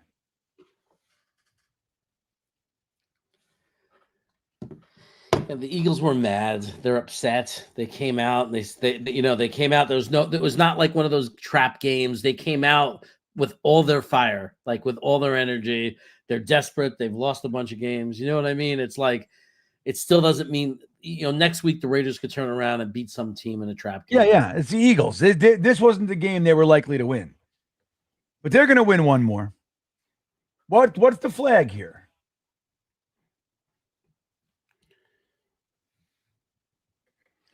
So M123XYZ. How long you been a Jets fan, man? Like I'm curious. I've been seeing a few of your comments, and you're taking it a little hard. I'm just curious. No judgment or anything like that. I'm just wondering. What? Taking it a little hard. He's not alone, but he's on the hard side. It's funny because like we said, we want to lose at this point. Like we're not looking for them to win. We don't mind it. It's fine if they lose out. We're saying that, but it still stings to watch this team play so poorly and be so embarrassing. It just stinks. It's just hard to watch it. Like and then to know that this defensive coordinator might get a pass. Oh yeah. I'm telling you, dude. It's like the two guys that Jets fans going into this season, this offseason, they thought were gone. Three guys: Xavier Gibson, Michael Clemens, Alan Lazard. I said all three will be here. All three of them. There is no way Aaron Glenn is cutting Michael Clemens. Not happening. Alan Lazard's locked into a comment, and Xavier Gibson, dude, I don't know what the fuck magical spell this guy has over people, but he's going to be here. And I'm not saying I want it or whatever, and look, all three were here. I hope Steve Wilkes is the guy that they let go. In addition to the quarterback coach, I don't care if he stays. I want a new one.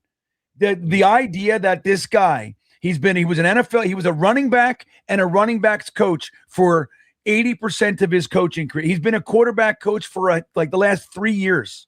And we're going to put him in charge of developing whoever it is we bring in. I just don't like it. So Wilkes and the quarterback coach, in my opinion, that's what would need to be flipped. And by the way, if you just look at the job the quarterback coach did, I know Justin Fields historically hasn't been very good, but this is by far his worst season. By far. Right. So he's never looked this bad. Right. The coach wasn't able to coach him out of it. Wasn't able to get him to throw the ball. He just stood there like a statue. And he had two guys he was comfortable with in Garrett Wilson and Jeremy Ruckert. So, what's the story? And Josh Myers. We gave you your fucking center, too. This guy. So far we've had two guys get hurt. The guy who tried to wear 95 and the guy who tried to wear 99. Maybe you should just respect some jerseys and wear he's not hurt. Look at this guy. He's a hothead. The ref threw him out of the game. Oh, Saunders got thrown out of the game. That's what it looks like. Is that accurate? Did Saunders? Yeah, look at this. What a loser, dude. You know what I mean? What a loser you got to be. We just brought him on. Like, you just got here. You're just starting. You take Mark Castano's number, and what could possibly be happening that you're uncontrollable in a game? The ref's telling you to stop, and you can't? Like, what did he do? What did the guy do that you can't be contained? Now you know why. What a loser. Now you know why we got him. That's right. What a loser. Brady Cook under center. Here he goes back to pass. Here comes the pressure. And he's going down. Fashanu got fucking taken to school. Wow. I'll be right back. Yeah. Don't threaten me, pal. Look at this. Fashanu got eaten on that one. Hey, D-Rock, when I brought my daughter to Jeremy, I'll tell you, he was with. It was me, Jeremy, and my daughter. I brought her to her first ever Jets game last year. After the game, she's 13 years old at the time. She sat in the rain. Here you go. Brady Cook back to pass. Plenty of time. Here they come, though, buddy. He's running. He's going to run for it. Gets about two. 2 yards. Going to be 3rd and 15, everybody. Now, here's when we run it up the middle. So my daughter, after sitting in the parking lot in the rain, goes in the stadium, sits through the entire shitty game. We didn't score a single touchdown. And she looks up to me and Jeremy, and she goes, they should pay us for this. One game as a Jets fan. Game 1. They should pay us, she said. You're like, yep. Here we go. 3rd and 15. The crowd's roaring in Jacksonville. Brady Cook back to pass. Squirts out. You got to throw it, buddy. He's going to get the first. Oh, my God. Gets 13 back. 4th and 2. 4th and 3, maybe. 4th and 3. What will Aaron Glenn choose to do? Didn't get there, A.J. Gilbert.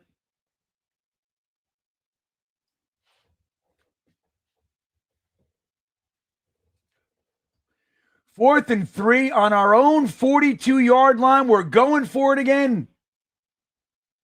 Aaron Glenn don't give a shit. Isaiah Davis to Cook's left. Mechie in motion. Here goes the snap. He's throwing it. Terrible pass. Terrible choice. The whole thing. Incomplete. Turnover on downs. Just want to tell you, when we use the word like gamer edutain, I'm not seeing it, my friend. I'm just not seeing it. Killer Wolf says should have brought back Rex Ryan. Why? What was he going to do? But let me tell you this. Whenever we thought about like the potential of Rex getting hired, I talked about this a couple times, so sorry if I'm repeating myself. But we hired the 33rd team to run our GM and head coach search. The owner, the leader of the 33rd team is Mike Tannenbaum, the general manager of the Jets for a number of years, particularly when we went to 2 AFC championship games and hired Rex Ryan. When Woody Johnson fired Mike Tannenbaum, he kept Rex Ryan. So in other words, saying, this is the messaging. We don't think Rex is the problem. We think you're the problem. And Rex, that was the Tebow year. So Rex distanced himself from Tannenbaum. Tannenbaum goes out and trades for Tebow. Rex didn't do anything with him. A couple handful of plays here and there. Didn't do anything. He distanced himself. Rex stayed. Tannenbaum was fired and fell on the sword. You think that when we go back to Mike Tannenbaum and go, help us find our guy. The first interview was Rex Ryan. Did anybody really believe that the guy who we fired to keep and kept Rex, you think he's going to fucking hire him back? No way. Never happening, dude. It was a pipe dream from the word go. But honestly, look, I love Rex. I love what he did here. It was the last fun we ever had. We had 2015. That was a lot of fun. Don't get me wrong. But the last time we were any good for real was Rex. And then the first year that he was on his downslide, we were 8-8, so that was still kind of good and everything. But let's be real, guys. Rex Ryan was a head coach for 8 years in the NFL. 2 of them were winning. 6 of them were complete and utter shit. Except, he had 8-8. But like dog shit. And the two that was winning was with someone else's team. By and large, he brought Bart Scott, Jim Leonard over here. They were key pieces. Trevor Price, right? And then we traded for, we added some players, of course. He didn't like Kerry Rhodes. We cut him. So we traded him. We traded for Cromartie, brought in Braylon Edwards, all that kind of stuff. Trevor Lawrence throwing to a wide open wide receiver. This is the kind of game, dude. This is exactly what we didn't want. Now the Jets are like we don't have the horses, man, to keep up. It's done. So, but your point, like Mangold was here. Brickashaw Ferguson was here. The whole offensive line was here. They didn't do any moves. As a matter of fact, they made a bad move in 2010 by getting rid of Alan Faneca and drafting Vlad Dukas. That was his answer. It took him 4 years to figure it out. Well, I mean, he came to the Jets, right? I mean, yeah, okay, brought in some names, but overall, we started to regress talent-wise. Then he goes to Buffalo. He coaches their team to that playoff game, right? By beating. No, he didn't. No, they didn't get any playoffs. Oh, they didn't get any playoffs. No. So he goes to Buffalo, and what happened in his time that was there? They regressed. Yeah, like because he insisted. He made that big trade though. He made the big trade. He traded the linebacker Luke Kuechly, I think it was maybe, for Shady for McCoy, which was a good move. Yeah. But yeah, I mean, that's the thing. So like the whole Rex Ryan dream, it's like it's like having a girlfriend. Look at this. First down. It's like having a girlfriend that you have you have a really good time with in the beginning, and then it falls to shit, and you keep going back to each other in this idea. Like you break up and you keep going back because you're holding on to the memories of the beginning when we were good. But it's never going to be good again. It's just not going to work. Like, what is Rex? Rex hasn't coached a single snap in the NFL since Buffalo fired him 8 years ago, whatever it is. Like, I don't know. Maybe I'm wrong, and it'd be fun. Yeah, I mean, the point I'm making is I think he gets a lot out of his players, especially the defense. He gets a lot out of the team. I think he did a good job. Like, in those couple of years, you saw good coach. But he's one of those coaches that also has to have a say in talent evaluation. If he just was a coach that allowed a good GM to give him the player. Totally. Just wasn't part of the talent part. He can't do that. Right. Agreed 100%, Jeremy. Yeah. Because you saw it. Like, and look, the Idzik years, I don't care what anybody says. Rex was in charge. There's no way Idzik came in here. Rex was powerful enough to get rid of Mike Tannenbaum. Mm-hmm. Mike Tannenbaum was here from Parcells. He was the last remnant of Parcells. So Mike Tannenbaum built the team. Like, he was here for years. Rex was powerful enough to stay when Tannenbaum got fired. And you think that John Idzik came in here and was the boss? The fuck out of here. You're nuts. Michael Clemens just saved the touchdown.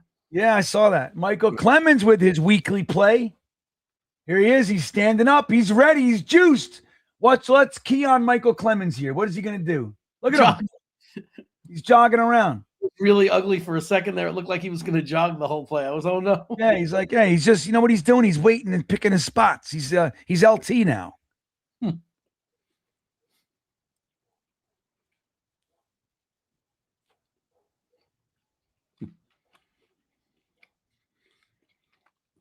I like it when we pick on Clemens, even when he didn't do anything wrong. Well, he doesn't do anything right either, man. He has a play here or there. Last week, he had the sack and a couple other plays he made. He had a tipped pass last week. So you like a quarterback from Tech? Which Tech? Georgia Tech, Virginia Tech? Which one? I guess I got to look at the name. Cameron Pocus? Cameron Polkus. I don't know who the hell that is. Oh, Cameron Polkus. Is he coming out? No. That's a whole different thing. Cameron Polkus is a traditional Scottish fiddle tune. That's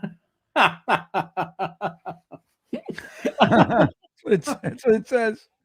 Cameron Posiask. I don't know who the fuck he's talking about. Let me see. Cameron Polkas, quarterback at Tech. You might be thinking of Colby Cameron from Louisiana Tech, a different Tech.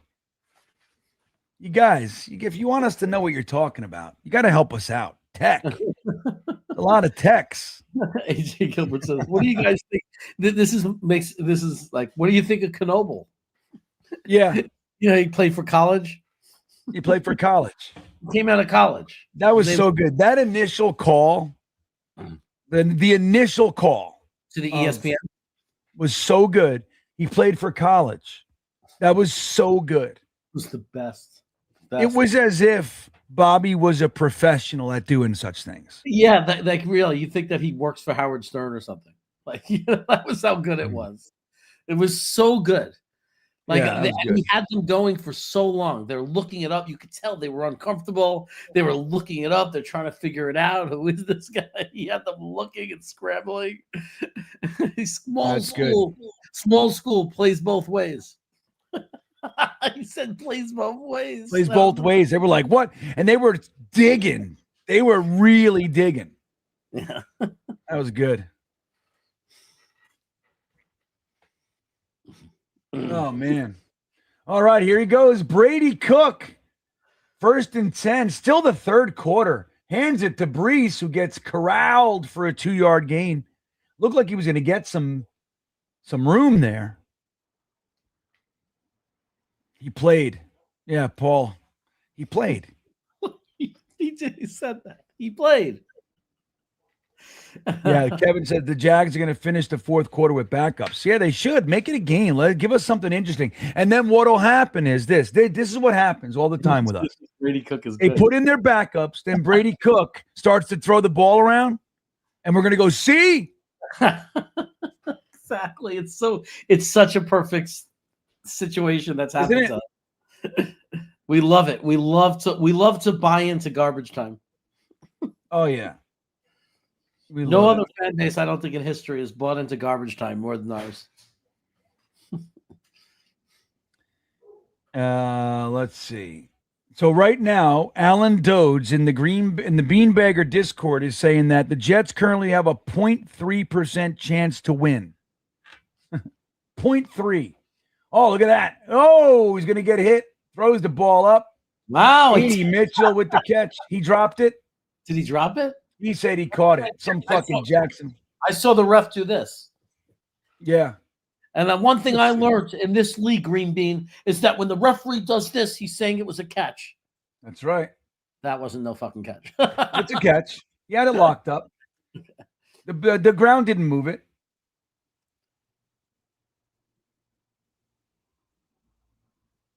He's got it. He's down. He's got it. Yeah, they're giving it to him. Oh, they're throwing the flag. Good. Waste your fucking timeout. I think they're going to overturn it. No, it's a catch. He's like, dude, it's a catch. Don't even do it to yourself. It's a catch. Shedeur Sanders update. He's now 7 for 21 with 2 interceptions. 112 yards, though, with his big 12.5 rating. Oh, God, it's bad. 12.5. 12.5 quarterback rating. Wow. They were like 24 hours ago, man. I saw on Twitter, there were Cleveland fans.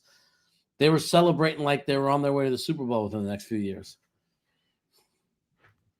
Oh, yeah, I know. Well, that's what happens when you're a loser, like when you're a loser, like a real loser, like a Browns fan, like a Jets fan, like you're like used to lose. When something good happens, it's a big deal, anything good. It's like when you beat the Falcons and Jets fans are happy. It's like, because, dude, you realize that over the past, think about this, 2 years of football, 2 years, we've only celebrated a victory 8 times. It's amazing. In 2 fucking years. All right. So think about this. We've only done it 8 times, and 4 of those wins, half of the Jets fans told you were a loser for being happy. You know what I mean? You're not allowed.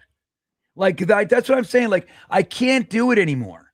I can't be unhappy on both ends of the spectrum. I just can't. Right. Buffalo, by the way, took the lead over New England. There you go, Buffalo. 28-24. What a Good. comeback. I think I'm root for Buffalo. Isaiah Davis with a 4-yard something or other on first down. Look at this. We want to fight again.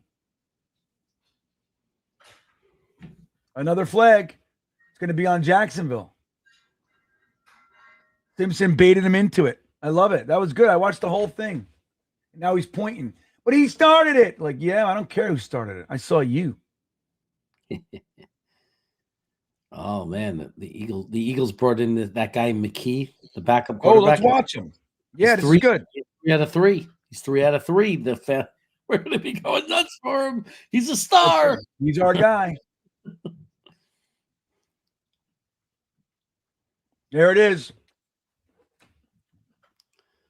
John Simpson baited him into it. And he's laughing. Did you see the smile? Yeah, he's laughing. He knows. He's like, you're going to get called. 15 yards. Taunting. Wyatt says Tanner Engstrand is a coward and I want him gone. Wyatt, I'm telling you, I'm starting to lean that way too. Tanner Engstrand has, like I said, I think he's shown me that he's an upgrade from what we had last year. Okay, fine. But man, oh man, does he leave a lot to be desired, dude. Now, there could be reasons for it. I don't know. I'm of the school of thought. You got this kid. He wants to throw it around. Let him throw it around. You know what I mean? Why are we playing pussy ball? Yeah. Why?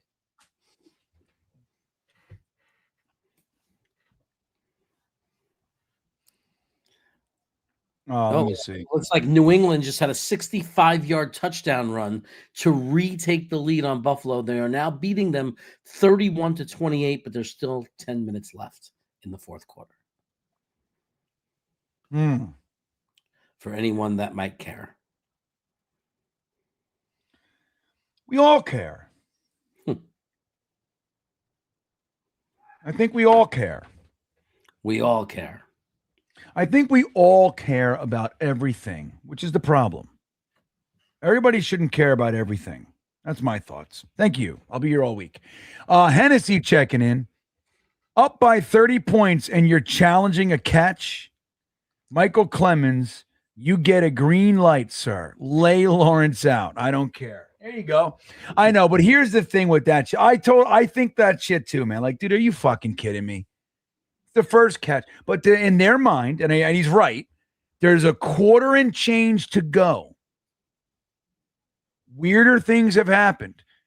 You coach, you just win this game. Dude, remember, this is Jacksonville. They're not a perpetual winner either. You know what I mean? Liam Cohen, he's a rookie head coach. He's learning things. They got to try everything. But I'm with you.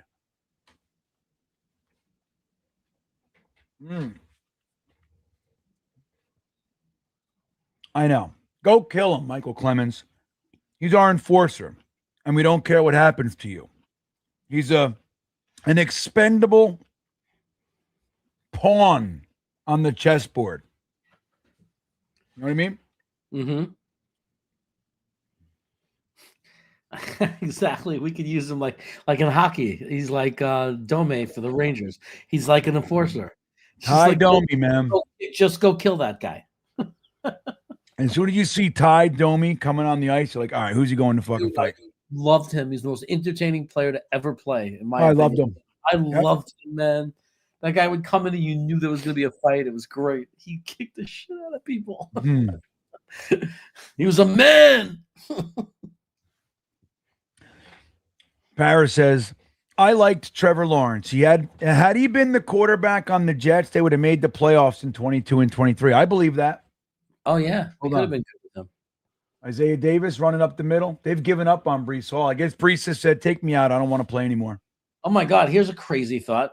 If Trevor Lawrence would have become our quarterback, if we would have lost to the Rams and gotten Trevor Lawrence, there's a chance that Robert Saleh would still be our coach. Aaron Rodgers never would have had to come. That whole fucking thing. Mike LaFleur might still be the offensive coordinator. Yeah, Matt, right. Mike LaFleur was actually a good play designer and everything. With any quarterback, Zach Wilson. Yeah, Jets fans hate Lawrence because he never became a Jet. Yeah, I don't know. I think it's like, the whole thing of him being generational and how many Jets fans wanted to tank to get him. Look at Isaiah Davis. Oh, wow. There he goes. Run, you fuck. There it is. Run, little guy. Yeah. Good to see the little guy. 4 scoring drives for Brady Cook so far. Think about if they didn't overturn that damn kick return, Jeremy. Yeah. Let's see. Let's look at this. I like to see. Look at Tippmann. He's always doing something. He's always doing stuff. Turn this guy. Did you see him turn and get to clear that hole? I love him. Love him. That's right. Love Tippmann. Here we go, Jeremy.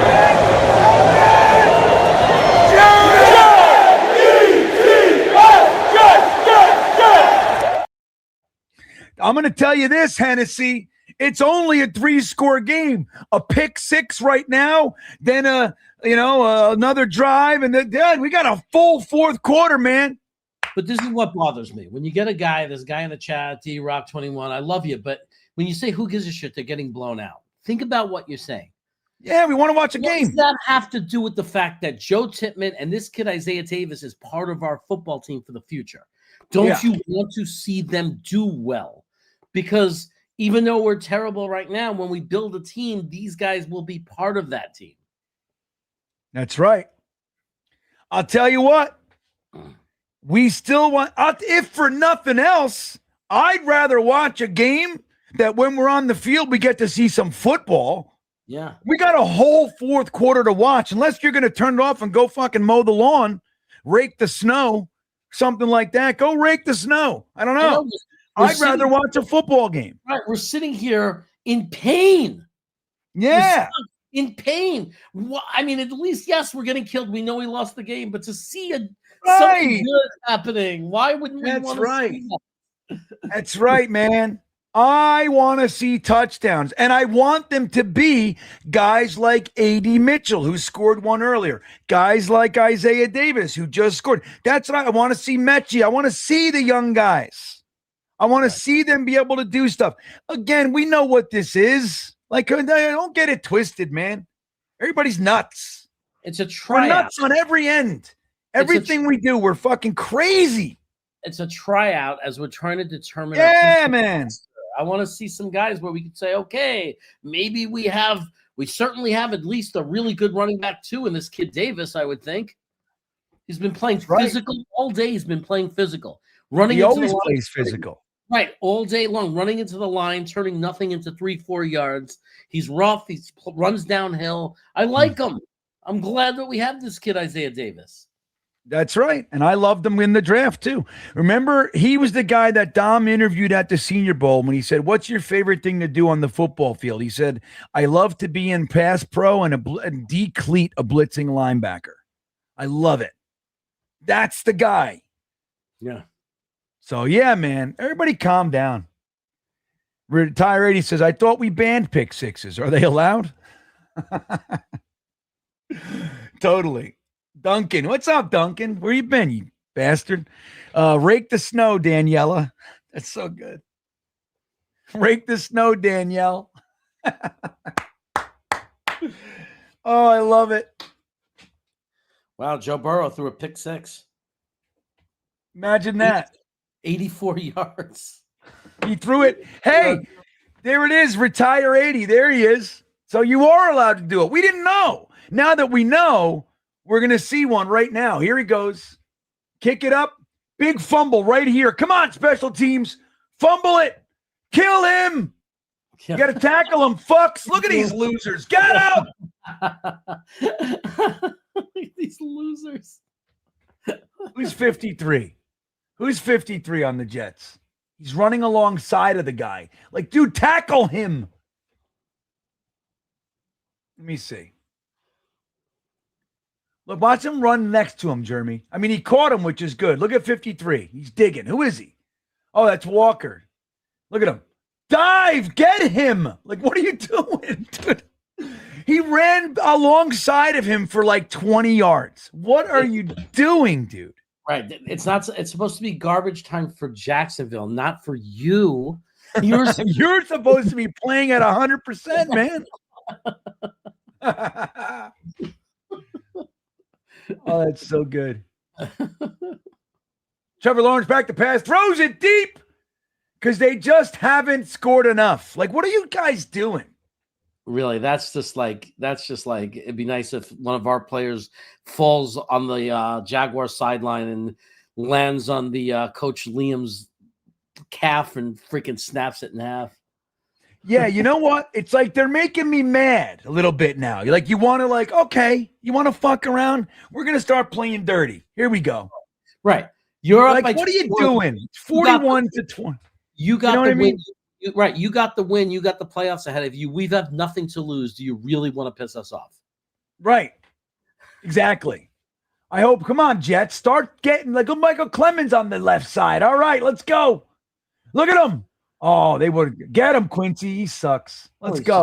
Somebody tackle this fucking guy. Dude, we are so bad. It's crazy. It's Quincy Williams, the whole thing. Hey, I got to grab something to eat real quick, Jeremy. I'll be right back. Yeah. Okay.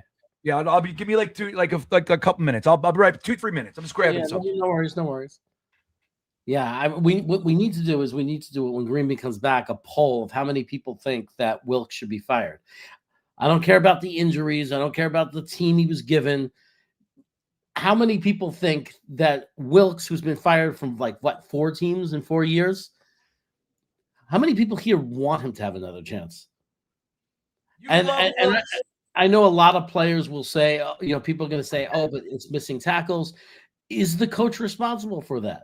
Is it all the coaching? Should we be mad at the coaching when they're missing tackles at this point of the season? And this was a problem in the beginning of the season. So, how do you feel about it? Do you think, is there anyone left out here defending Wilkes that thinks that Wilkes should be the defensive coordinator of this team? I mean, Harry is saying fire him, and he's usually a very reasonable guy, right? Harry W. He's saying fire him. Chad is saying, what is this? Jeremy, please keep the old man recognize what number, which player is on the Jets. Please help the old man recognize which number. Oh, no, we can't take shots at him when he's away. Well, Wilkes will be fired. I hope so. You guys are going too fast now. I got you all talking. I can't even keep up with it. No way Wilkes can come back next season. Steve Wilkes is obviously not doing his job despite the weak roster.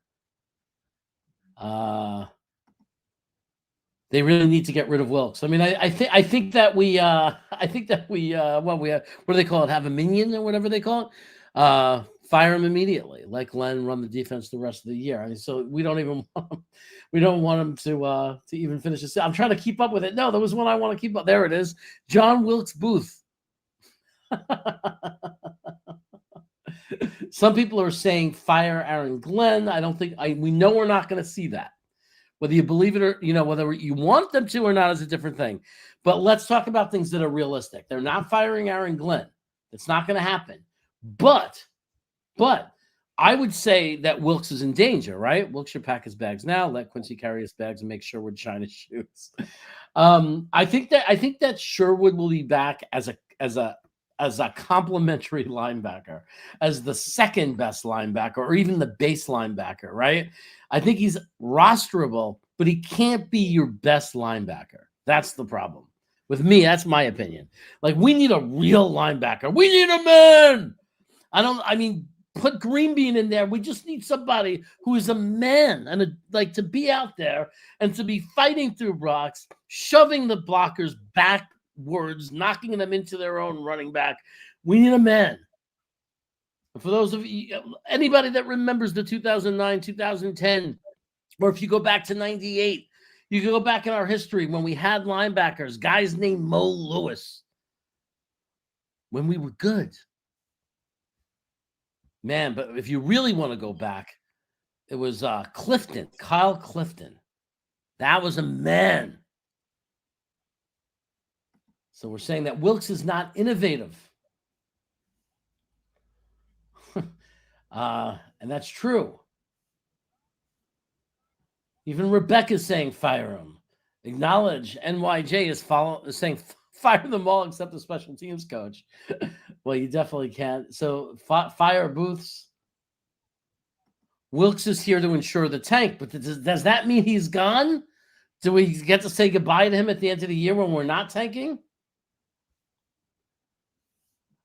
I can't even keep up with it. So I think that we have I think we're all in agreement. We finally, as a fan base, at least in this chat right here, finally, we're all in agreement on one thing. Every one of us would like to see Wilkes go. I think I could safely say that based on the reaction of the chat on my question.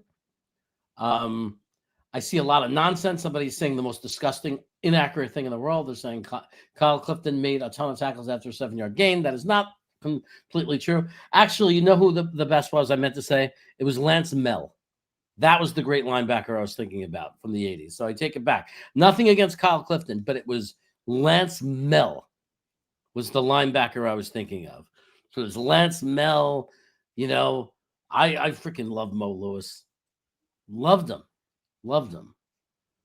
But somebody's saying we need Sonny Styles. That would be nice.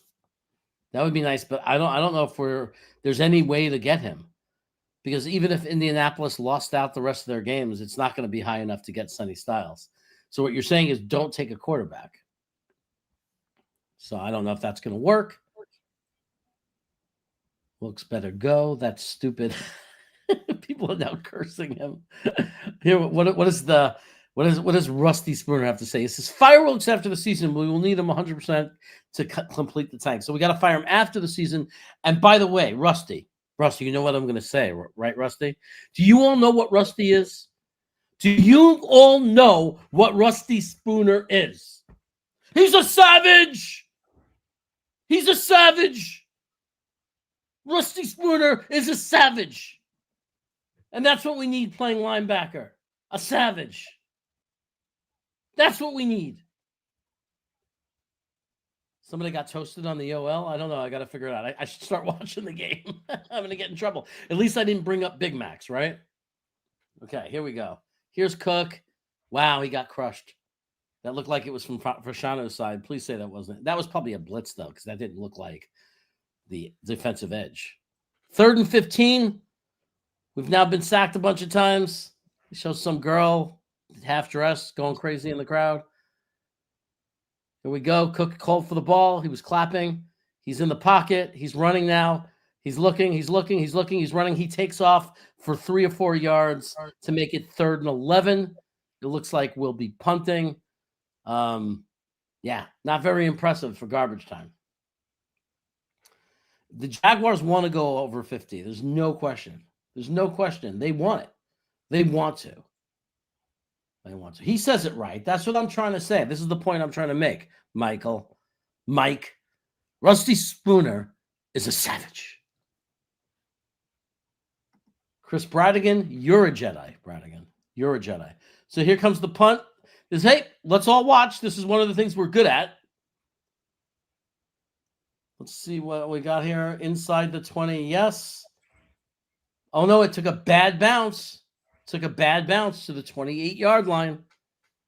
But if your punter's going to have a bad punt, let it be when you're down 48-20 with 10 minutes to go in the game, and the game is over anyway, right? Because none of us are going to remember or care about it.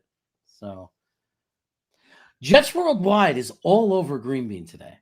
Do this, talk about him when he's away, do this, do that, fire Green Bean. Like, what's going on with you?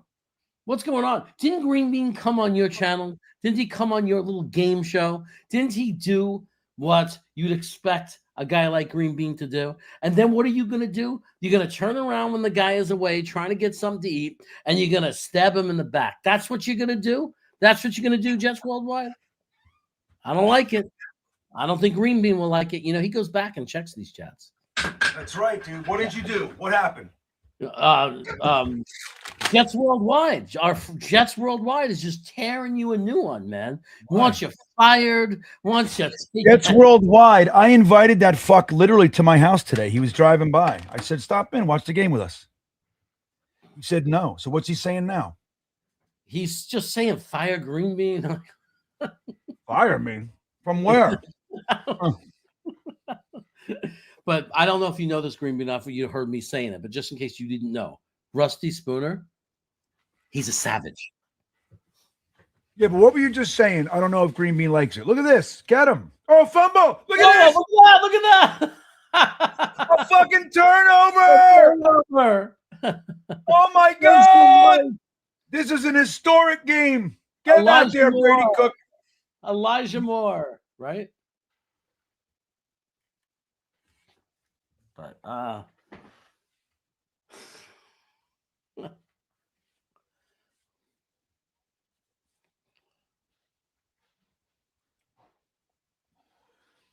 yeah, look, that's a fumble. And there's Malachi Moore. And then he has the presence of mind to make a return. To keep running. The presence of mind. Now I'm giving defenders credit for when they get the turnover to know which direction to run. I'm giving them credit for that. Because on this team, you have to find something. Cook, looking back. Nice pass up the middle. I don't know if it was a nice pass or not, but it was completed. And he threw it, unlike some of our other quarterbacks who just hold the ball. Wait, so what's Wyatt talking about fluky? So catch me up here. Did you do the super chats? I wasn't doing any super chats, so you have to go. Sorry. I was talking though. You just went. I forgot about doing the super chats. All right. So what's he talking about? Is it still fluky, Jack Wagon? Who's he talking to? I don't know. Maybe the turnover just now? No, that had this is old. Yeah. Brees Hall up the middle. Hits a fucking brick wall. I don't know. Think of anything good that happened in this game. And he's basically saying it's just fluky. Fire the green bean, dude. Okay. Thanks, Wyatt. Sean Dog says, only mad at your positivity because it's what Woody wants when he fires, hires, buys him, stop falling for it. Come on, Bean. Yeah, dude, but we have. I don't know what you're talking about. It's what Woody wants. I am literally one of the most critical fucking people. I just don't get emotional. I'm not a fucking tool. All right. It's like the whole idea. I look at what I see, right? And by the way, when everybody was sucking off fucking Robert Saleh, I never liked Robert Saleh. I tried to like him. Dude, so like the whole idea that I'm somehow part of like some problem, like Woody wants, dude, I'm fucking ripping Woody a new ass more than I'm making fun of and ripping him a new ass more than anyone. But I do it in a way that's not retarded like a lot of people are. But I also, there's got to be some kind of balance. We're here with you for 3 to 4 hours. I don't think anybody wants it to be one of either. Like we're just trying to drink the Kool-Aid and be positive constantly. Or there he goes. All right. His third end zone touchdown or interception. I want to point out to you guys, there was no reason for him to do that. All right. No pressure, nothing there. Brady Cook, and I've been telling you guys, look, I told you, if he's great, I'm in. Don't see it. What's the reason that he fucking just threw? And this is the third time he's done this. Look, why? Who you throwing it to? Yeah, the dream is over. The Brady Cook dream is over. Yeah, good. Thank you. You could hope now that, like even now, even doubts that he's even the backup quarterback. There's even doubts. And I know it's only his first start, and I know it's only his second game. Dude. But that's the shit. Look. You're seeing shit. You're seeing shit. That's the third time that this guy, we've been in scoring position in 2 games. Third time that he's thrown an interception in the fucking end zone. Yeah. Like, ridiculous.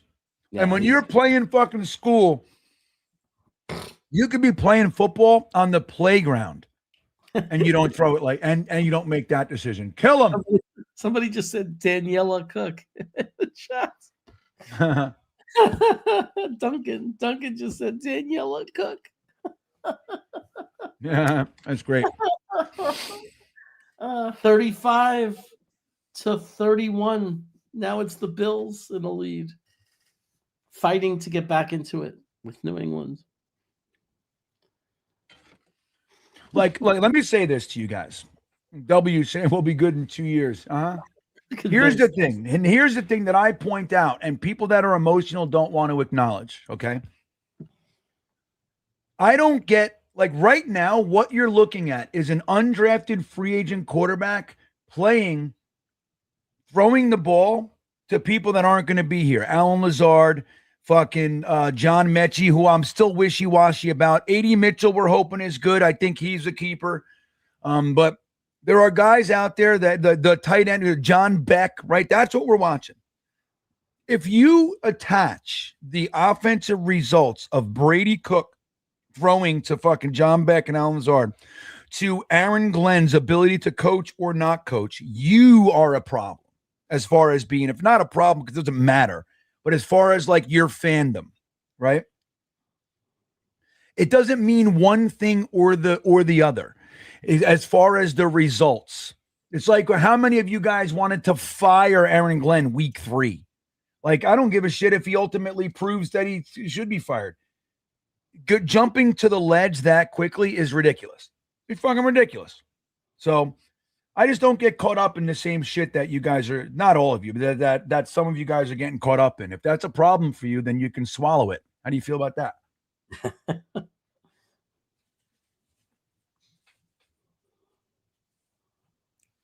All right. 4th and 1, baby.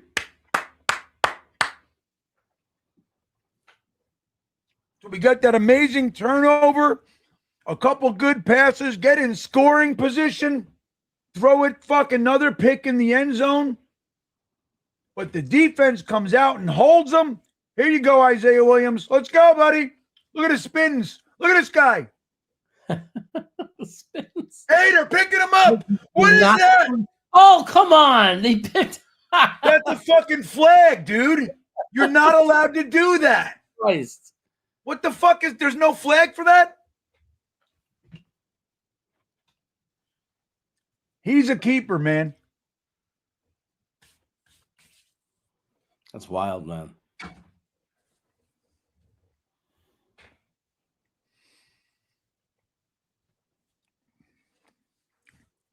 Here's the other thing.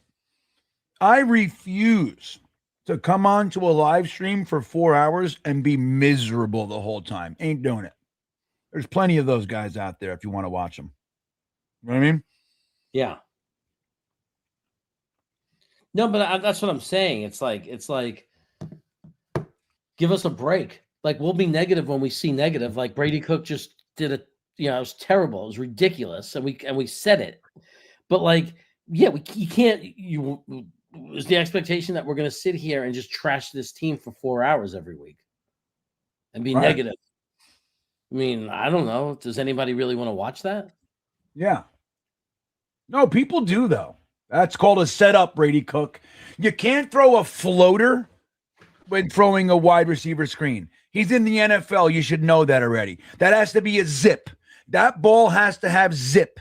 And when you're not confident, you can't do that. You can't throw it with zip, with confidence. So he lobs it. When you lob it, that gives the defensive backs and linebackers and everybody an opportunity to adjust and attack it. And that's what you fucking see. The guys are now on the right. Now he's hurt. I don't know if that's the same guy.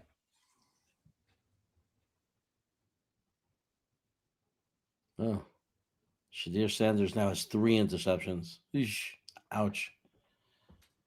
Yeah, Brady Cook has 2. Yeah. Oh, that's Jonathan Simpson, so a different guy. But yeah, like Saving Souls Ministry says, we're going to have fun. Like, that's what I'm doing here, man. This team makes it so hard to have fun. They make it so hard. Like, if you can't take it, that watching a game that we try to have some fun, if that bothers you so much, then get the fuck out of here. Like, for real. Like, I just can't. Like, there are people that want so bad. That's the whole thing with, like, being upset if we win or, you know, it's like, oh, dude, you're looking for reasons to be unhappy. There's so much reason to actually be unhappy. So much. You don't have to look. Like, you got to make it. Look at Justin Fields. Look how unhappy he looks. He's fucking loving life. Don't feel sympathy for that fucking guy. 20 million, baby. He's got 20 million in the fucking bank. He's got a big fat gold necklace with diamonds on it. He's sitting. He's got to do nothing for it. He's fine. Look at that catch. Isaiah Davis came to play, yo. Isaiah Davis is a gamer. That's a gamer. That's what a gamer looks like. Here comes the comeback. Here's how we have to judge it. Not by points, guys. How many times, because Brady Cook's going to throw an interception when we get down there. How many times do we get down there that we would have scored with a real quarterback? That's what it is. Then we know. Who's Here that? we go, 42-yard line. Brady Cook back to pass. Who's He's really trying. Yeah, look at fucking Tyrone Smith or Tyler Smith. He's trying to throw another interception. Why did he ruin that for him?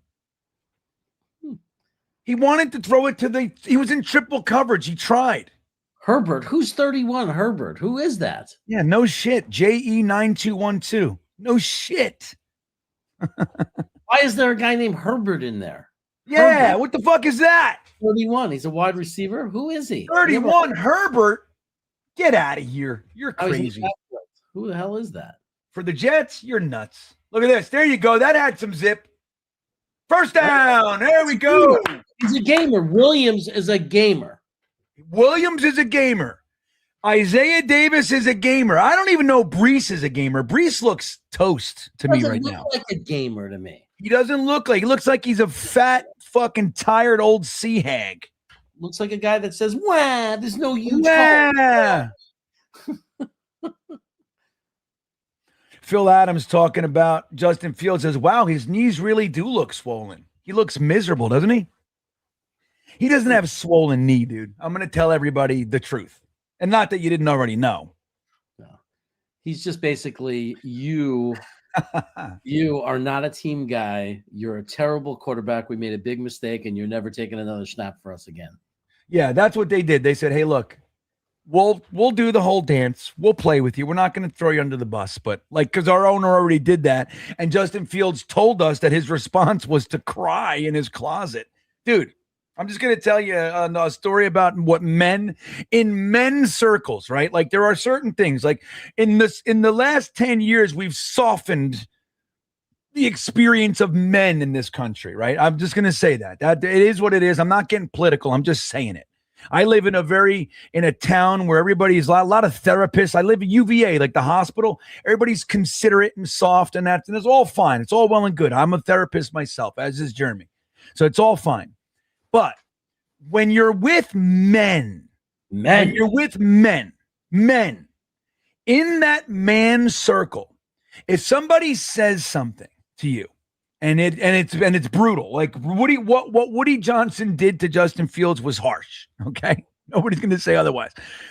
But you coming back and saying publicly that you cried in your closet. Like, and I'm not saying that you shouldn't. I'm a very emotional person myself. I cry. I like to cry. I don't do it often, but I like it. It's very cathartic. Look at this. Who's 31? That's Herbert. Former Bear. Herbert. You're right. From the Bears. Herbert to save the day. Coming back from the Bears. I don't even remember picking. Oh my God. You can't keep up, Jeremy. But I'm just going to tell you guys, I got to finish this fucking thought. Again, I'm not saying that it's bad to cry. I'm not saying that he shouldn't have. I'm not saying it's not healthy, all the stuff. But coming out publicly and saying, after that happened, I cried, that is not received well in the circle of men. I just want you to know. And you can Aaron Glenn will never say it. He'll never say, "Oh yeah, because he cried." You know, we were like, "Wow, man, we don't want that fucking guy." But I'm just telling you, it doesn't have to be spoken about. But every other man in the circle looked at each other and went, He never heard the song. Big boys don't cry. They don't cry yet. NFL quarterbacks don't cry when you're paid $30 million. You're not supposed to cry. Yeah, when you're supposed to be the leader, you're not allowed to cry. Oh, you know that song. Yeah. Big boys. They don't cry. I can't hit that fucking note. Come on, Cook. All right, Mitch. Mitch with the catch. I'll tell you who we're making happy singing that song. Harry W. is so happy right now. Harry? Harry Wiener?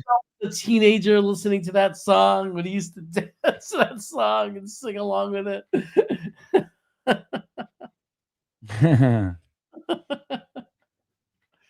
Yeah, Paula Bonner says green beans making me laugh. That's the desired result, Paula. You know what I mean? Like, what are we doing here?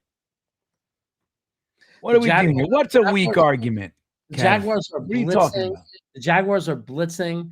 This Tony the GM is pointing this out. They're challenging calls, and Tony the GM asked an interesting question: did we do something to them? Like, what is going on?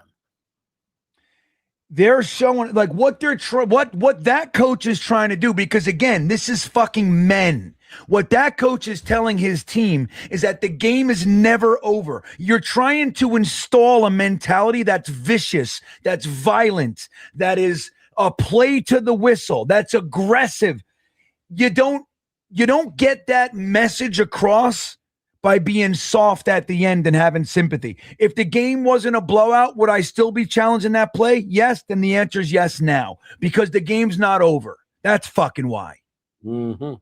Everybody and their bullshit pussy ass feelings. I respect Liam Cohen. Take our fucking face and rub it in the dog turds on the frozen ice. That's what you do. Are you still on my field? This is my house. Are you still here? You're still here? Well, take that. How's that fucking sound? That's the way football is supposed to be played. And they, quite frankly, if if their feelings are hurt because of it, then go figure out how to correct it. How to respond like a man.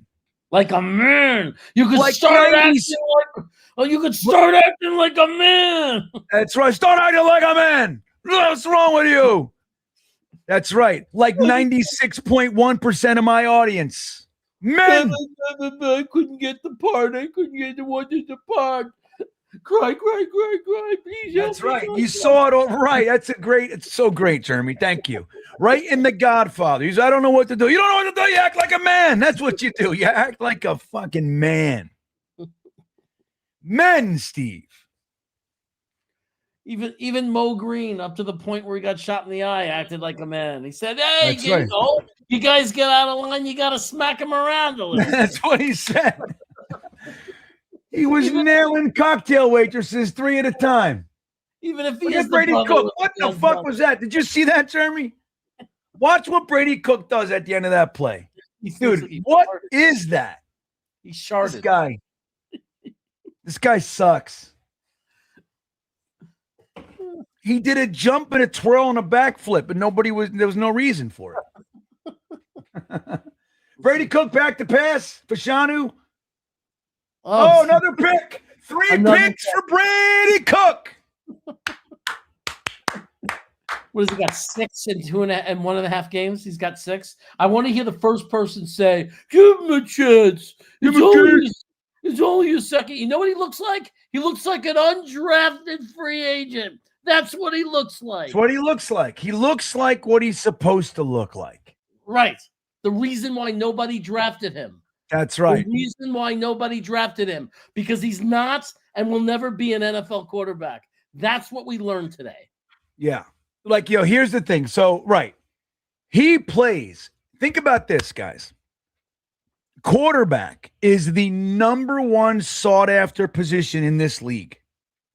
Okay? It's the most important. And it's so difficult to find people, right? So it's so important. He was a 3-year starter on an SEC team, the top division, the top conference in all collegiate sports. The top 3-year starter. And he was undrafted. Why? Do you think the Jets just happened to fucking fall into a big jar of gold coins like Scrooge McDuck? Is that what you think happened? Or we just took on a guy. It's nothing wrong with it. Or it is what it is. It's what it looked like. He's got an arm. You can see it. There's redeeming qualities, no doubt. But he's thrown 3 end zone interceptions, dude, in 2 fucking games. That's like a year's worth. end zone, and just so now what he's got. How many picks did he have last week? 2, right, or 3? How many interceptions last week? The game is over. Well, Rebecca says a good point, though. Rebecca says, don't beat him up too bad. We want him playing next week. Damn right we do. That's what I mean. He's got his redeeming qualities. Yikes. So 3 interceptions. So what was it, 2 last week or 2? 3. Looking it up right now. He had 2 last week. He had 2 interceptions last week. Tyrod Taylor had one of them. So all right. So yeah, so AJ Gilbert. So you're right. So that's I was thinking 3 too. But so he had a 35 quarterback rating last week. There were people saying that they look good. 35 quarterback rating, and people were trying to make it out that he looked good to them. Yeah. I couldn't believe it. You know who a friend of ours, Harrison Glazer on Twitter. He's real active on Twitter. He came right out and he's like, I really like what I saw on with the Brady Cook. I couldn't fucking believe it. It was like right after the game. I was like, wait a minute. Did I watch the same game? I don't understand. So he has 5 interceptions and 2 fumbles in 2 games. That is 7 turnovers. 7. Yeah, the only thing I liked out of in this 2 game, fucking games. The only thing I liked out of this game was Mitchell had 7 receptions for 69 yards and a touchdown in 10 targets. So that's that. I mean, if you want to say that again. AD Mitchell had 7 receptions for 69 yards and a touchdown. In a game where you're playing with a quarterback who threw 3 interceptions with 176 yards, you got to take that as a victory, right? I mean, yeah. Like if we're looking for anything positive, Mitchell had a decent game. And they gave him that catch, right? The one that he challenged with that stayed a catch, right? Yeah, I believe so. Right, guys? And then Isaiah Davis had 9 rushes for 58 yards as a 6.4 average. He definitely, you could say it was garbage time baloney. It was physical. You saw him fighting for every yard. So we could take that as a little bit of a positive. Breece Hall was terrible, 12 for 23 yards. You could say 1.9 average. And I don't care if they were stacking the box. They stack the box on great running backs every week. They don't rush for 1.9 yards. They rush for more. So we have to stop making excuses for him. He's really good and dangerous in space. He's a good receiving running back, but he's not a star. He's not a star. He's just a running back. And it's like we don't have to pay him all kinds of money. We don't have to make him one of the top 5 running backs in the league that pay, salary wise. All that is nonsense. You know what I mean? I don't know. I'm somewhere in the middle. I think. I hear you. Your argument is strong. I see the same thing. Like he's really good, but he's not a premier back. Like when you think about the premier backs, you can put the game on them. Like if you have him, you got a shot. I don't feel that way with Breece all the time. Sometimes some games I do. I think it's more when he's in the receiving position, like screens and things like that, like in space. But being the guy to hand the ball off to and try to, get those hard yards, he doesn't do that consistently enough. I'm willing to offer Breece Hall a nice contract extension. I like the idea of him, Braylon Allen, Isaiah Davis all being here for the next quarterback that comes in. But again, I don't know. I'm somewhere in the middle. I don't think you got to break the bank for him necessarily. KC needs a quarterback. I don't know why. What happened to Mahomes? Is Mahomes hurt? I think he might be. Kansas City just dropped to 6-8, and Mahomes did not finish the game. 6-8. We got to put the Colts game on. We're gonna watch the Colts game together, everybody. Yeah, we got a little bit. Yeah, we got to see that. So 2 reasons. Number 1, it directly impacts our first round this year, which, by the way, we're closing in on the final details. TalkinJets is going to be having a draft party in Hoboken this year, Hoboken, New Jersey. We made sure to put it right next to the PATH train and so the train station is going to be walking distance for all you guys from New York and everything. We're going to have a big first round draft party this year, man. Like we did it 2 years ago. It was amazing on Long Island. What a good time. This year, we're going to improve upon it. We're going to be having the live stream broadcast through the place. We're going to be on the TVs in addition to the draft itself. It's going to be exceptional. We're doing it right. I can't wait to do that. But the Colts directly impact our draft this year. And even if they didn't, holy shit, is this interesting to watch a guy, a former NFL great, come back to the NFL and play after 5 years at 44 years old to come back and play. I can't believe it. So where is this game, Jeremy? Where is it? I mean, it's against Sam Darnold. We need our look, I haven't rooted for Sam Darnold one single game since he's been gone. Not one game. Fuck him. But today, Sam Darnold. Let's go, Sam. Yeah. That's how I feel. It is upcoming, so it won't let me select it yet. But it's when is it? 4:25. So we got 10 minutes before that game. Now let me do this. So maybe we can get the Aaron Glenn presser. Yeah. Let me see. I can't wait to see what he says. What about you, Jeremy? Aren't you enthralled? I think he's going to say some really interesting things. Like, we can't do that. Look at the tape. He's going to shed a lot of light on the big questions, I think. Dude, there was a conversation, Lou B. I was listening to like WFAN or somebody, I forget who it was. They were talking about if Mahomes is available, that you would give them all 5 of our firsts for Mahomes. Again, dude, I don't want to do it. You can't. I'm so sick of it. Like the Aaron Rodgers thing should have taught us something, man. I'm fine with taking a swing, but committing and putting all your eggs in one basket, never again, dude. Never again. Build it the right way. Balance. Oh, Aaron Glenn's up. Here we go. He just started.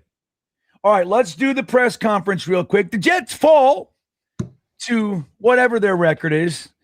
And 48-20, dude. That's a bad loss, Jeremy. I don't know. I don't recall a 48 game in a long time. You saw it coming. A lot of people saw it coming.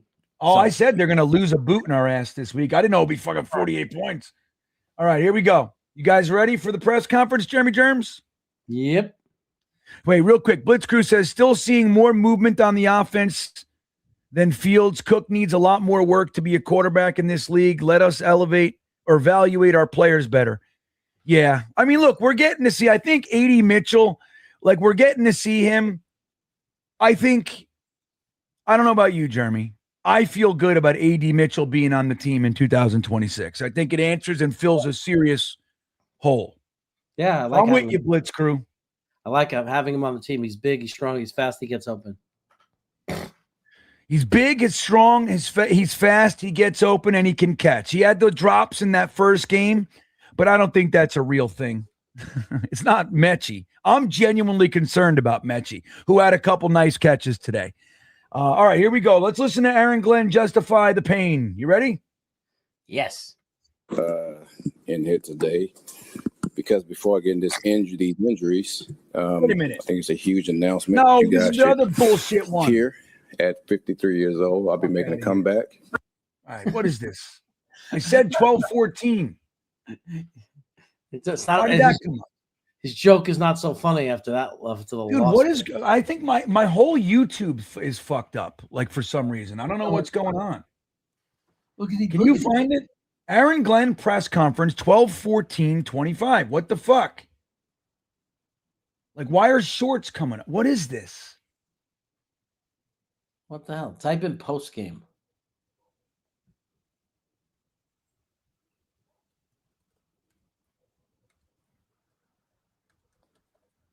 Ugh.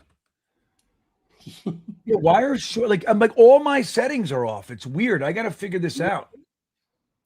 Yeah, they're showing you shorts. Like, what the?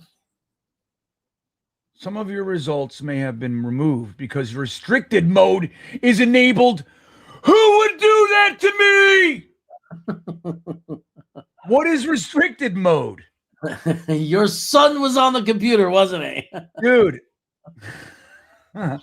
Wait a minute.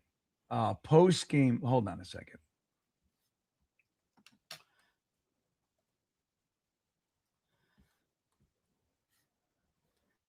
This is retarded. I have no idea what's going on, dude. Why is Short? Like, what is this? It's as basic as it gets. Get the fuck out of here. All right. Well, I'm not going to do this. Talk a little bit. All right. I'm searching for it now on mine because I could always get it up here, but so that's what I'm doing. If you're wondering what's Chaos doing, he's trying to get freaking. Like I have no, dude, I live on YouTube, right? Like I'm there obviously for obvious reasons, and the fact that it's coming in like that, like what the fuck is? Like I couldn't even find on my own channel. I couldn't find our live stream. Yeah, I'm telling you though, there's nothing up here. Like I'm watching too. I'm looking, and there's just nothing here. Let me see this. Let me just go to New York Jets. It's got to go to their channel. I can't find it. Like, where is it, man? Like, what the hell's going on? You can't tell me there's no press conference. So we're going to watch the Colts game together. Let me see my settings. How you appear, your account. What the fuck is restricted mode? No, it's like not showing up. I don't see anything either, though. I'm not finding anything. Oh, here it is. Hold on. What? No, that's you got it. No, Send me the link. Nope.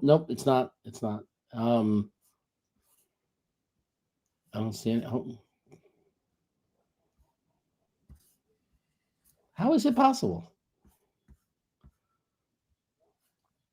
Live.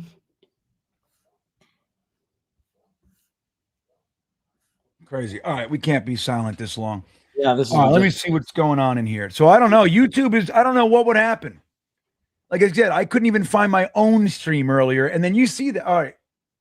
You see that. I went on YouTube. I just type in Aaron Glenn, and it's like, oh, you only allowed to use shorts. I like I'm on child settings or something. Gur says, let's watch some wrist porn with Green Bean. What's wrist porn? What's that? What's wrist porn? I guess he's trying to accuse you of like having to play with yourself. Yeah, but what's wrist porn? Okay, wrist. I'm thinking like on my Apple Watch. I don't know what that is. Rusty Spooner says, Sexy Grok restricted you because you deleted her. I know, Jeremy, did you know I got mad at Sexy Grok? She changed her voice. Like they did some sort of whatever update and they changed her voice. I said, hey, I said to her, hey, your voice is different. Did you change your voice? She said, nope, this is me. I said, bullshit. You're a liar and I'm breaking up with you. You're a liar. You're a liar, clearly. Lie. So I'm going to tell you guys, Brees Hall screwed me on my sleeper thing, man. I had everything. Brees Hall. No, not Brees Hall. Hold on. Well, Blitz Crew coming in. Hold on. Blitz Crew. Thank you, my friend. He says, let's wish Green Bean a happy birthday tomorrow. Hey. Did you know it was my birthday, Jeremy? Did not, but I would have figured it out because in our little thread, I'm sure Ryan or Matt would have said something, and then somebody signaled me. Somebody would have said something about somebody somewhere. No, it was my birthday on Wednesday. No, happy birthday! When was it? Was Wednesday or it is Wednesday? It was my birthday last Wednesday. I just turned. I don't want to say, but say it. What are we, women? 55. Do you know what Jocelyn did for my birthday? She surprised me with 50 wings delivered on dry ice from the Anchor Bar from Buffalo. So I got 50 chicken wings from the Anchor Bar. She also got me tickets to the Knicks when they're in town here to play the Sacramento Kings. Nice. Got me 100 level tickets, so that's going to be really good seats. And she got me tickets for the Foo Fighters in Vegas. So we're going to be going to Vegas in September of next year to watch the Foo Fighters. That's quite the birthday gift. Yeah, I'm gonna get socks. The Colts game has started, but Blitz Crew, thank you. I will be 53 years old tomorrow. 43 of those years were as a Jets fan. So think about this: 43 times in a row, the Jets. I've celebrated a birthday amidst bullshit from this crazy suctitude team that we watch. It's so crazy, man. We cannot figure it out, dude. We can't figure it out. The only thing that I'll say, I am a firm believer, and I was not with Saleh, I was not with Gase, I was not with Bowles, and the last few years of Rex, sadly. I was ready to let Rex go when they let Tannenbaum go, to be truthful. Although I did love him, and I had hope and everything. But the last 3 coaches, I didn't buy in. Aaron Glenn, the one thing I'll say about this season is that I am delighted with what I'm seeing, that he's created an environment where everybody is showing their ass. We got the game. Colts. I'm aware I'm talking. Oh, I'm sorry. I didn't know if you knew. Mid-sentence. Okay. Like, you believe this shit, guys? Jeremy. Driller Rivers' first pass, he hands it off to John Taylor. That's a smart move. Gets 13 yards. Wow. John Taylor. That's a running back. That's a running back. That's a star. Look at this guy. Look, the miss. Goodbye. Brees got tackled by that first guy, sad to say. So, but anyway, I think it's what we're seeing is delighting me. I hate the games and all this shit, but like, I think we know clearly who is who on this team, and you couldn't say that in years past. We know. I'm in. I'm on the Aaron Glenn train. Phillip Rivers hands it off again. They're going to do this until they stop it. 2-yard gain. Imagine that. Phillip Rivers' first start throws 2 passes. John Taylor, 350 yards on the ground, and they win. Somebody should send a text to the Seattle head coach and the defensive coordinator. They're going to run the ball a lot. You're right. They're going to run, everybody. Well, Blitz Crew, thank you so much, my friend. I genuinely appreciate you bringing it up. I wasn't gonna, not for any design. I don't care. I'm not like embarrassed or something like that, but I wasn't going to bring it up. So, but thank you, man. I appreciate you. You're a good buddy. There he goes. I hope you come to the draft party this year. First pass. And I think his receiver just made the most amazing. And did you see it? Dude, look, that was a duck if I ever saw a duck. Look at this thing. Flippity flip. Watch. Floop, flop, flip, flop, floop. Flip, flop, flip, flop, little wobble. Wobbly. Little wobbly. Not as bad as I thought initially, but that's way behind them. Good. I hope we see a whole shit ton more of that. We so badly need the Colts to lose and just keep losing. So Dante says the press conference isn't up for him either. So, all right, maybe they're not having it. Maybe Aaron Glenn said, you know what? The hell with all you guys. Find me. All right, his first completed pass. Big screen for like 14 yards, man. Maybe they said, hey, we need a press conference from you right now. And Aaron Glenn said, well, I ain't built for that shit. Maybe he said, I don't give a damn. I ain't built. Want to fly with the fucking Jets, baby. That's what he should come out and say. Buckle in and get ready to take off. That's right. Hey, at least it's not all gas, no brakes around here. What the fuck was that? Everybody had the brakes on. Paris is saying he's getting it, so he's getting the press conference. So go figure. Send me the link. Drop the link in here, Paris. Oh, they finally figured out that they were going to run. They stuffed them. All right, so Dante says the press conference is up. Thank you, Dante. Lou B says check Tankathon and Mahomes' injury is bad. Wow. Check Tankathon. Let me see. Mahomes' injury is bad. The Jets are currently at pick 5 on Tankathon, everybody. Big leap. We leapfrogged the old New Orleans Saints and the Washington Commanders. You want to know why? Why? Our strength of schedule went down 5-3-9. 3rd and 10. Phillip Rivers looks better than anybody we fucking trotted out there. That wasn't a bad pass. That was just. It wasn't a bad pass. It was actually quite nice. It's good coverage. No, it was a bad pass. It was too far out front. far off. Looked good when it was live, though. So slow motion, though, Yeah, that was off. All right, so let me share my screen with Tankathon here. Hold on. So 3rd and 10, passing situation. So Washington, I guess, beat the Giants. So there's that. So Washington got pushed out. Look at Phillip Rivers. Oh, my God. That was another good pass. Just got crushed. Yeah. And Phillip Rivers took a hit. Yeah, he took his first hit. Welcome back. That's right. Look how pumped up Seattle is, dude. Holy shit.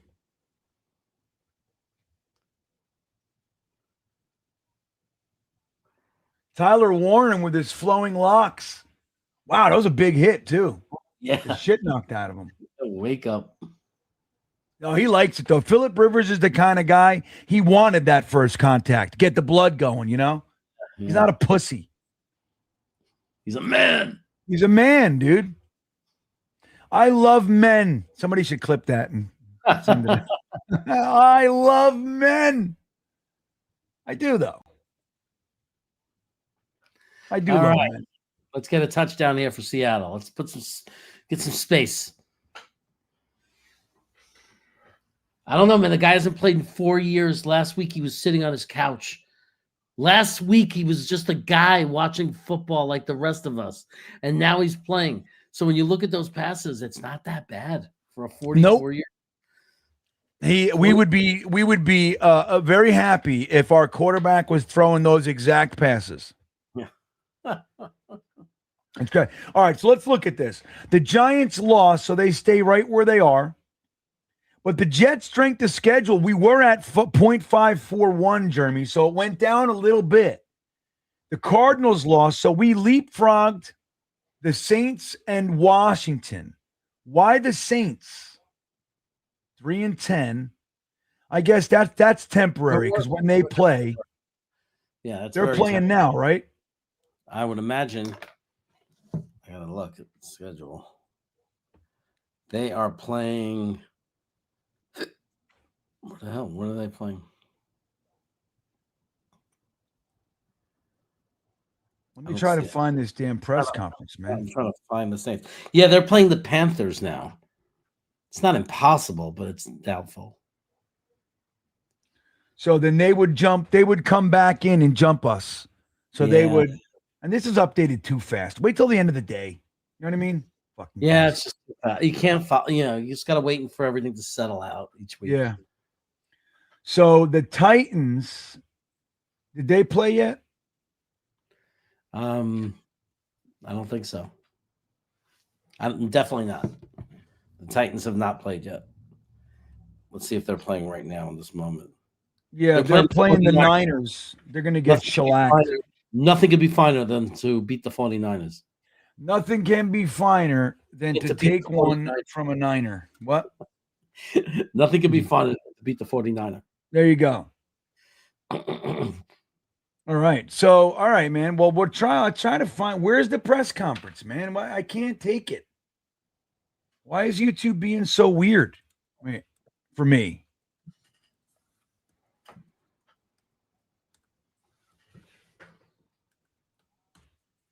Aaron Glenn post game 12-14, and it doesn't come up. It's the weirdest thing. Blown off the field. Let's see. Press conference. What? Sam Darnold hands the ball off.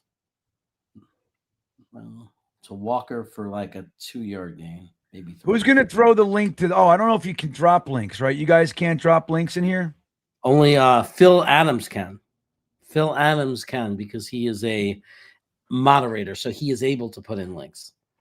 And if Grandizer was here, it would already be done. Phil, can you drop the link in here for us, buddy? If you can find it. Yeah, I mean, I literally have no idea what's going on with YouTube. I'm looking at my settings, and I don't know what the fucking problem is. I don't see it. Like playback and performance. Like, okay. Like, where is... What a shitty play. Come on, Seattle. Don't play like bums today. Win! Seattle. What's this info saying? Colts losses for the Jets, #1 for Sauce. The Colts #1 of the Jets. Yeah. That's what we want, man. We want the Colts to lose every single game that they play.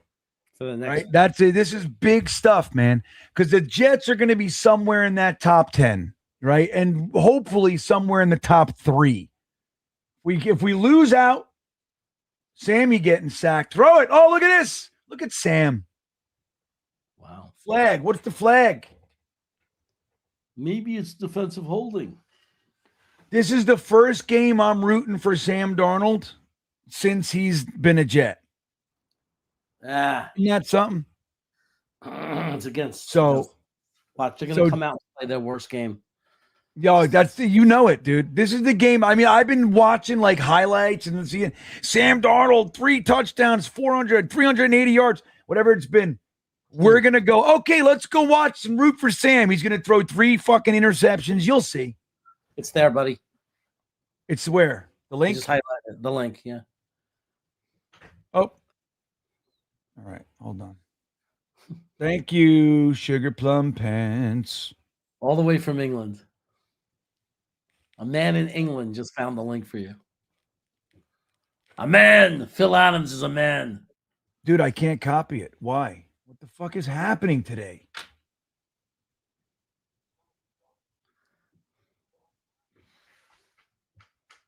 I want to watch this damn presser with you guys. You can't do it? I'll do it. Hold on. Well, hold on. Yeah, can you just do it? Do it and share the screen. 1 second. Hold on 1 second. I'm trying to figure out how to cut and paste. You know what? I'll cut and paste it off of my phone and then email it to myself or something. Hold on. I might have it. I'm going to text it to you. Hold on. I got it. Okay. Nope. I don't have it. Nope. I do not have it. Okay. 1 sec. Somehow, like, look, I just tried to copy. Listen to what just happened. I just went to that chat thing, copied it, put it into a browser, and this stream came up. Our fucking YouTube. It's like, why? I just texted it to you. All right. This is yeah, I don't know. You want me to email it too? Does that help? No. I'll be able to get it. This is my kingdom come.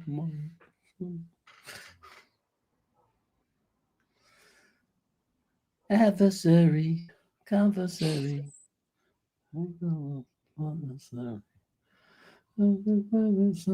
Yeah, Rusty Spooner, I'm telling you, this is not far from what I'm thinking right now. I think I'm delayed. How'd you guys like my stream, though? You know what I did? I sat Rusty Spooner, everybody else, all you guys making fun of me. What we did, I brought in another internet. Listen to this, the one that we used to use on the road. Like I bought the T-Mobile home thing. And when we were in the RV, I used to have, all the internets, right? All the little things. We went and got T-Mobile home, which is a big modem. And so I have that here. And I plug directly into it, like using the Ethernet cord instead of using Wi-Fi. I actually plug directly into it. And look, we're solved. I'm going to get to designated. I'm going to go get fiber optic shit and just do it for Green Bean. But anyway, you don't care, Jeremy. I don't know why it is. I feel like I'm talking to nobody right now. I care. No, I care. I care. I care. I care. Miracle, empirical, miracle. All right, here we go. You guys ready for the Aaron Glenn Fun Fest? All right, here we go. Somewhat the same groin that he had before. So we'll see how that is. Isaiah has a knee, and then Eric Watts is probably a concussion. So he'll be in the protocol when it comes to that. I think that was all of the injuries. When it comes to this game, very disappointing on a number of different levels. When you give up that many points, that's tough. It doesn't allow our quarterback to actually get in the groove. Doesn't allow our offense to get in the groove, especially getting down 21 early in the game. Doesn't allow our offense to get in the groove and to get going. And obviously our offense didn't play, up to par either. So there was issues across the board. I thought a special team showed up. Obviously we got the one that was called back, and we had a young player that actually was blocking out of bounds. That's what they were saying allegedly. So we have to look at that and see exactly how that went. I thought Brady did some good things, but again, he was in a bad situation. We had to probably put the ball up in the air more than we wanted him to. And I would say some of those throws, he would say that's on him. And then also, man, we have to make sure we protect him. And I'm not just talking about protection as far as dropping back, but protection as far as making sure we do the things that we have to do to make sure that he can operate the offense in a timely manner. But again, very disappointing, very disappointing. Again, I'm always looking myself first. But this was tough. This was tough. So any questions? How do you explain 2 quarterback hits and no sacks on Trevor Lawrence? It's hard to explain it, to be honest with you. Especially knowing that, man, he's a guy that's going to hold the ball and he's going to try to play hero ball for the most part, and not a bad part of him. That's just who he is. And he's made a lot of plays. And when he do that, like he did today, we have to do a better job of getting to the quarterback and making sure we get hits on the quarterback. And we did not do that today. So it's really hard to explain that. And that's part of the reason I'm somewhat pissed at that. And we got to get better at that. I mean, you're a defensive guy, and obviously you haven't looked at the film, but they scored 8 out of the first 9 drives. Yes, they did. I mean, is there an adjustment issue on the part of? There's a number of issues that we have to end up looking at. And, Phillip Rivers. and some of that you don't have to look at the film. It's just an area that we have to improve on. And that's all of us. That's every position on defense. We have to look at it and see exactly where are our mishaps at, where are our downfalls at. And I know we had some rookies playing, but that's no excuse. I know we had another corner out there playing, his first time starting for us. That's no excuse. I'm talking about Stiggers.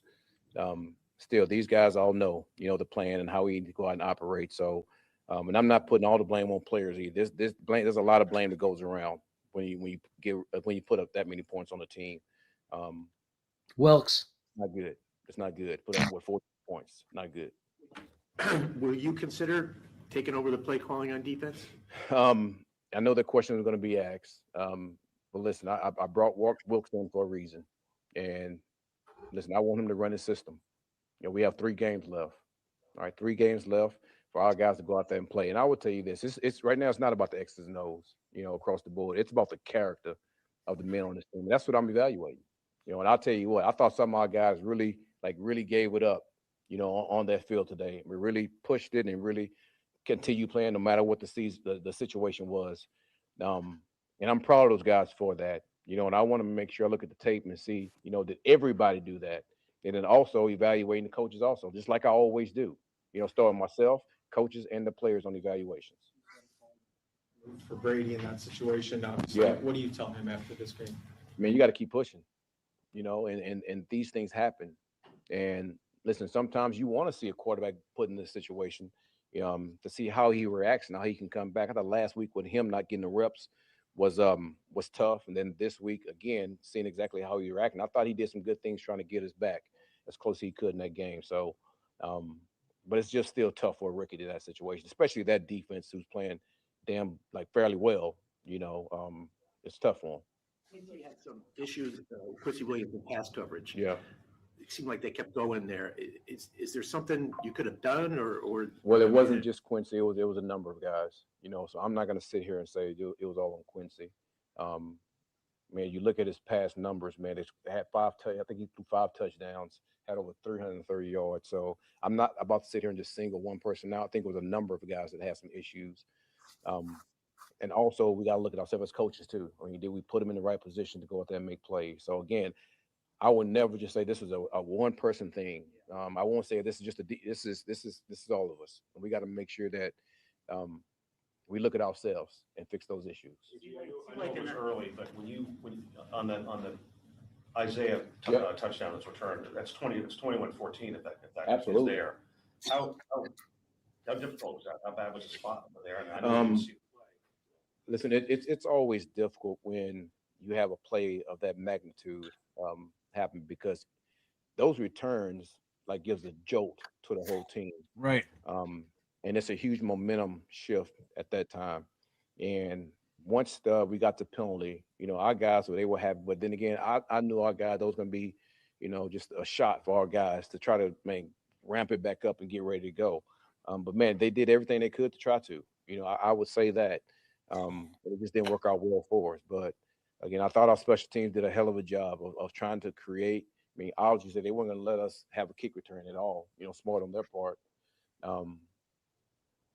But man, I'm just thinking about this deal overall thing. We have to get better. We have to get a lot better. Offense, defense, and special teams. There was a stretch over October, November, where even if the wins weren't coming, you were happy with progress. You saw improvement. Yeah. Last 2 weeks, has this been a step back these last 2 weeks? Yeah, it has been. Because you just don't give up that many points and lose by that margin and say that it's not. I'm not going to BS any of you guys and nobody else, but again, we have to make sure that we can fix that. Again, I'm evaluating everything. I'm evaluating the schematics. I'm evaluating the X's and the O's. I'm evaluating the players, the character of this team.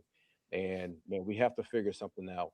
Because I do know this, there were a number of guys that really gave it to us this game. And I know that because I could see how tired they were. I could see how they played in the game. We just have to get better. We can't lose games like that. It's unacceptable. Last one. Just to follow on that theme, what was your message to them after this game? As far as what do you say? No, we can't just pack, no, and we don't have men that's like that, So when we have to come back on Monday and look at it, we got to eat it and we got to move on. And again, it's not just about the X's and O's, it's about the character of this team. Like which guy's going to lay it on the line and continue to play. Which coach is going to lay it on the line and continue to make sure we put our players in the right position. Make sure how am I going to lay it on the line and make sure that I can get us all moving in the same direction. So those are things that I talk to the players about, and they know that, So this is a tough one. But all I know this. You can't just sit back and just be like, okay, no, we got 3 games. We got 3 games to say exactly how we're going to finish the season out. And that's all I'm worried about right now. Thanks, everybody. All right. Let me say this. Without getting into the crazy details of it all, that's exactly what I wanted to hear from him. You know what I mean? As far as what we're actually doing, like at these press conferences and it's like the coaching interviews on the sideline, it's all ridiculous. You know what I mean? Like it's all so silly. You can only say so much. You can only reveal so much. But as far as the mentality in that shit, like and what we're actually doing, that's exactly what I want to hear. I'm fucking sick. Like when you say something like that, how big of a deal is getting the kick return call back? It's not just about the points. It's what it does to the game. It's what it does to the team. That kind of fucking bullshit. And that's just being an example. But all the time, it's like getting all the way down to the end zone. And like a turnover is bad no matter how you slice it. But an end zone interception does something to the team that is greater than a turnover in a different situation. And understanding all that shit and what is what and where things need to happen, what situations are more important, who steps up, like stats, right? When you look at stats, the box score, you go, oh, well, he had 260 yards. Where did they happen? How did they occur? Those kinds of things are what I'm always looking for. When I'm doing my shit that I do, like I fan a certain way. I'm a certain type of fucking fan. But anyway, that's the kind of, he said some shit I like there. And fucking punch somebody in the face. Anyway, Jeremy, what'd you think? Yeah, what is he going to say after a block? There was nothing he was going to say that was going to make anybody happy. Right. There's nothing he's going to say. There's nothing. Like, no matter what, you're going to look at him and you're going to feel nauseous. He didn't come out there and try to bullshit us and say it was better than what we saw. Right. So I mean, it is what it is. We look, and again, this fan base, impossible to please. Y'all wanted to lose. Well, That's they right. went out, they lost in grand fashion. But we're mad about it. In grand fashion, they stuck an undrafted free agent quarterback in there that somehow half of this fan base decided could play NFL football out of nothing. He was an undrafted free agent that no team in the NFL felt was worth drafting, yet somehow we convinced ourselves that he could be good. And then when he wasn't, we're going to act surprised. It's funny. It is funny. It's a funny thing. Again, like I've talked about the last fucking 2 months or so, we've created a situation where we won't allow satisfaction or happiness on either side of it. Like right now, what we should be getting in the chat and everything is an overabundance of elation, right, Jeremy? Because we lost. We lost. Yay. And look, Garrett Wilson is not out there. The quarterback is somebody we won't even know next year, that kind of a thing. This is the perfect way to do it. And we still won't be happy. What we'll see out front now is how Aaron Glenn needs to be fired. That's what we'll see. That's what we'll see. Right. So Phillip Rivers looks better than any quarterback we've had in a long time, though, already. Doesn't he? No, but what we need, Green Bean, is I want them to lose. I want to tank for the draft, but I want them to look good and be a good football team. That's what we're saying. So they got to look really good and everything, and we got to be a good, real competent football team, but we have to lose. Look, that would be beautiful. That would be wonderful. But the reality is you're hoping to go 3-14. Guess what? If you go 3-14, you got a pretty good football team. That's right. You're not good. You're 3-14. That's what you want, which means don't be surprised that it's going to look ugly, because that's what 3-14 looks like. That's what it looks like. Billy, you gave Brady Cook a B? Oh my gosh, buddy. He wasn't good most of the game. We give too many credits, because our bar is so low. Look, that's what it is. And I'm doing the same thing. He threw and completed the pass. Oh my God, he threw a pass. He's good. He threw a completed pass. He threw a completed pass. Right. Even some of those completions that we saw, like the 80 Mitchell crazy catch, he had to come back to that. That's what it was. We don't even know what it looks like anymore. And this is no shot at anybody. I'm talking about us as a whole. We don't even know what it looks like for the wide receiver to be running like a slant route, and for the quarterback to throw it where he's where he's going to be, that he could still be running full speed and catch a nice soft fucking pass in the breadbasket and keep going. We don't even know what that looks like. We haven't seen that in a decade or more. Not even Aaron Rodgers came here and did that very often. Yeah. He was all over the place. Crazy. Still hard to watch, huh? Yeah, that's the thing. Field goal. It's good. It's good. What? Field goal? Really? Oh my God, I'm so fucking behind. Oh my God. Yeah, I was 40 seconds behind, it looks like. Oh, wow. It's hard to watch. It's good. Mission accomplished. Right, Rebecca. So Phil Adams says, quarterback grades, Fields F, Taylor D, Cook C. I don't know how we can get to C, dude. He's got 5 interceptions in less than 2 full games. 5 and 2 fumbles. 5 interceptions, 3 of which were in the end zone, or right around it, scoring. And they weren't bad luck. They weren't tips. They weren't bad luck interceptions. Right. That interception in the end zone, there was no pressure. There was nothing. Just a clean interception. Clean. And on his incompletions, some of them were ridiculously overthrown. So it's I don't know. I think we got to look to find the nice passes. There were some that first scoring drive. I thought that was a nice collection. There was 3 or 4 really nice throws on that drive. And I gave it to him, right? I said, wow, okay, here we go. Let's do it. Let's have ourselves a game. Phil Adams sent me a picture that is so disturbing. I swear, I hope that's not his leg, but I think it is. I think he don't show me. I don't want to see it. Nope. He sent me a picture of his legs sewed up or something. Phil Adams, did you just have surgery or something? Like, please say that wasn't your legs. Say that's not you. It was. I would never send anybody that picture. It was so bad. I'm gonna have nightmares tonight. I don't think I'm gonna be able to eat for a week. You helped my diet, Phil. I'll tell you that.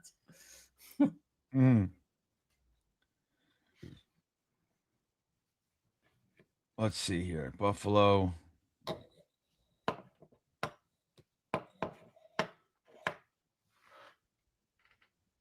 That's his knee. Oh my God. Terrible. Oh, he had some surgery done. I'm telling you, he's not going to be walking for a long time. Ugh, so bad. Phil, put the bandage back on and don't ever take it off. Do not stop taking it off. Don't take the bandage off of that, man. Keep that thing wrapped up. I think the bandage is what's going to hold your leg together still. Maybe in your country, you just walk around with, like, after surgery with your freaking leg stitches showing. You know, we don't, in this country, we wrap it up. We don't want to look at it. You wrap it up. Wrap it up. Plaster of Paris, whatever it takes.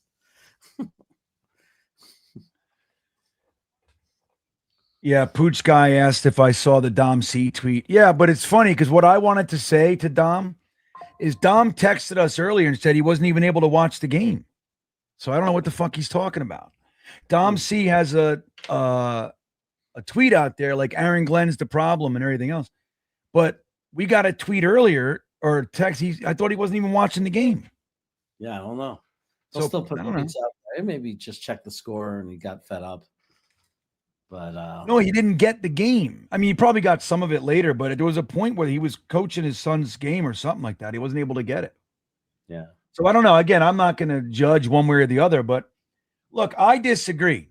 Again, I'm not saying Glenn is or isn't anything, but this idea, like, again, what I'm looking for are the things that Glenn is doing.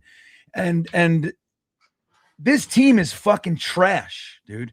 And a lot of the players that we all loved and liked, I got all this shit going into this season. People telling me the Jets are going to surprise and we're better than you think. And I mean, look, I try to be positive all the time. You guys know that. I wasn't seeing it this year. I wasn't seeing it. And now I didn't see the trades and some of the things. I mean, I'm not a fucking fortune teller, but I love that we're finally finding out who these guys really are. There are very few people on this team that I actually want to see stay. I'm ready to get rid of fucking all these guys. Like, I'm sick of it, man. Yeah, I want a team of men. I want a team of men who are willing to fucking, again, you could see it. Isaiah Williams, Isaiah Davis, the offensive line. At the end of the game, they were still playing their asses off. And there are guys you can see that aren't. Go. Get out of here. So I saw it, and I'm not going to disagree with Dom necessarily just for the sake of doing it, but I'm going to give a guy who came into the situation that he did significantly more than a lot of you are willing to give him. And I didn't like Saleh. I tried to fucking be positive. Saleh, I didn't like the hire, but he did very little that I was like, okay, this guy can coach. On the sideline, never liked what he was saying, doing. I just never liked it. Aaron Glenn, different to me. I think you got to make hard decisions and do things in a way that I think he's trying to do it. So I'm willing to give him a little bit more rope than a lot of you guys. If you don't see it, you don't see it. Yeah. I'm not saying I'm right necessarily. What were you going to say? I'm saying the only thing that gives me any hope at all, because if it wasn't for all the draft picks, the first round draft picks that we have, and this is the master, like you did a video about this, the mastermind Woody Johnson. The only reason I could even have any sense of hope to stay tuned in is because of those draft picks. That's it. Yeah. Otherwise, it feels completely hopeless. Yeah. But those draft picks, the draft picks, you know. Yep. Blitz Crew saying, looking at the play, won't be shocked if Mahomes has a torn MCL. LA, let's see, Los Angeles, Giants and Titans. Or you mean, who's LA? Giants and Titans. Who's going to win again this year? Oh, the Rams, Giants, or Titans? Who's going to? No, you can't. Do you mean Louisiana? Are you saying the New Orleans? Who's going to win? L.A. No. Maybe he means the LA Rams. Yeah, but he's saying like out of the teams, Las Vegas, maybe. No, they have the Saints pick though. They have the Saints pick the Rams. So if the Saints were to finish with the worst record, it goes to the Rams. The Rams have that draft pick. No, they don't. Oh, they have the Falcons draft pick. They have Atlanta's draft pick. That's right. Yeah. I don't know what you're talking. You're making it worse right now. He means the Raiders. He means the Raiders. He means the Raiders. Okay, so that's what you meant. All right, Blitz Crew. I don't know. I think all of them have to. For my dream.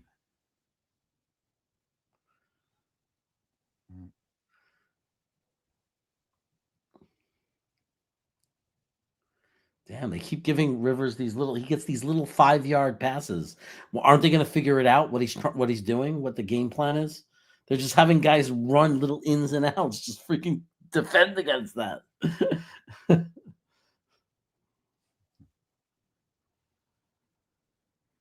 Oh, they challenged it on time. All right. So, all right, what else we got here? So, thanks, Blitzker. Yeah, I don't know. I think if I had to, I got to look at everything, but I saw a scenario. Well, the Titans play the Saints. So here's what I want. The Titans got to beat the Saints, and the Saints got to beat the Jets. That's what's got to happen. If that happens, it helps us tremendously. Out of bounds. It helps us tremendously if that happens. So that would be the route that I'm going. The truth is, these teams are really bad, and that includes us. Because man, oh man, like, dude, we had Jordan Clark running around today and a running back named Herbert. So, you know what I mean? Like, yeah. I don't even know why a guy named Herbert would be on the field. We still got him, Wangu and Isaiah Davis and Breece Hall. Like, why is Herbert running? And maybe they just said it's not even worth them. It's not even worth using our guys at this point. Okay. That's what it was. Yeah. I mean, it's funny because the Jaguars were playing hard to the very end with everybody. And we had already went up to our backup guys. Oh, let's see what this guy Herbert has. Yeah. Yeah. Hamza says, if you remember at the beginning of the season, I said Fields sucked and we beat 3-17. Oh yeah, dude, you were number one. There was a lot of folks that were on the anti-Fields thing. Hamza was way out front of that one. Like he was the leader. He was the leader. He's just got to work on his math. Why? 3-17. 3-17 is not possible. If you make the playoffs, it is. Yeah. I was about to say unless somehow. Oh, right. Okay, good point. Unless they make the playoffs. 3-13, you make the playoffs. That's so good. Somehow you lose 3 times in the playoffs. Yeah. Right. You lose all. Dude, they made it to the playoffs. They lost every single playoff game. Man, my voice is shot, bro. People got upset. We are who I knew we were. Still hard to watch. 50-year. Yeah, tell me about it. Well, like I said, and I remember those conversations, Hamza. I remember them clearly. My take then was, and you remember this, it's a long shot for the Fields thing, but I get it. I get why they did it. I understand, like in this year that you're in like a flux year, right? You got to get rid of Aaron Rodgers. There's very few options. Now they could have used, their second round pick on a quarterback. Like they could have done something like that or a later round pick. They could have done something that way. But other than that, there weren't really, beautiful options. Justin Fields gave you the best chance for somebody to have that kind of resurgent year, right? He with the Steelers thing and everything. They reversed it. What'd they reverse? It's they're gonna have to punt now. It's 4th and 4. So they just punted on my screen. I just saw them punt. Yeah. Okay. They're ahead of me a little. So it's 3-3 in this game. This is a juggernaut game. Looks like a very defensive battle. Yes. Here comes Sam. This is the touchdown drive, by the way. But yeah, it is brutal to watch, Hamza. Like it's just That's the thing. And we know guys like myself who are doing live streams. Me and Jeremy have been together for what, 4 years now doing this? We're on our fourth.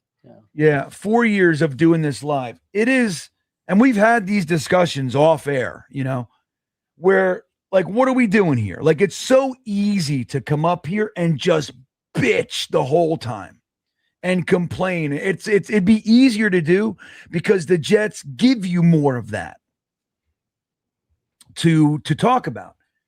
But what are we really trying to do? Is to have the only reason we watch sports in the first place is because it's supposed to be fun.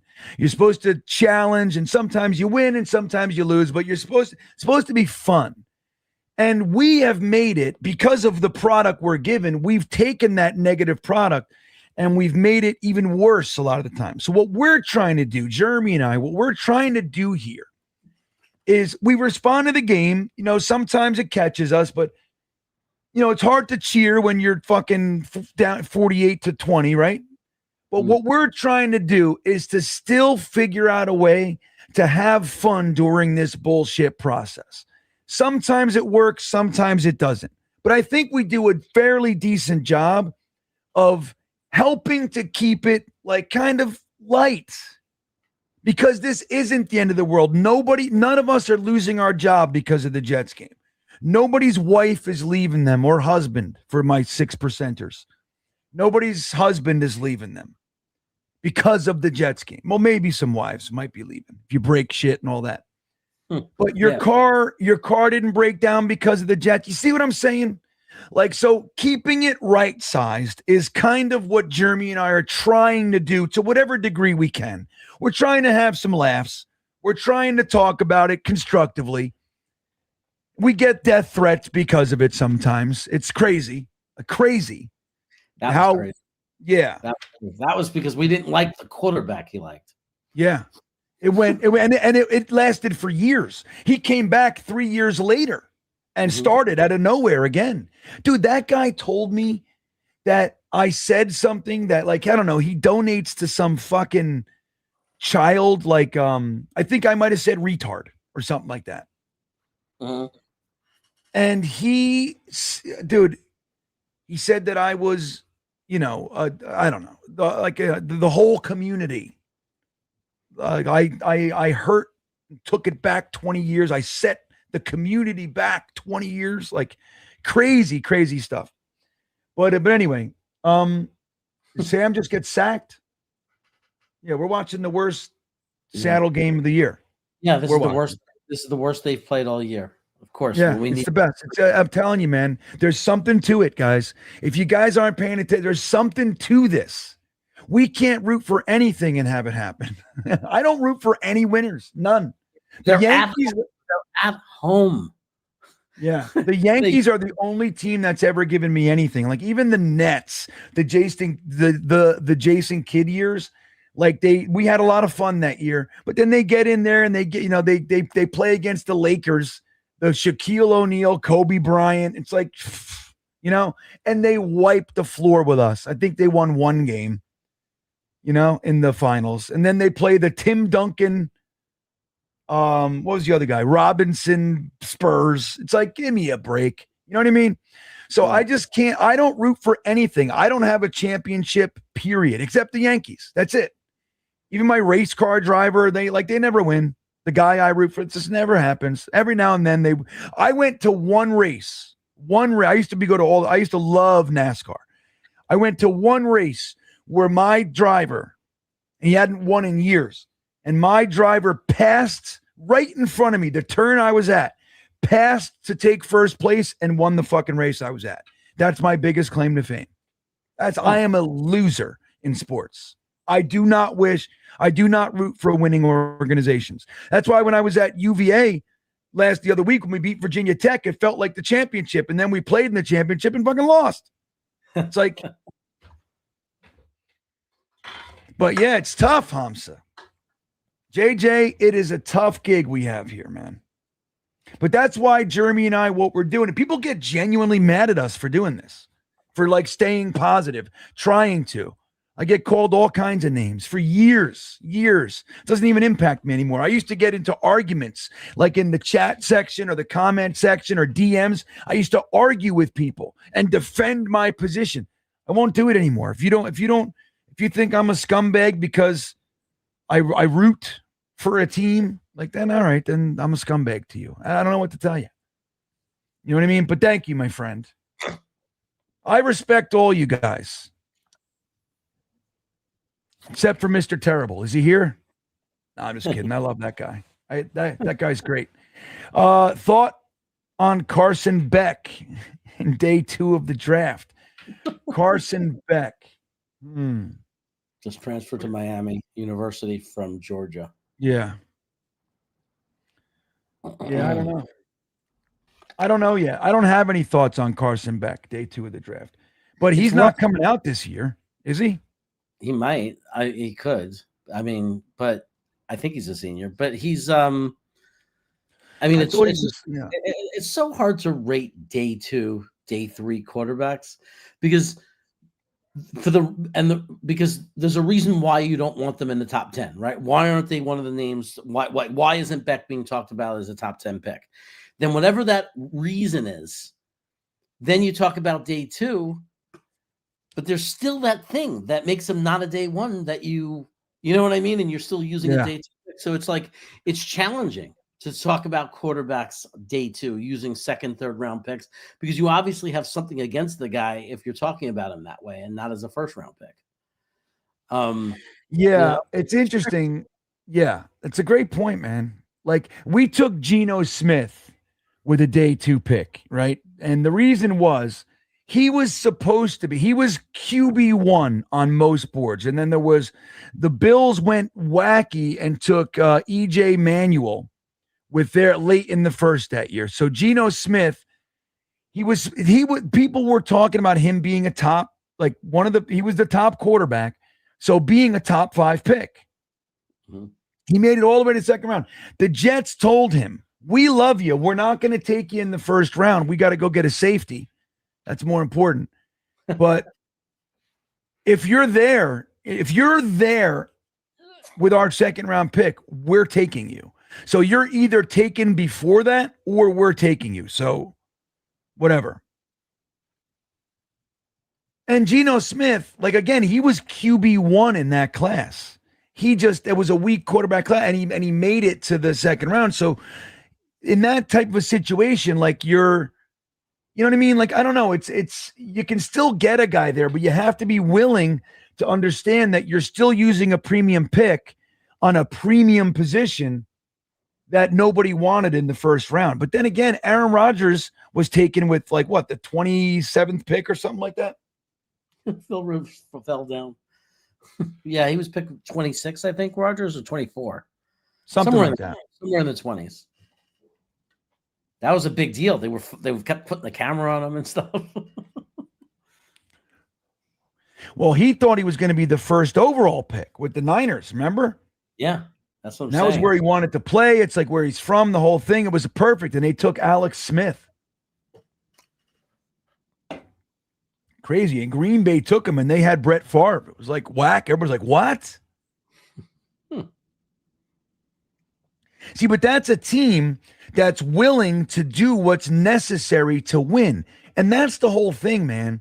Like, that's one of the reasons I'm liking what I'm seeing from Aaron Glenn. It doesn't feel to me like it all has to happen right now. Like, which is always how it feels. Like, what are we doing right now to give us impact right now? And I feel like even like trading Sauce and trading Quinnen, it feels to me like they're slowing it down and they're doing it. Look, we got to make the tough decisions. We got to have this season where everything sucks and falls to fucking pieces. I need to know what these people are made of in this locker room. Really made of. That's what it feels like. Like, you don't think Green Bay fans, like if that was us, if we had Brett Favre and the general manager, instead of getting him a wide receiver or a fucking big tight end or whatever, used our 1st round pick on another quarterback, we would be fucking furious. You know that? Furious. Yeah. But they did it. And it's been working. Dude, they've had 30, 40 fucking years of Hall of Fame quarterback play. And even though Jordan Love might not be quite to that level, he's fucking good. Yeah.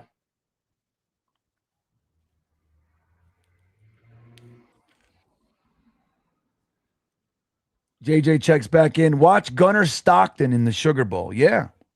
He says, by the way, 3 and 14. It was a typo. No. You wrote what you wrote. Yeah, we knew, JJ. We got you, buddy. We knew it was a typo. We're busting your balls. Yeah, we're just fucking around.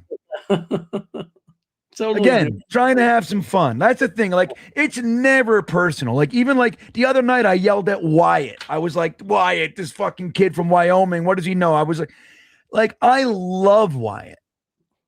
Like, anything we're ever saying. Like, and the thing is, too, don't forget, we just talked. It's 5:15. Jeremy and I have been live since 12:30. We're going on 5 hours of talking. You're going to say some stupid shit in 5 hours. You know what I mean? I can barely go 10 minutes without saying something stupid. Yeah, I know, man. It's crazy. We still got 200 people in here, and we got another 230 on X. It's crazy. Crazy. Ward is going insane. Really? Where? For the Titans? Yeah, he's having a good game, I think. Dude, the Titans winning today would be delightful. If any one of these teams, like the Raiders didn't do it for us, the Giants didn't do it, but the Redskins did, or whatever their name is, the Commanders did. That's really tough. They should go back to the Redskins. Like, this is what, 10 years now, whatever it is, that they haven't been the Redskins. I still can't do it. And let me tell you, I live in Redskins in Commanders country. Like, that's the home team here. Dude, they all still call them the Redskins. Nobody's calling them the Commanders.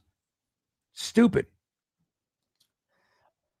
Yeah, they're down 14-10 to the Niners. He's 7 of 9 with a touchdown. So he's having a good start to the game. Nice. I wouldn't say he was going crazy. I wouldn't say he was going crazy. Yeah, Rebecca might be. Yeah, Sean's got it. Right. We're just shit talking with the bros. If that's what you're commenting on, that's what we're doing here. We're just talking shit. You know? Like, and the thing is, like, the best part of sports for me always was, like, look, I grew up in New Jersey, Northeast New Jersey. We had large contingent of Giants fans, smaller contingent of Jets fans. But my friends, Dallas fans, Miami fans, fucking, all over. I had a Chargers friend. Like, I had my friends were fans of everything. And the best part about it, Jeremy, was getting together and busting each other's chops. Yeah. Oh, that's what we do. Yeah. I'll never forget the first time you busted my chops. You sent me a little message. You're okay with that, right? I'm from Brooklyn. I get it. What did I say? You remember? I don't know. The first time you busted my chops could have been about a million things. But the point is, where I'm from, if you're hanging out with a bunch of guys, they're your buds, you guys are chilling and everything, and no one's busting each other's chops, to me, it's suspect. Oh, yeah, they don't trust each other. Yeah, they're not comfortable. Right.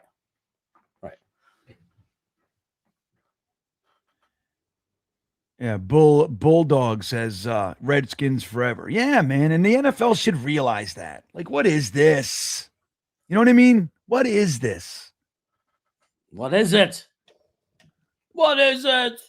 So we got a 55-yard field goal attempt coming up for this Colts team. Phillip Rivers getting them into field goal range on 4th and 6. He kicks it. Looks like it's going to be good, Jeremy.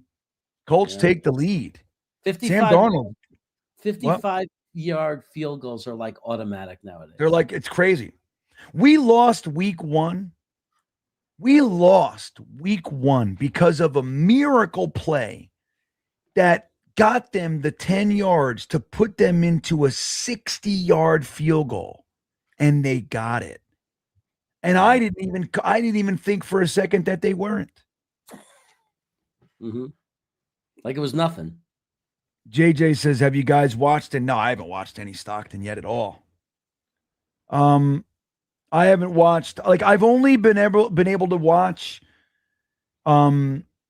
limited amount of college ball, and when I do, it's, look, I'm a UVA fan. You know what I mean? So I'll watch UVA. I watched some Indiana. I watched, Ohio State came out. I actually watched a full Alabama game this year, but I can't devote to my both weekend days to football. I can't do it. I have wife and kids, You know what I mean? Jeremy, I'm going to go pee-pees. I'll be right back.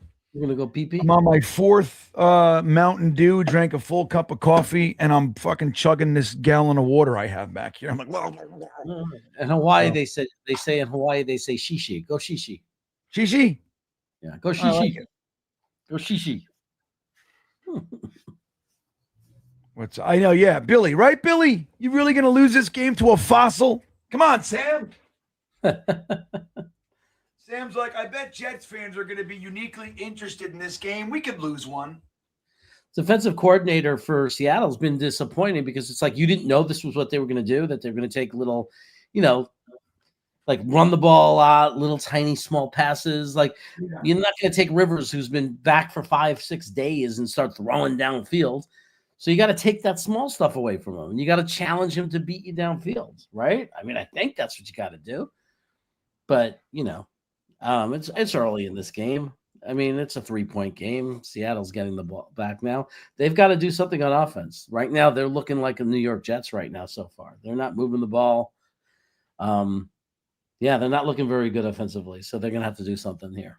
Going to open up this game a little bit, score a touchdown, get on top. You really want to put Phillip Rivers in a position where he has to throw downfield. That's what you want to do. Because it is so cold. It is so cold. I just walked outside because I'm outside in my shed. Right? I just walked out there to go use my outdoor commode, which is a bush. I just sat there and did this.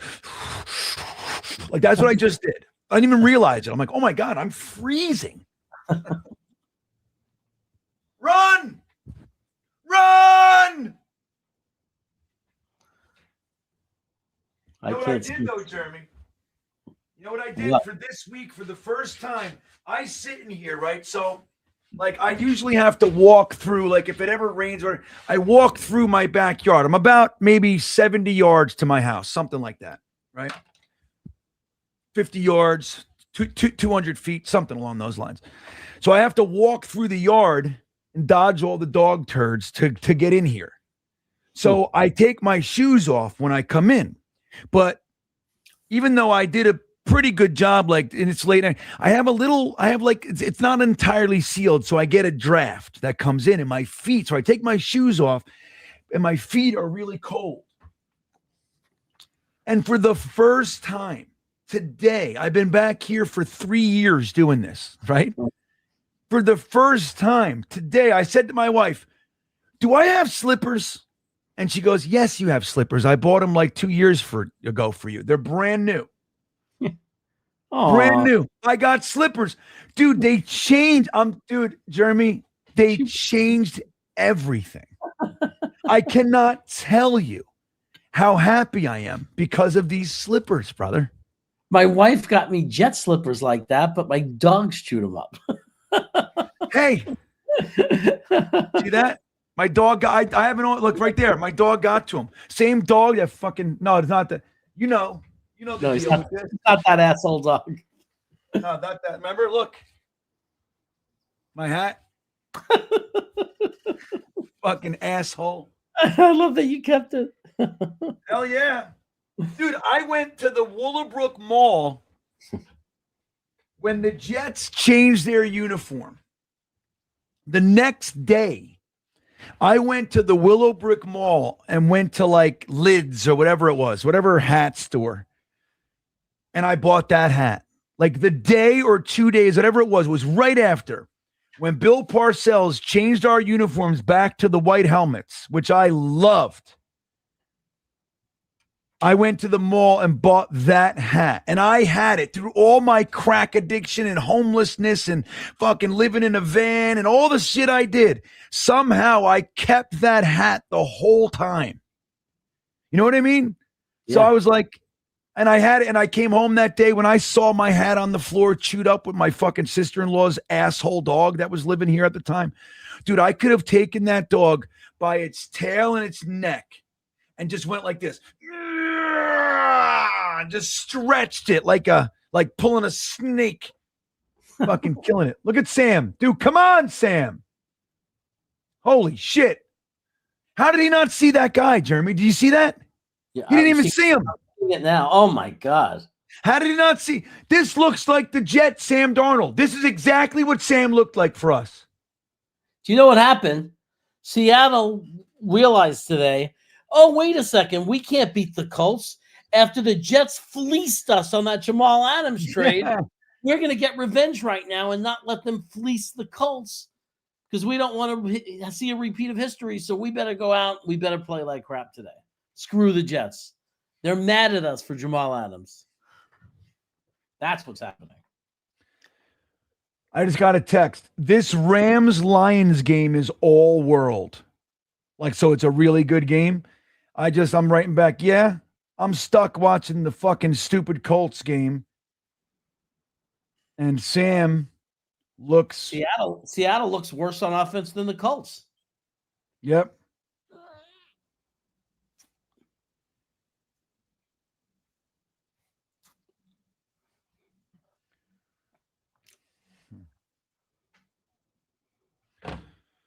I don't know. I don't know how much longer I can watch this bullshit, Jeremy. I might turn it off and go. I got to record the podcast and everything else. Yeah, we were only going to watch the first quarter just to see if it was it's already the second quarter? Holy shit. Yeah. Wow. Okay. I'll say this much. It's not a shit show.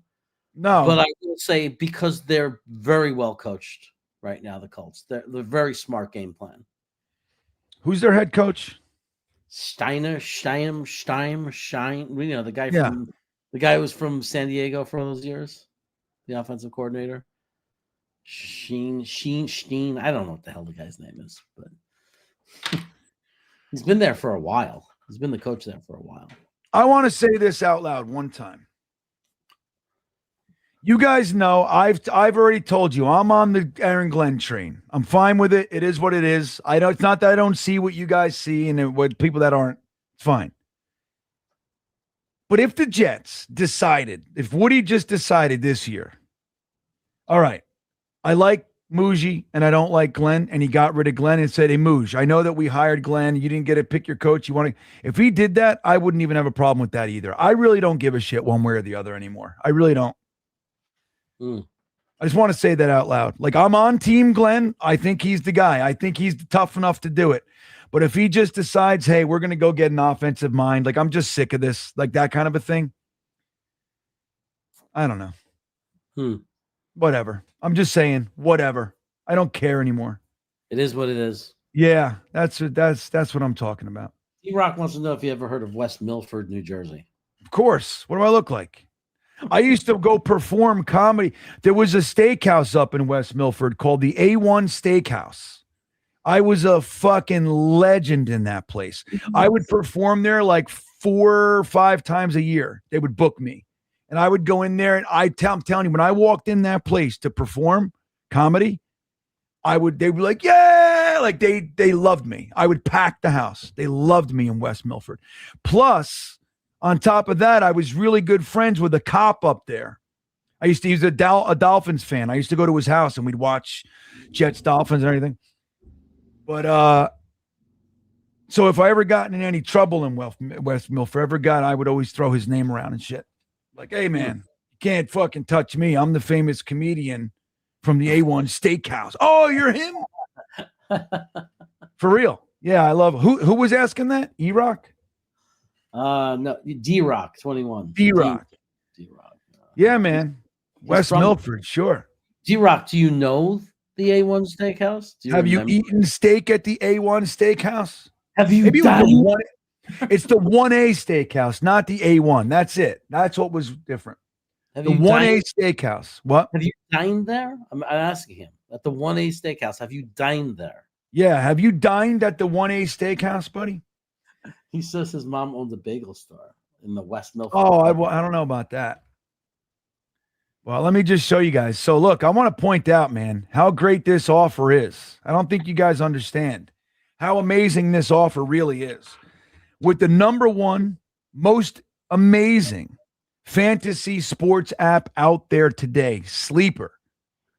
For you guys, Green Bean listeners, they're offering a no deposit needed $20 offer, bonus, if you will. You download the app. Soon as you log in, they're going to say, would you like $20? You say, I would. You can apply it right then, right there. Pick the game that you want to test your knowledge with. I picked the Jets Jaguars game. I usually pick the Jets, and the projected stats will be there. The props. Brees Hall is going to get this many yards. Brady Cook will throw for this many touchdowns. All you got to pick is more or less. Go down the line, choose as many as you'd like. Your ability to win more improve the more you add on to it, like a parlay kind of a thing. Pick more or less, you can win up to 1,000 times your money. Once you know, you're going to look at the app and go, oh my God, this is great. You make your first deposit, use the promo code GREENBEAN, and they're going to match up to $100 of that deposit. That's an amazing offer. Basically, $120 to use the Sleeper app. I've made it so simple for you guys. Putting the link in the top of the description takes you right there. Don't forget to use the promo code GREENBEAN. Don't do all this without the bonus, guys, without the match. That's the way you want to do it. And see why everybody, the most popular way to turn game day into payday is the Sleeper app. Terms and conditions apply, Jeremy. Okay, good news. Good news. New Orleans scored a touchdown. It's tied up. New Orleans and Carolina are tied at 7. Maybe we can get a New Orleans win today. We have to lose next week. Who are they playing? They're playing Carolina. Yeah, that'd be great. They're playing for the division. They got a lot to play for. They got a lot to play for. Sometimes that makes them nervous, though, right? That's good. And they're looking at the Saints. It's one of those games, man. Right. The nerves, thinking that it's an easy game, all that kind of stuff. Trap game. Perfect trap game. Look at Phillip Rivers, dude. I can't stand it. All right. With that all said, Jeremy, you got anything coming up, buddy? Yeah, tomorrow night. I'm not saying tomorrow night. Tonight, and not that long. In about 4.5 hours or so. That's 10 p.m. I will be in the danger zone with Dano in the danger zone. So, nice. We'll be talking about some stuff there, and then of course I'll be back 3 p.m. on Wednesday with Matt O'Leary on the Matt O'Leary channel. Nice, Jeremy, all over the joint. And that's always good. Look at this. Retire 80 wants to know how much I'm paying you for this one. We talked about this before the game. Yeah. Jeremy won't take any money. I offered Jeremy $30 an hour. You said no. I just prefer that whenever I'm with Green Bean, he makes sure I eat well. Which I can clearly do. Being in Virginia, he's in Sacramento. I have an apple for you. This was for you. I brought this for you. Oh, an apple. That's exciting. For the teacher. An apple for the teacher. Real quick, just one last one to answer. Jets Pain Plain says from Northeast. I'm not from Clifton. No, I used to smoke a lot of crack in Patterson though. So no, I was born in Belleville, like North Newark, like right on the Belleville Newark border right there. And my family's from like Nutley, Belleville, Lyndhurst, all that. And then I grew up in Lake Hiawatha, which is a little corner of Parsippany. That's where I was. So no, I'm not too far though from Clifton. I should drive by it all. My cousin lives in Clifton. I go there all the time, right off 3. So, but anyway, guys, that's going to do it for our show. Enjoy your day, Phil. I love you guys. It is what it is. This is a trap game, D-Rock. Right, man. This has got to make – I'm not watching it. I'm not doing this to myself. I'm not going to watch 2 disappointing games. No. Sam's going to blow it for us. I'm not watching. Let's hope the Colts still lose, but I'm not going to endure this bullshit. Guys, thanks for hanging out with us. If you haven't subscribed, please do. It is greatly appreciated. I have the goal of 15,000. I'm only 800 away from 15,000 subscribers. Don't forget, the link to Jeremy's channels are in the description, as is Dom C and Frankie and Tigo and Gunny, and everybody is in there. Matt and Ryan, all the links are there if you're looking for them. They deserve some support as well. But hit the like button on your way out. With that all said, have a great Monday, great rest of your week, and we will see you. When will we see them, Jeremy? We'll see them next week with a special guest. We're going to have somebody with us. That's right. Never been with us before. Never been here before. Right. Tune in to see who that is. Have a great week. We'll see you next time. No, he fakes it. He's setting him up. Throws it to fucking Conklin or Rucker. It's really just a Jets chamber pot. Oh, we suck at stuff. To Garrett Wilson. Oh, what a catch! What a catch! That was all Zach, everybody. Oh, Quinn gets him. Yes! Yes! Look at that. Oh, a real live offensive touchdown.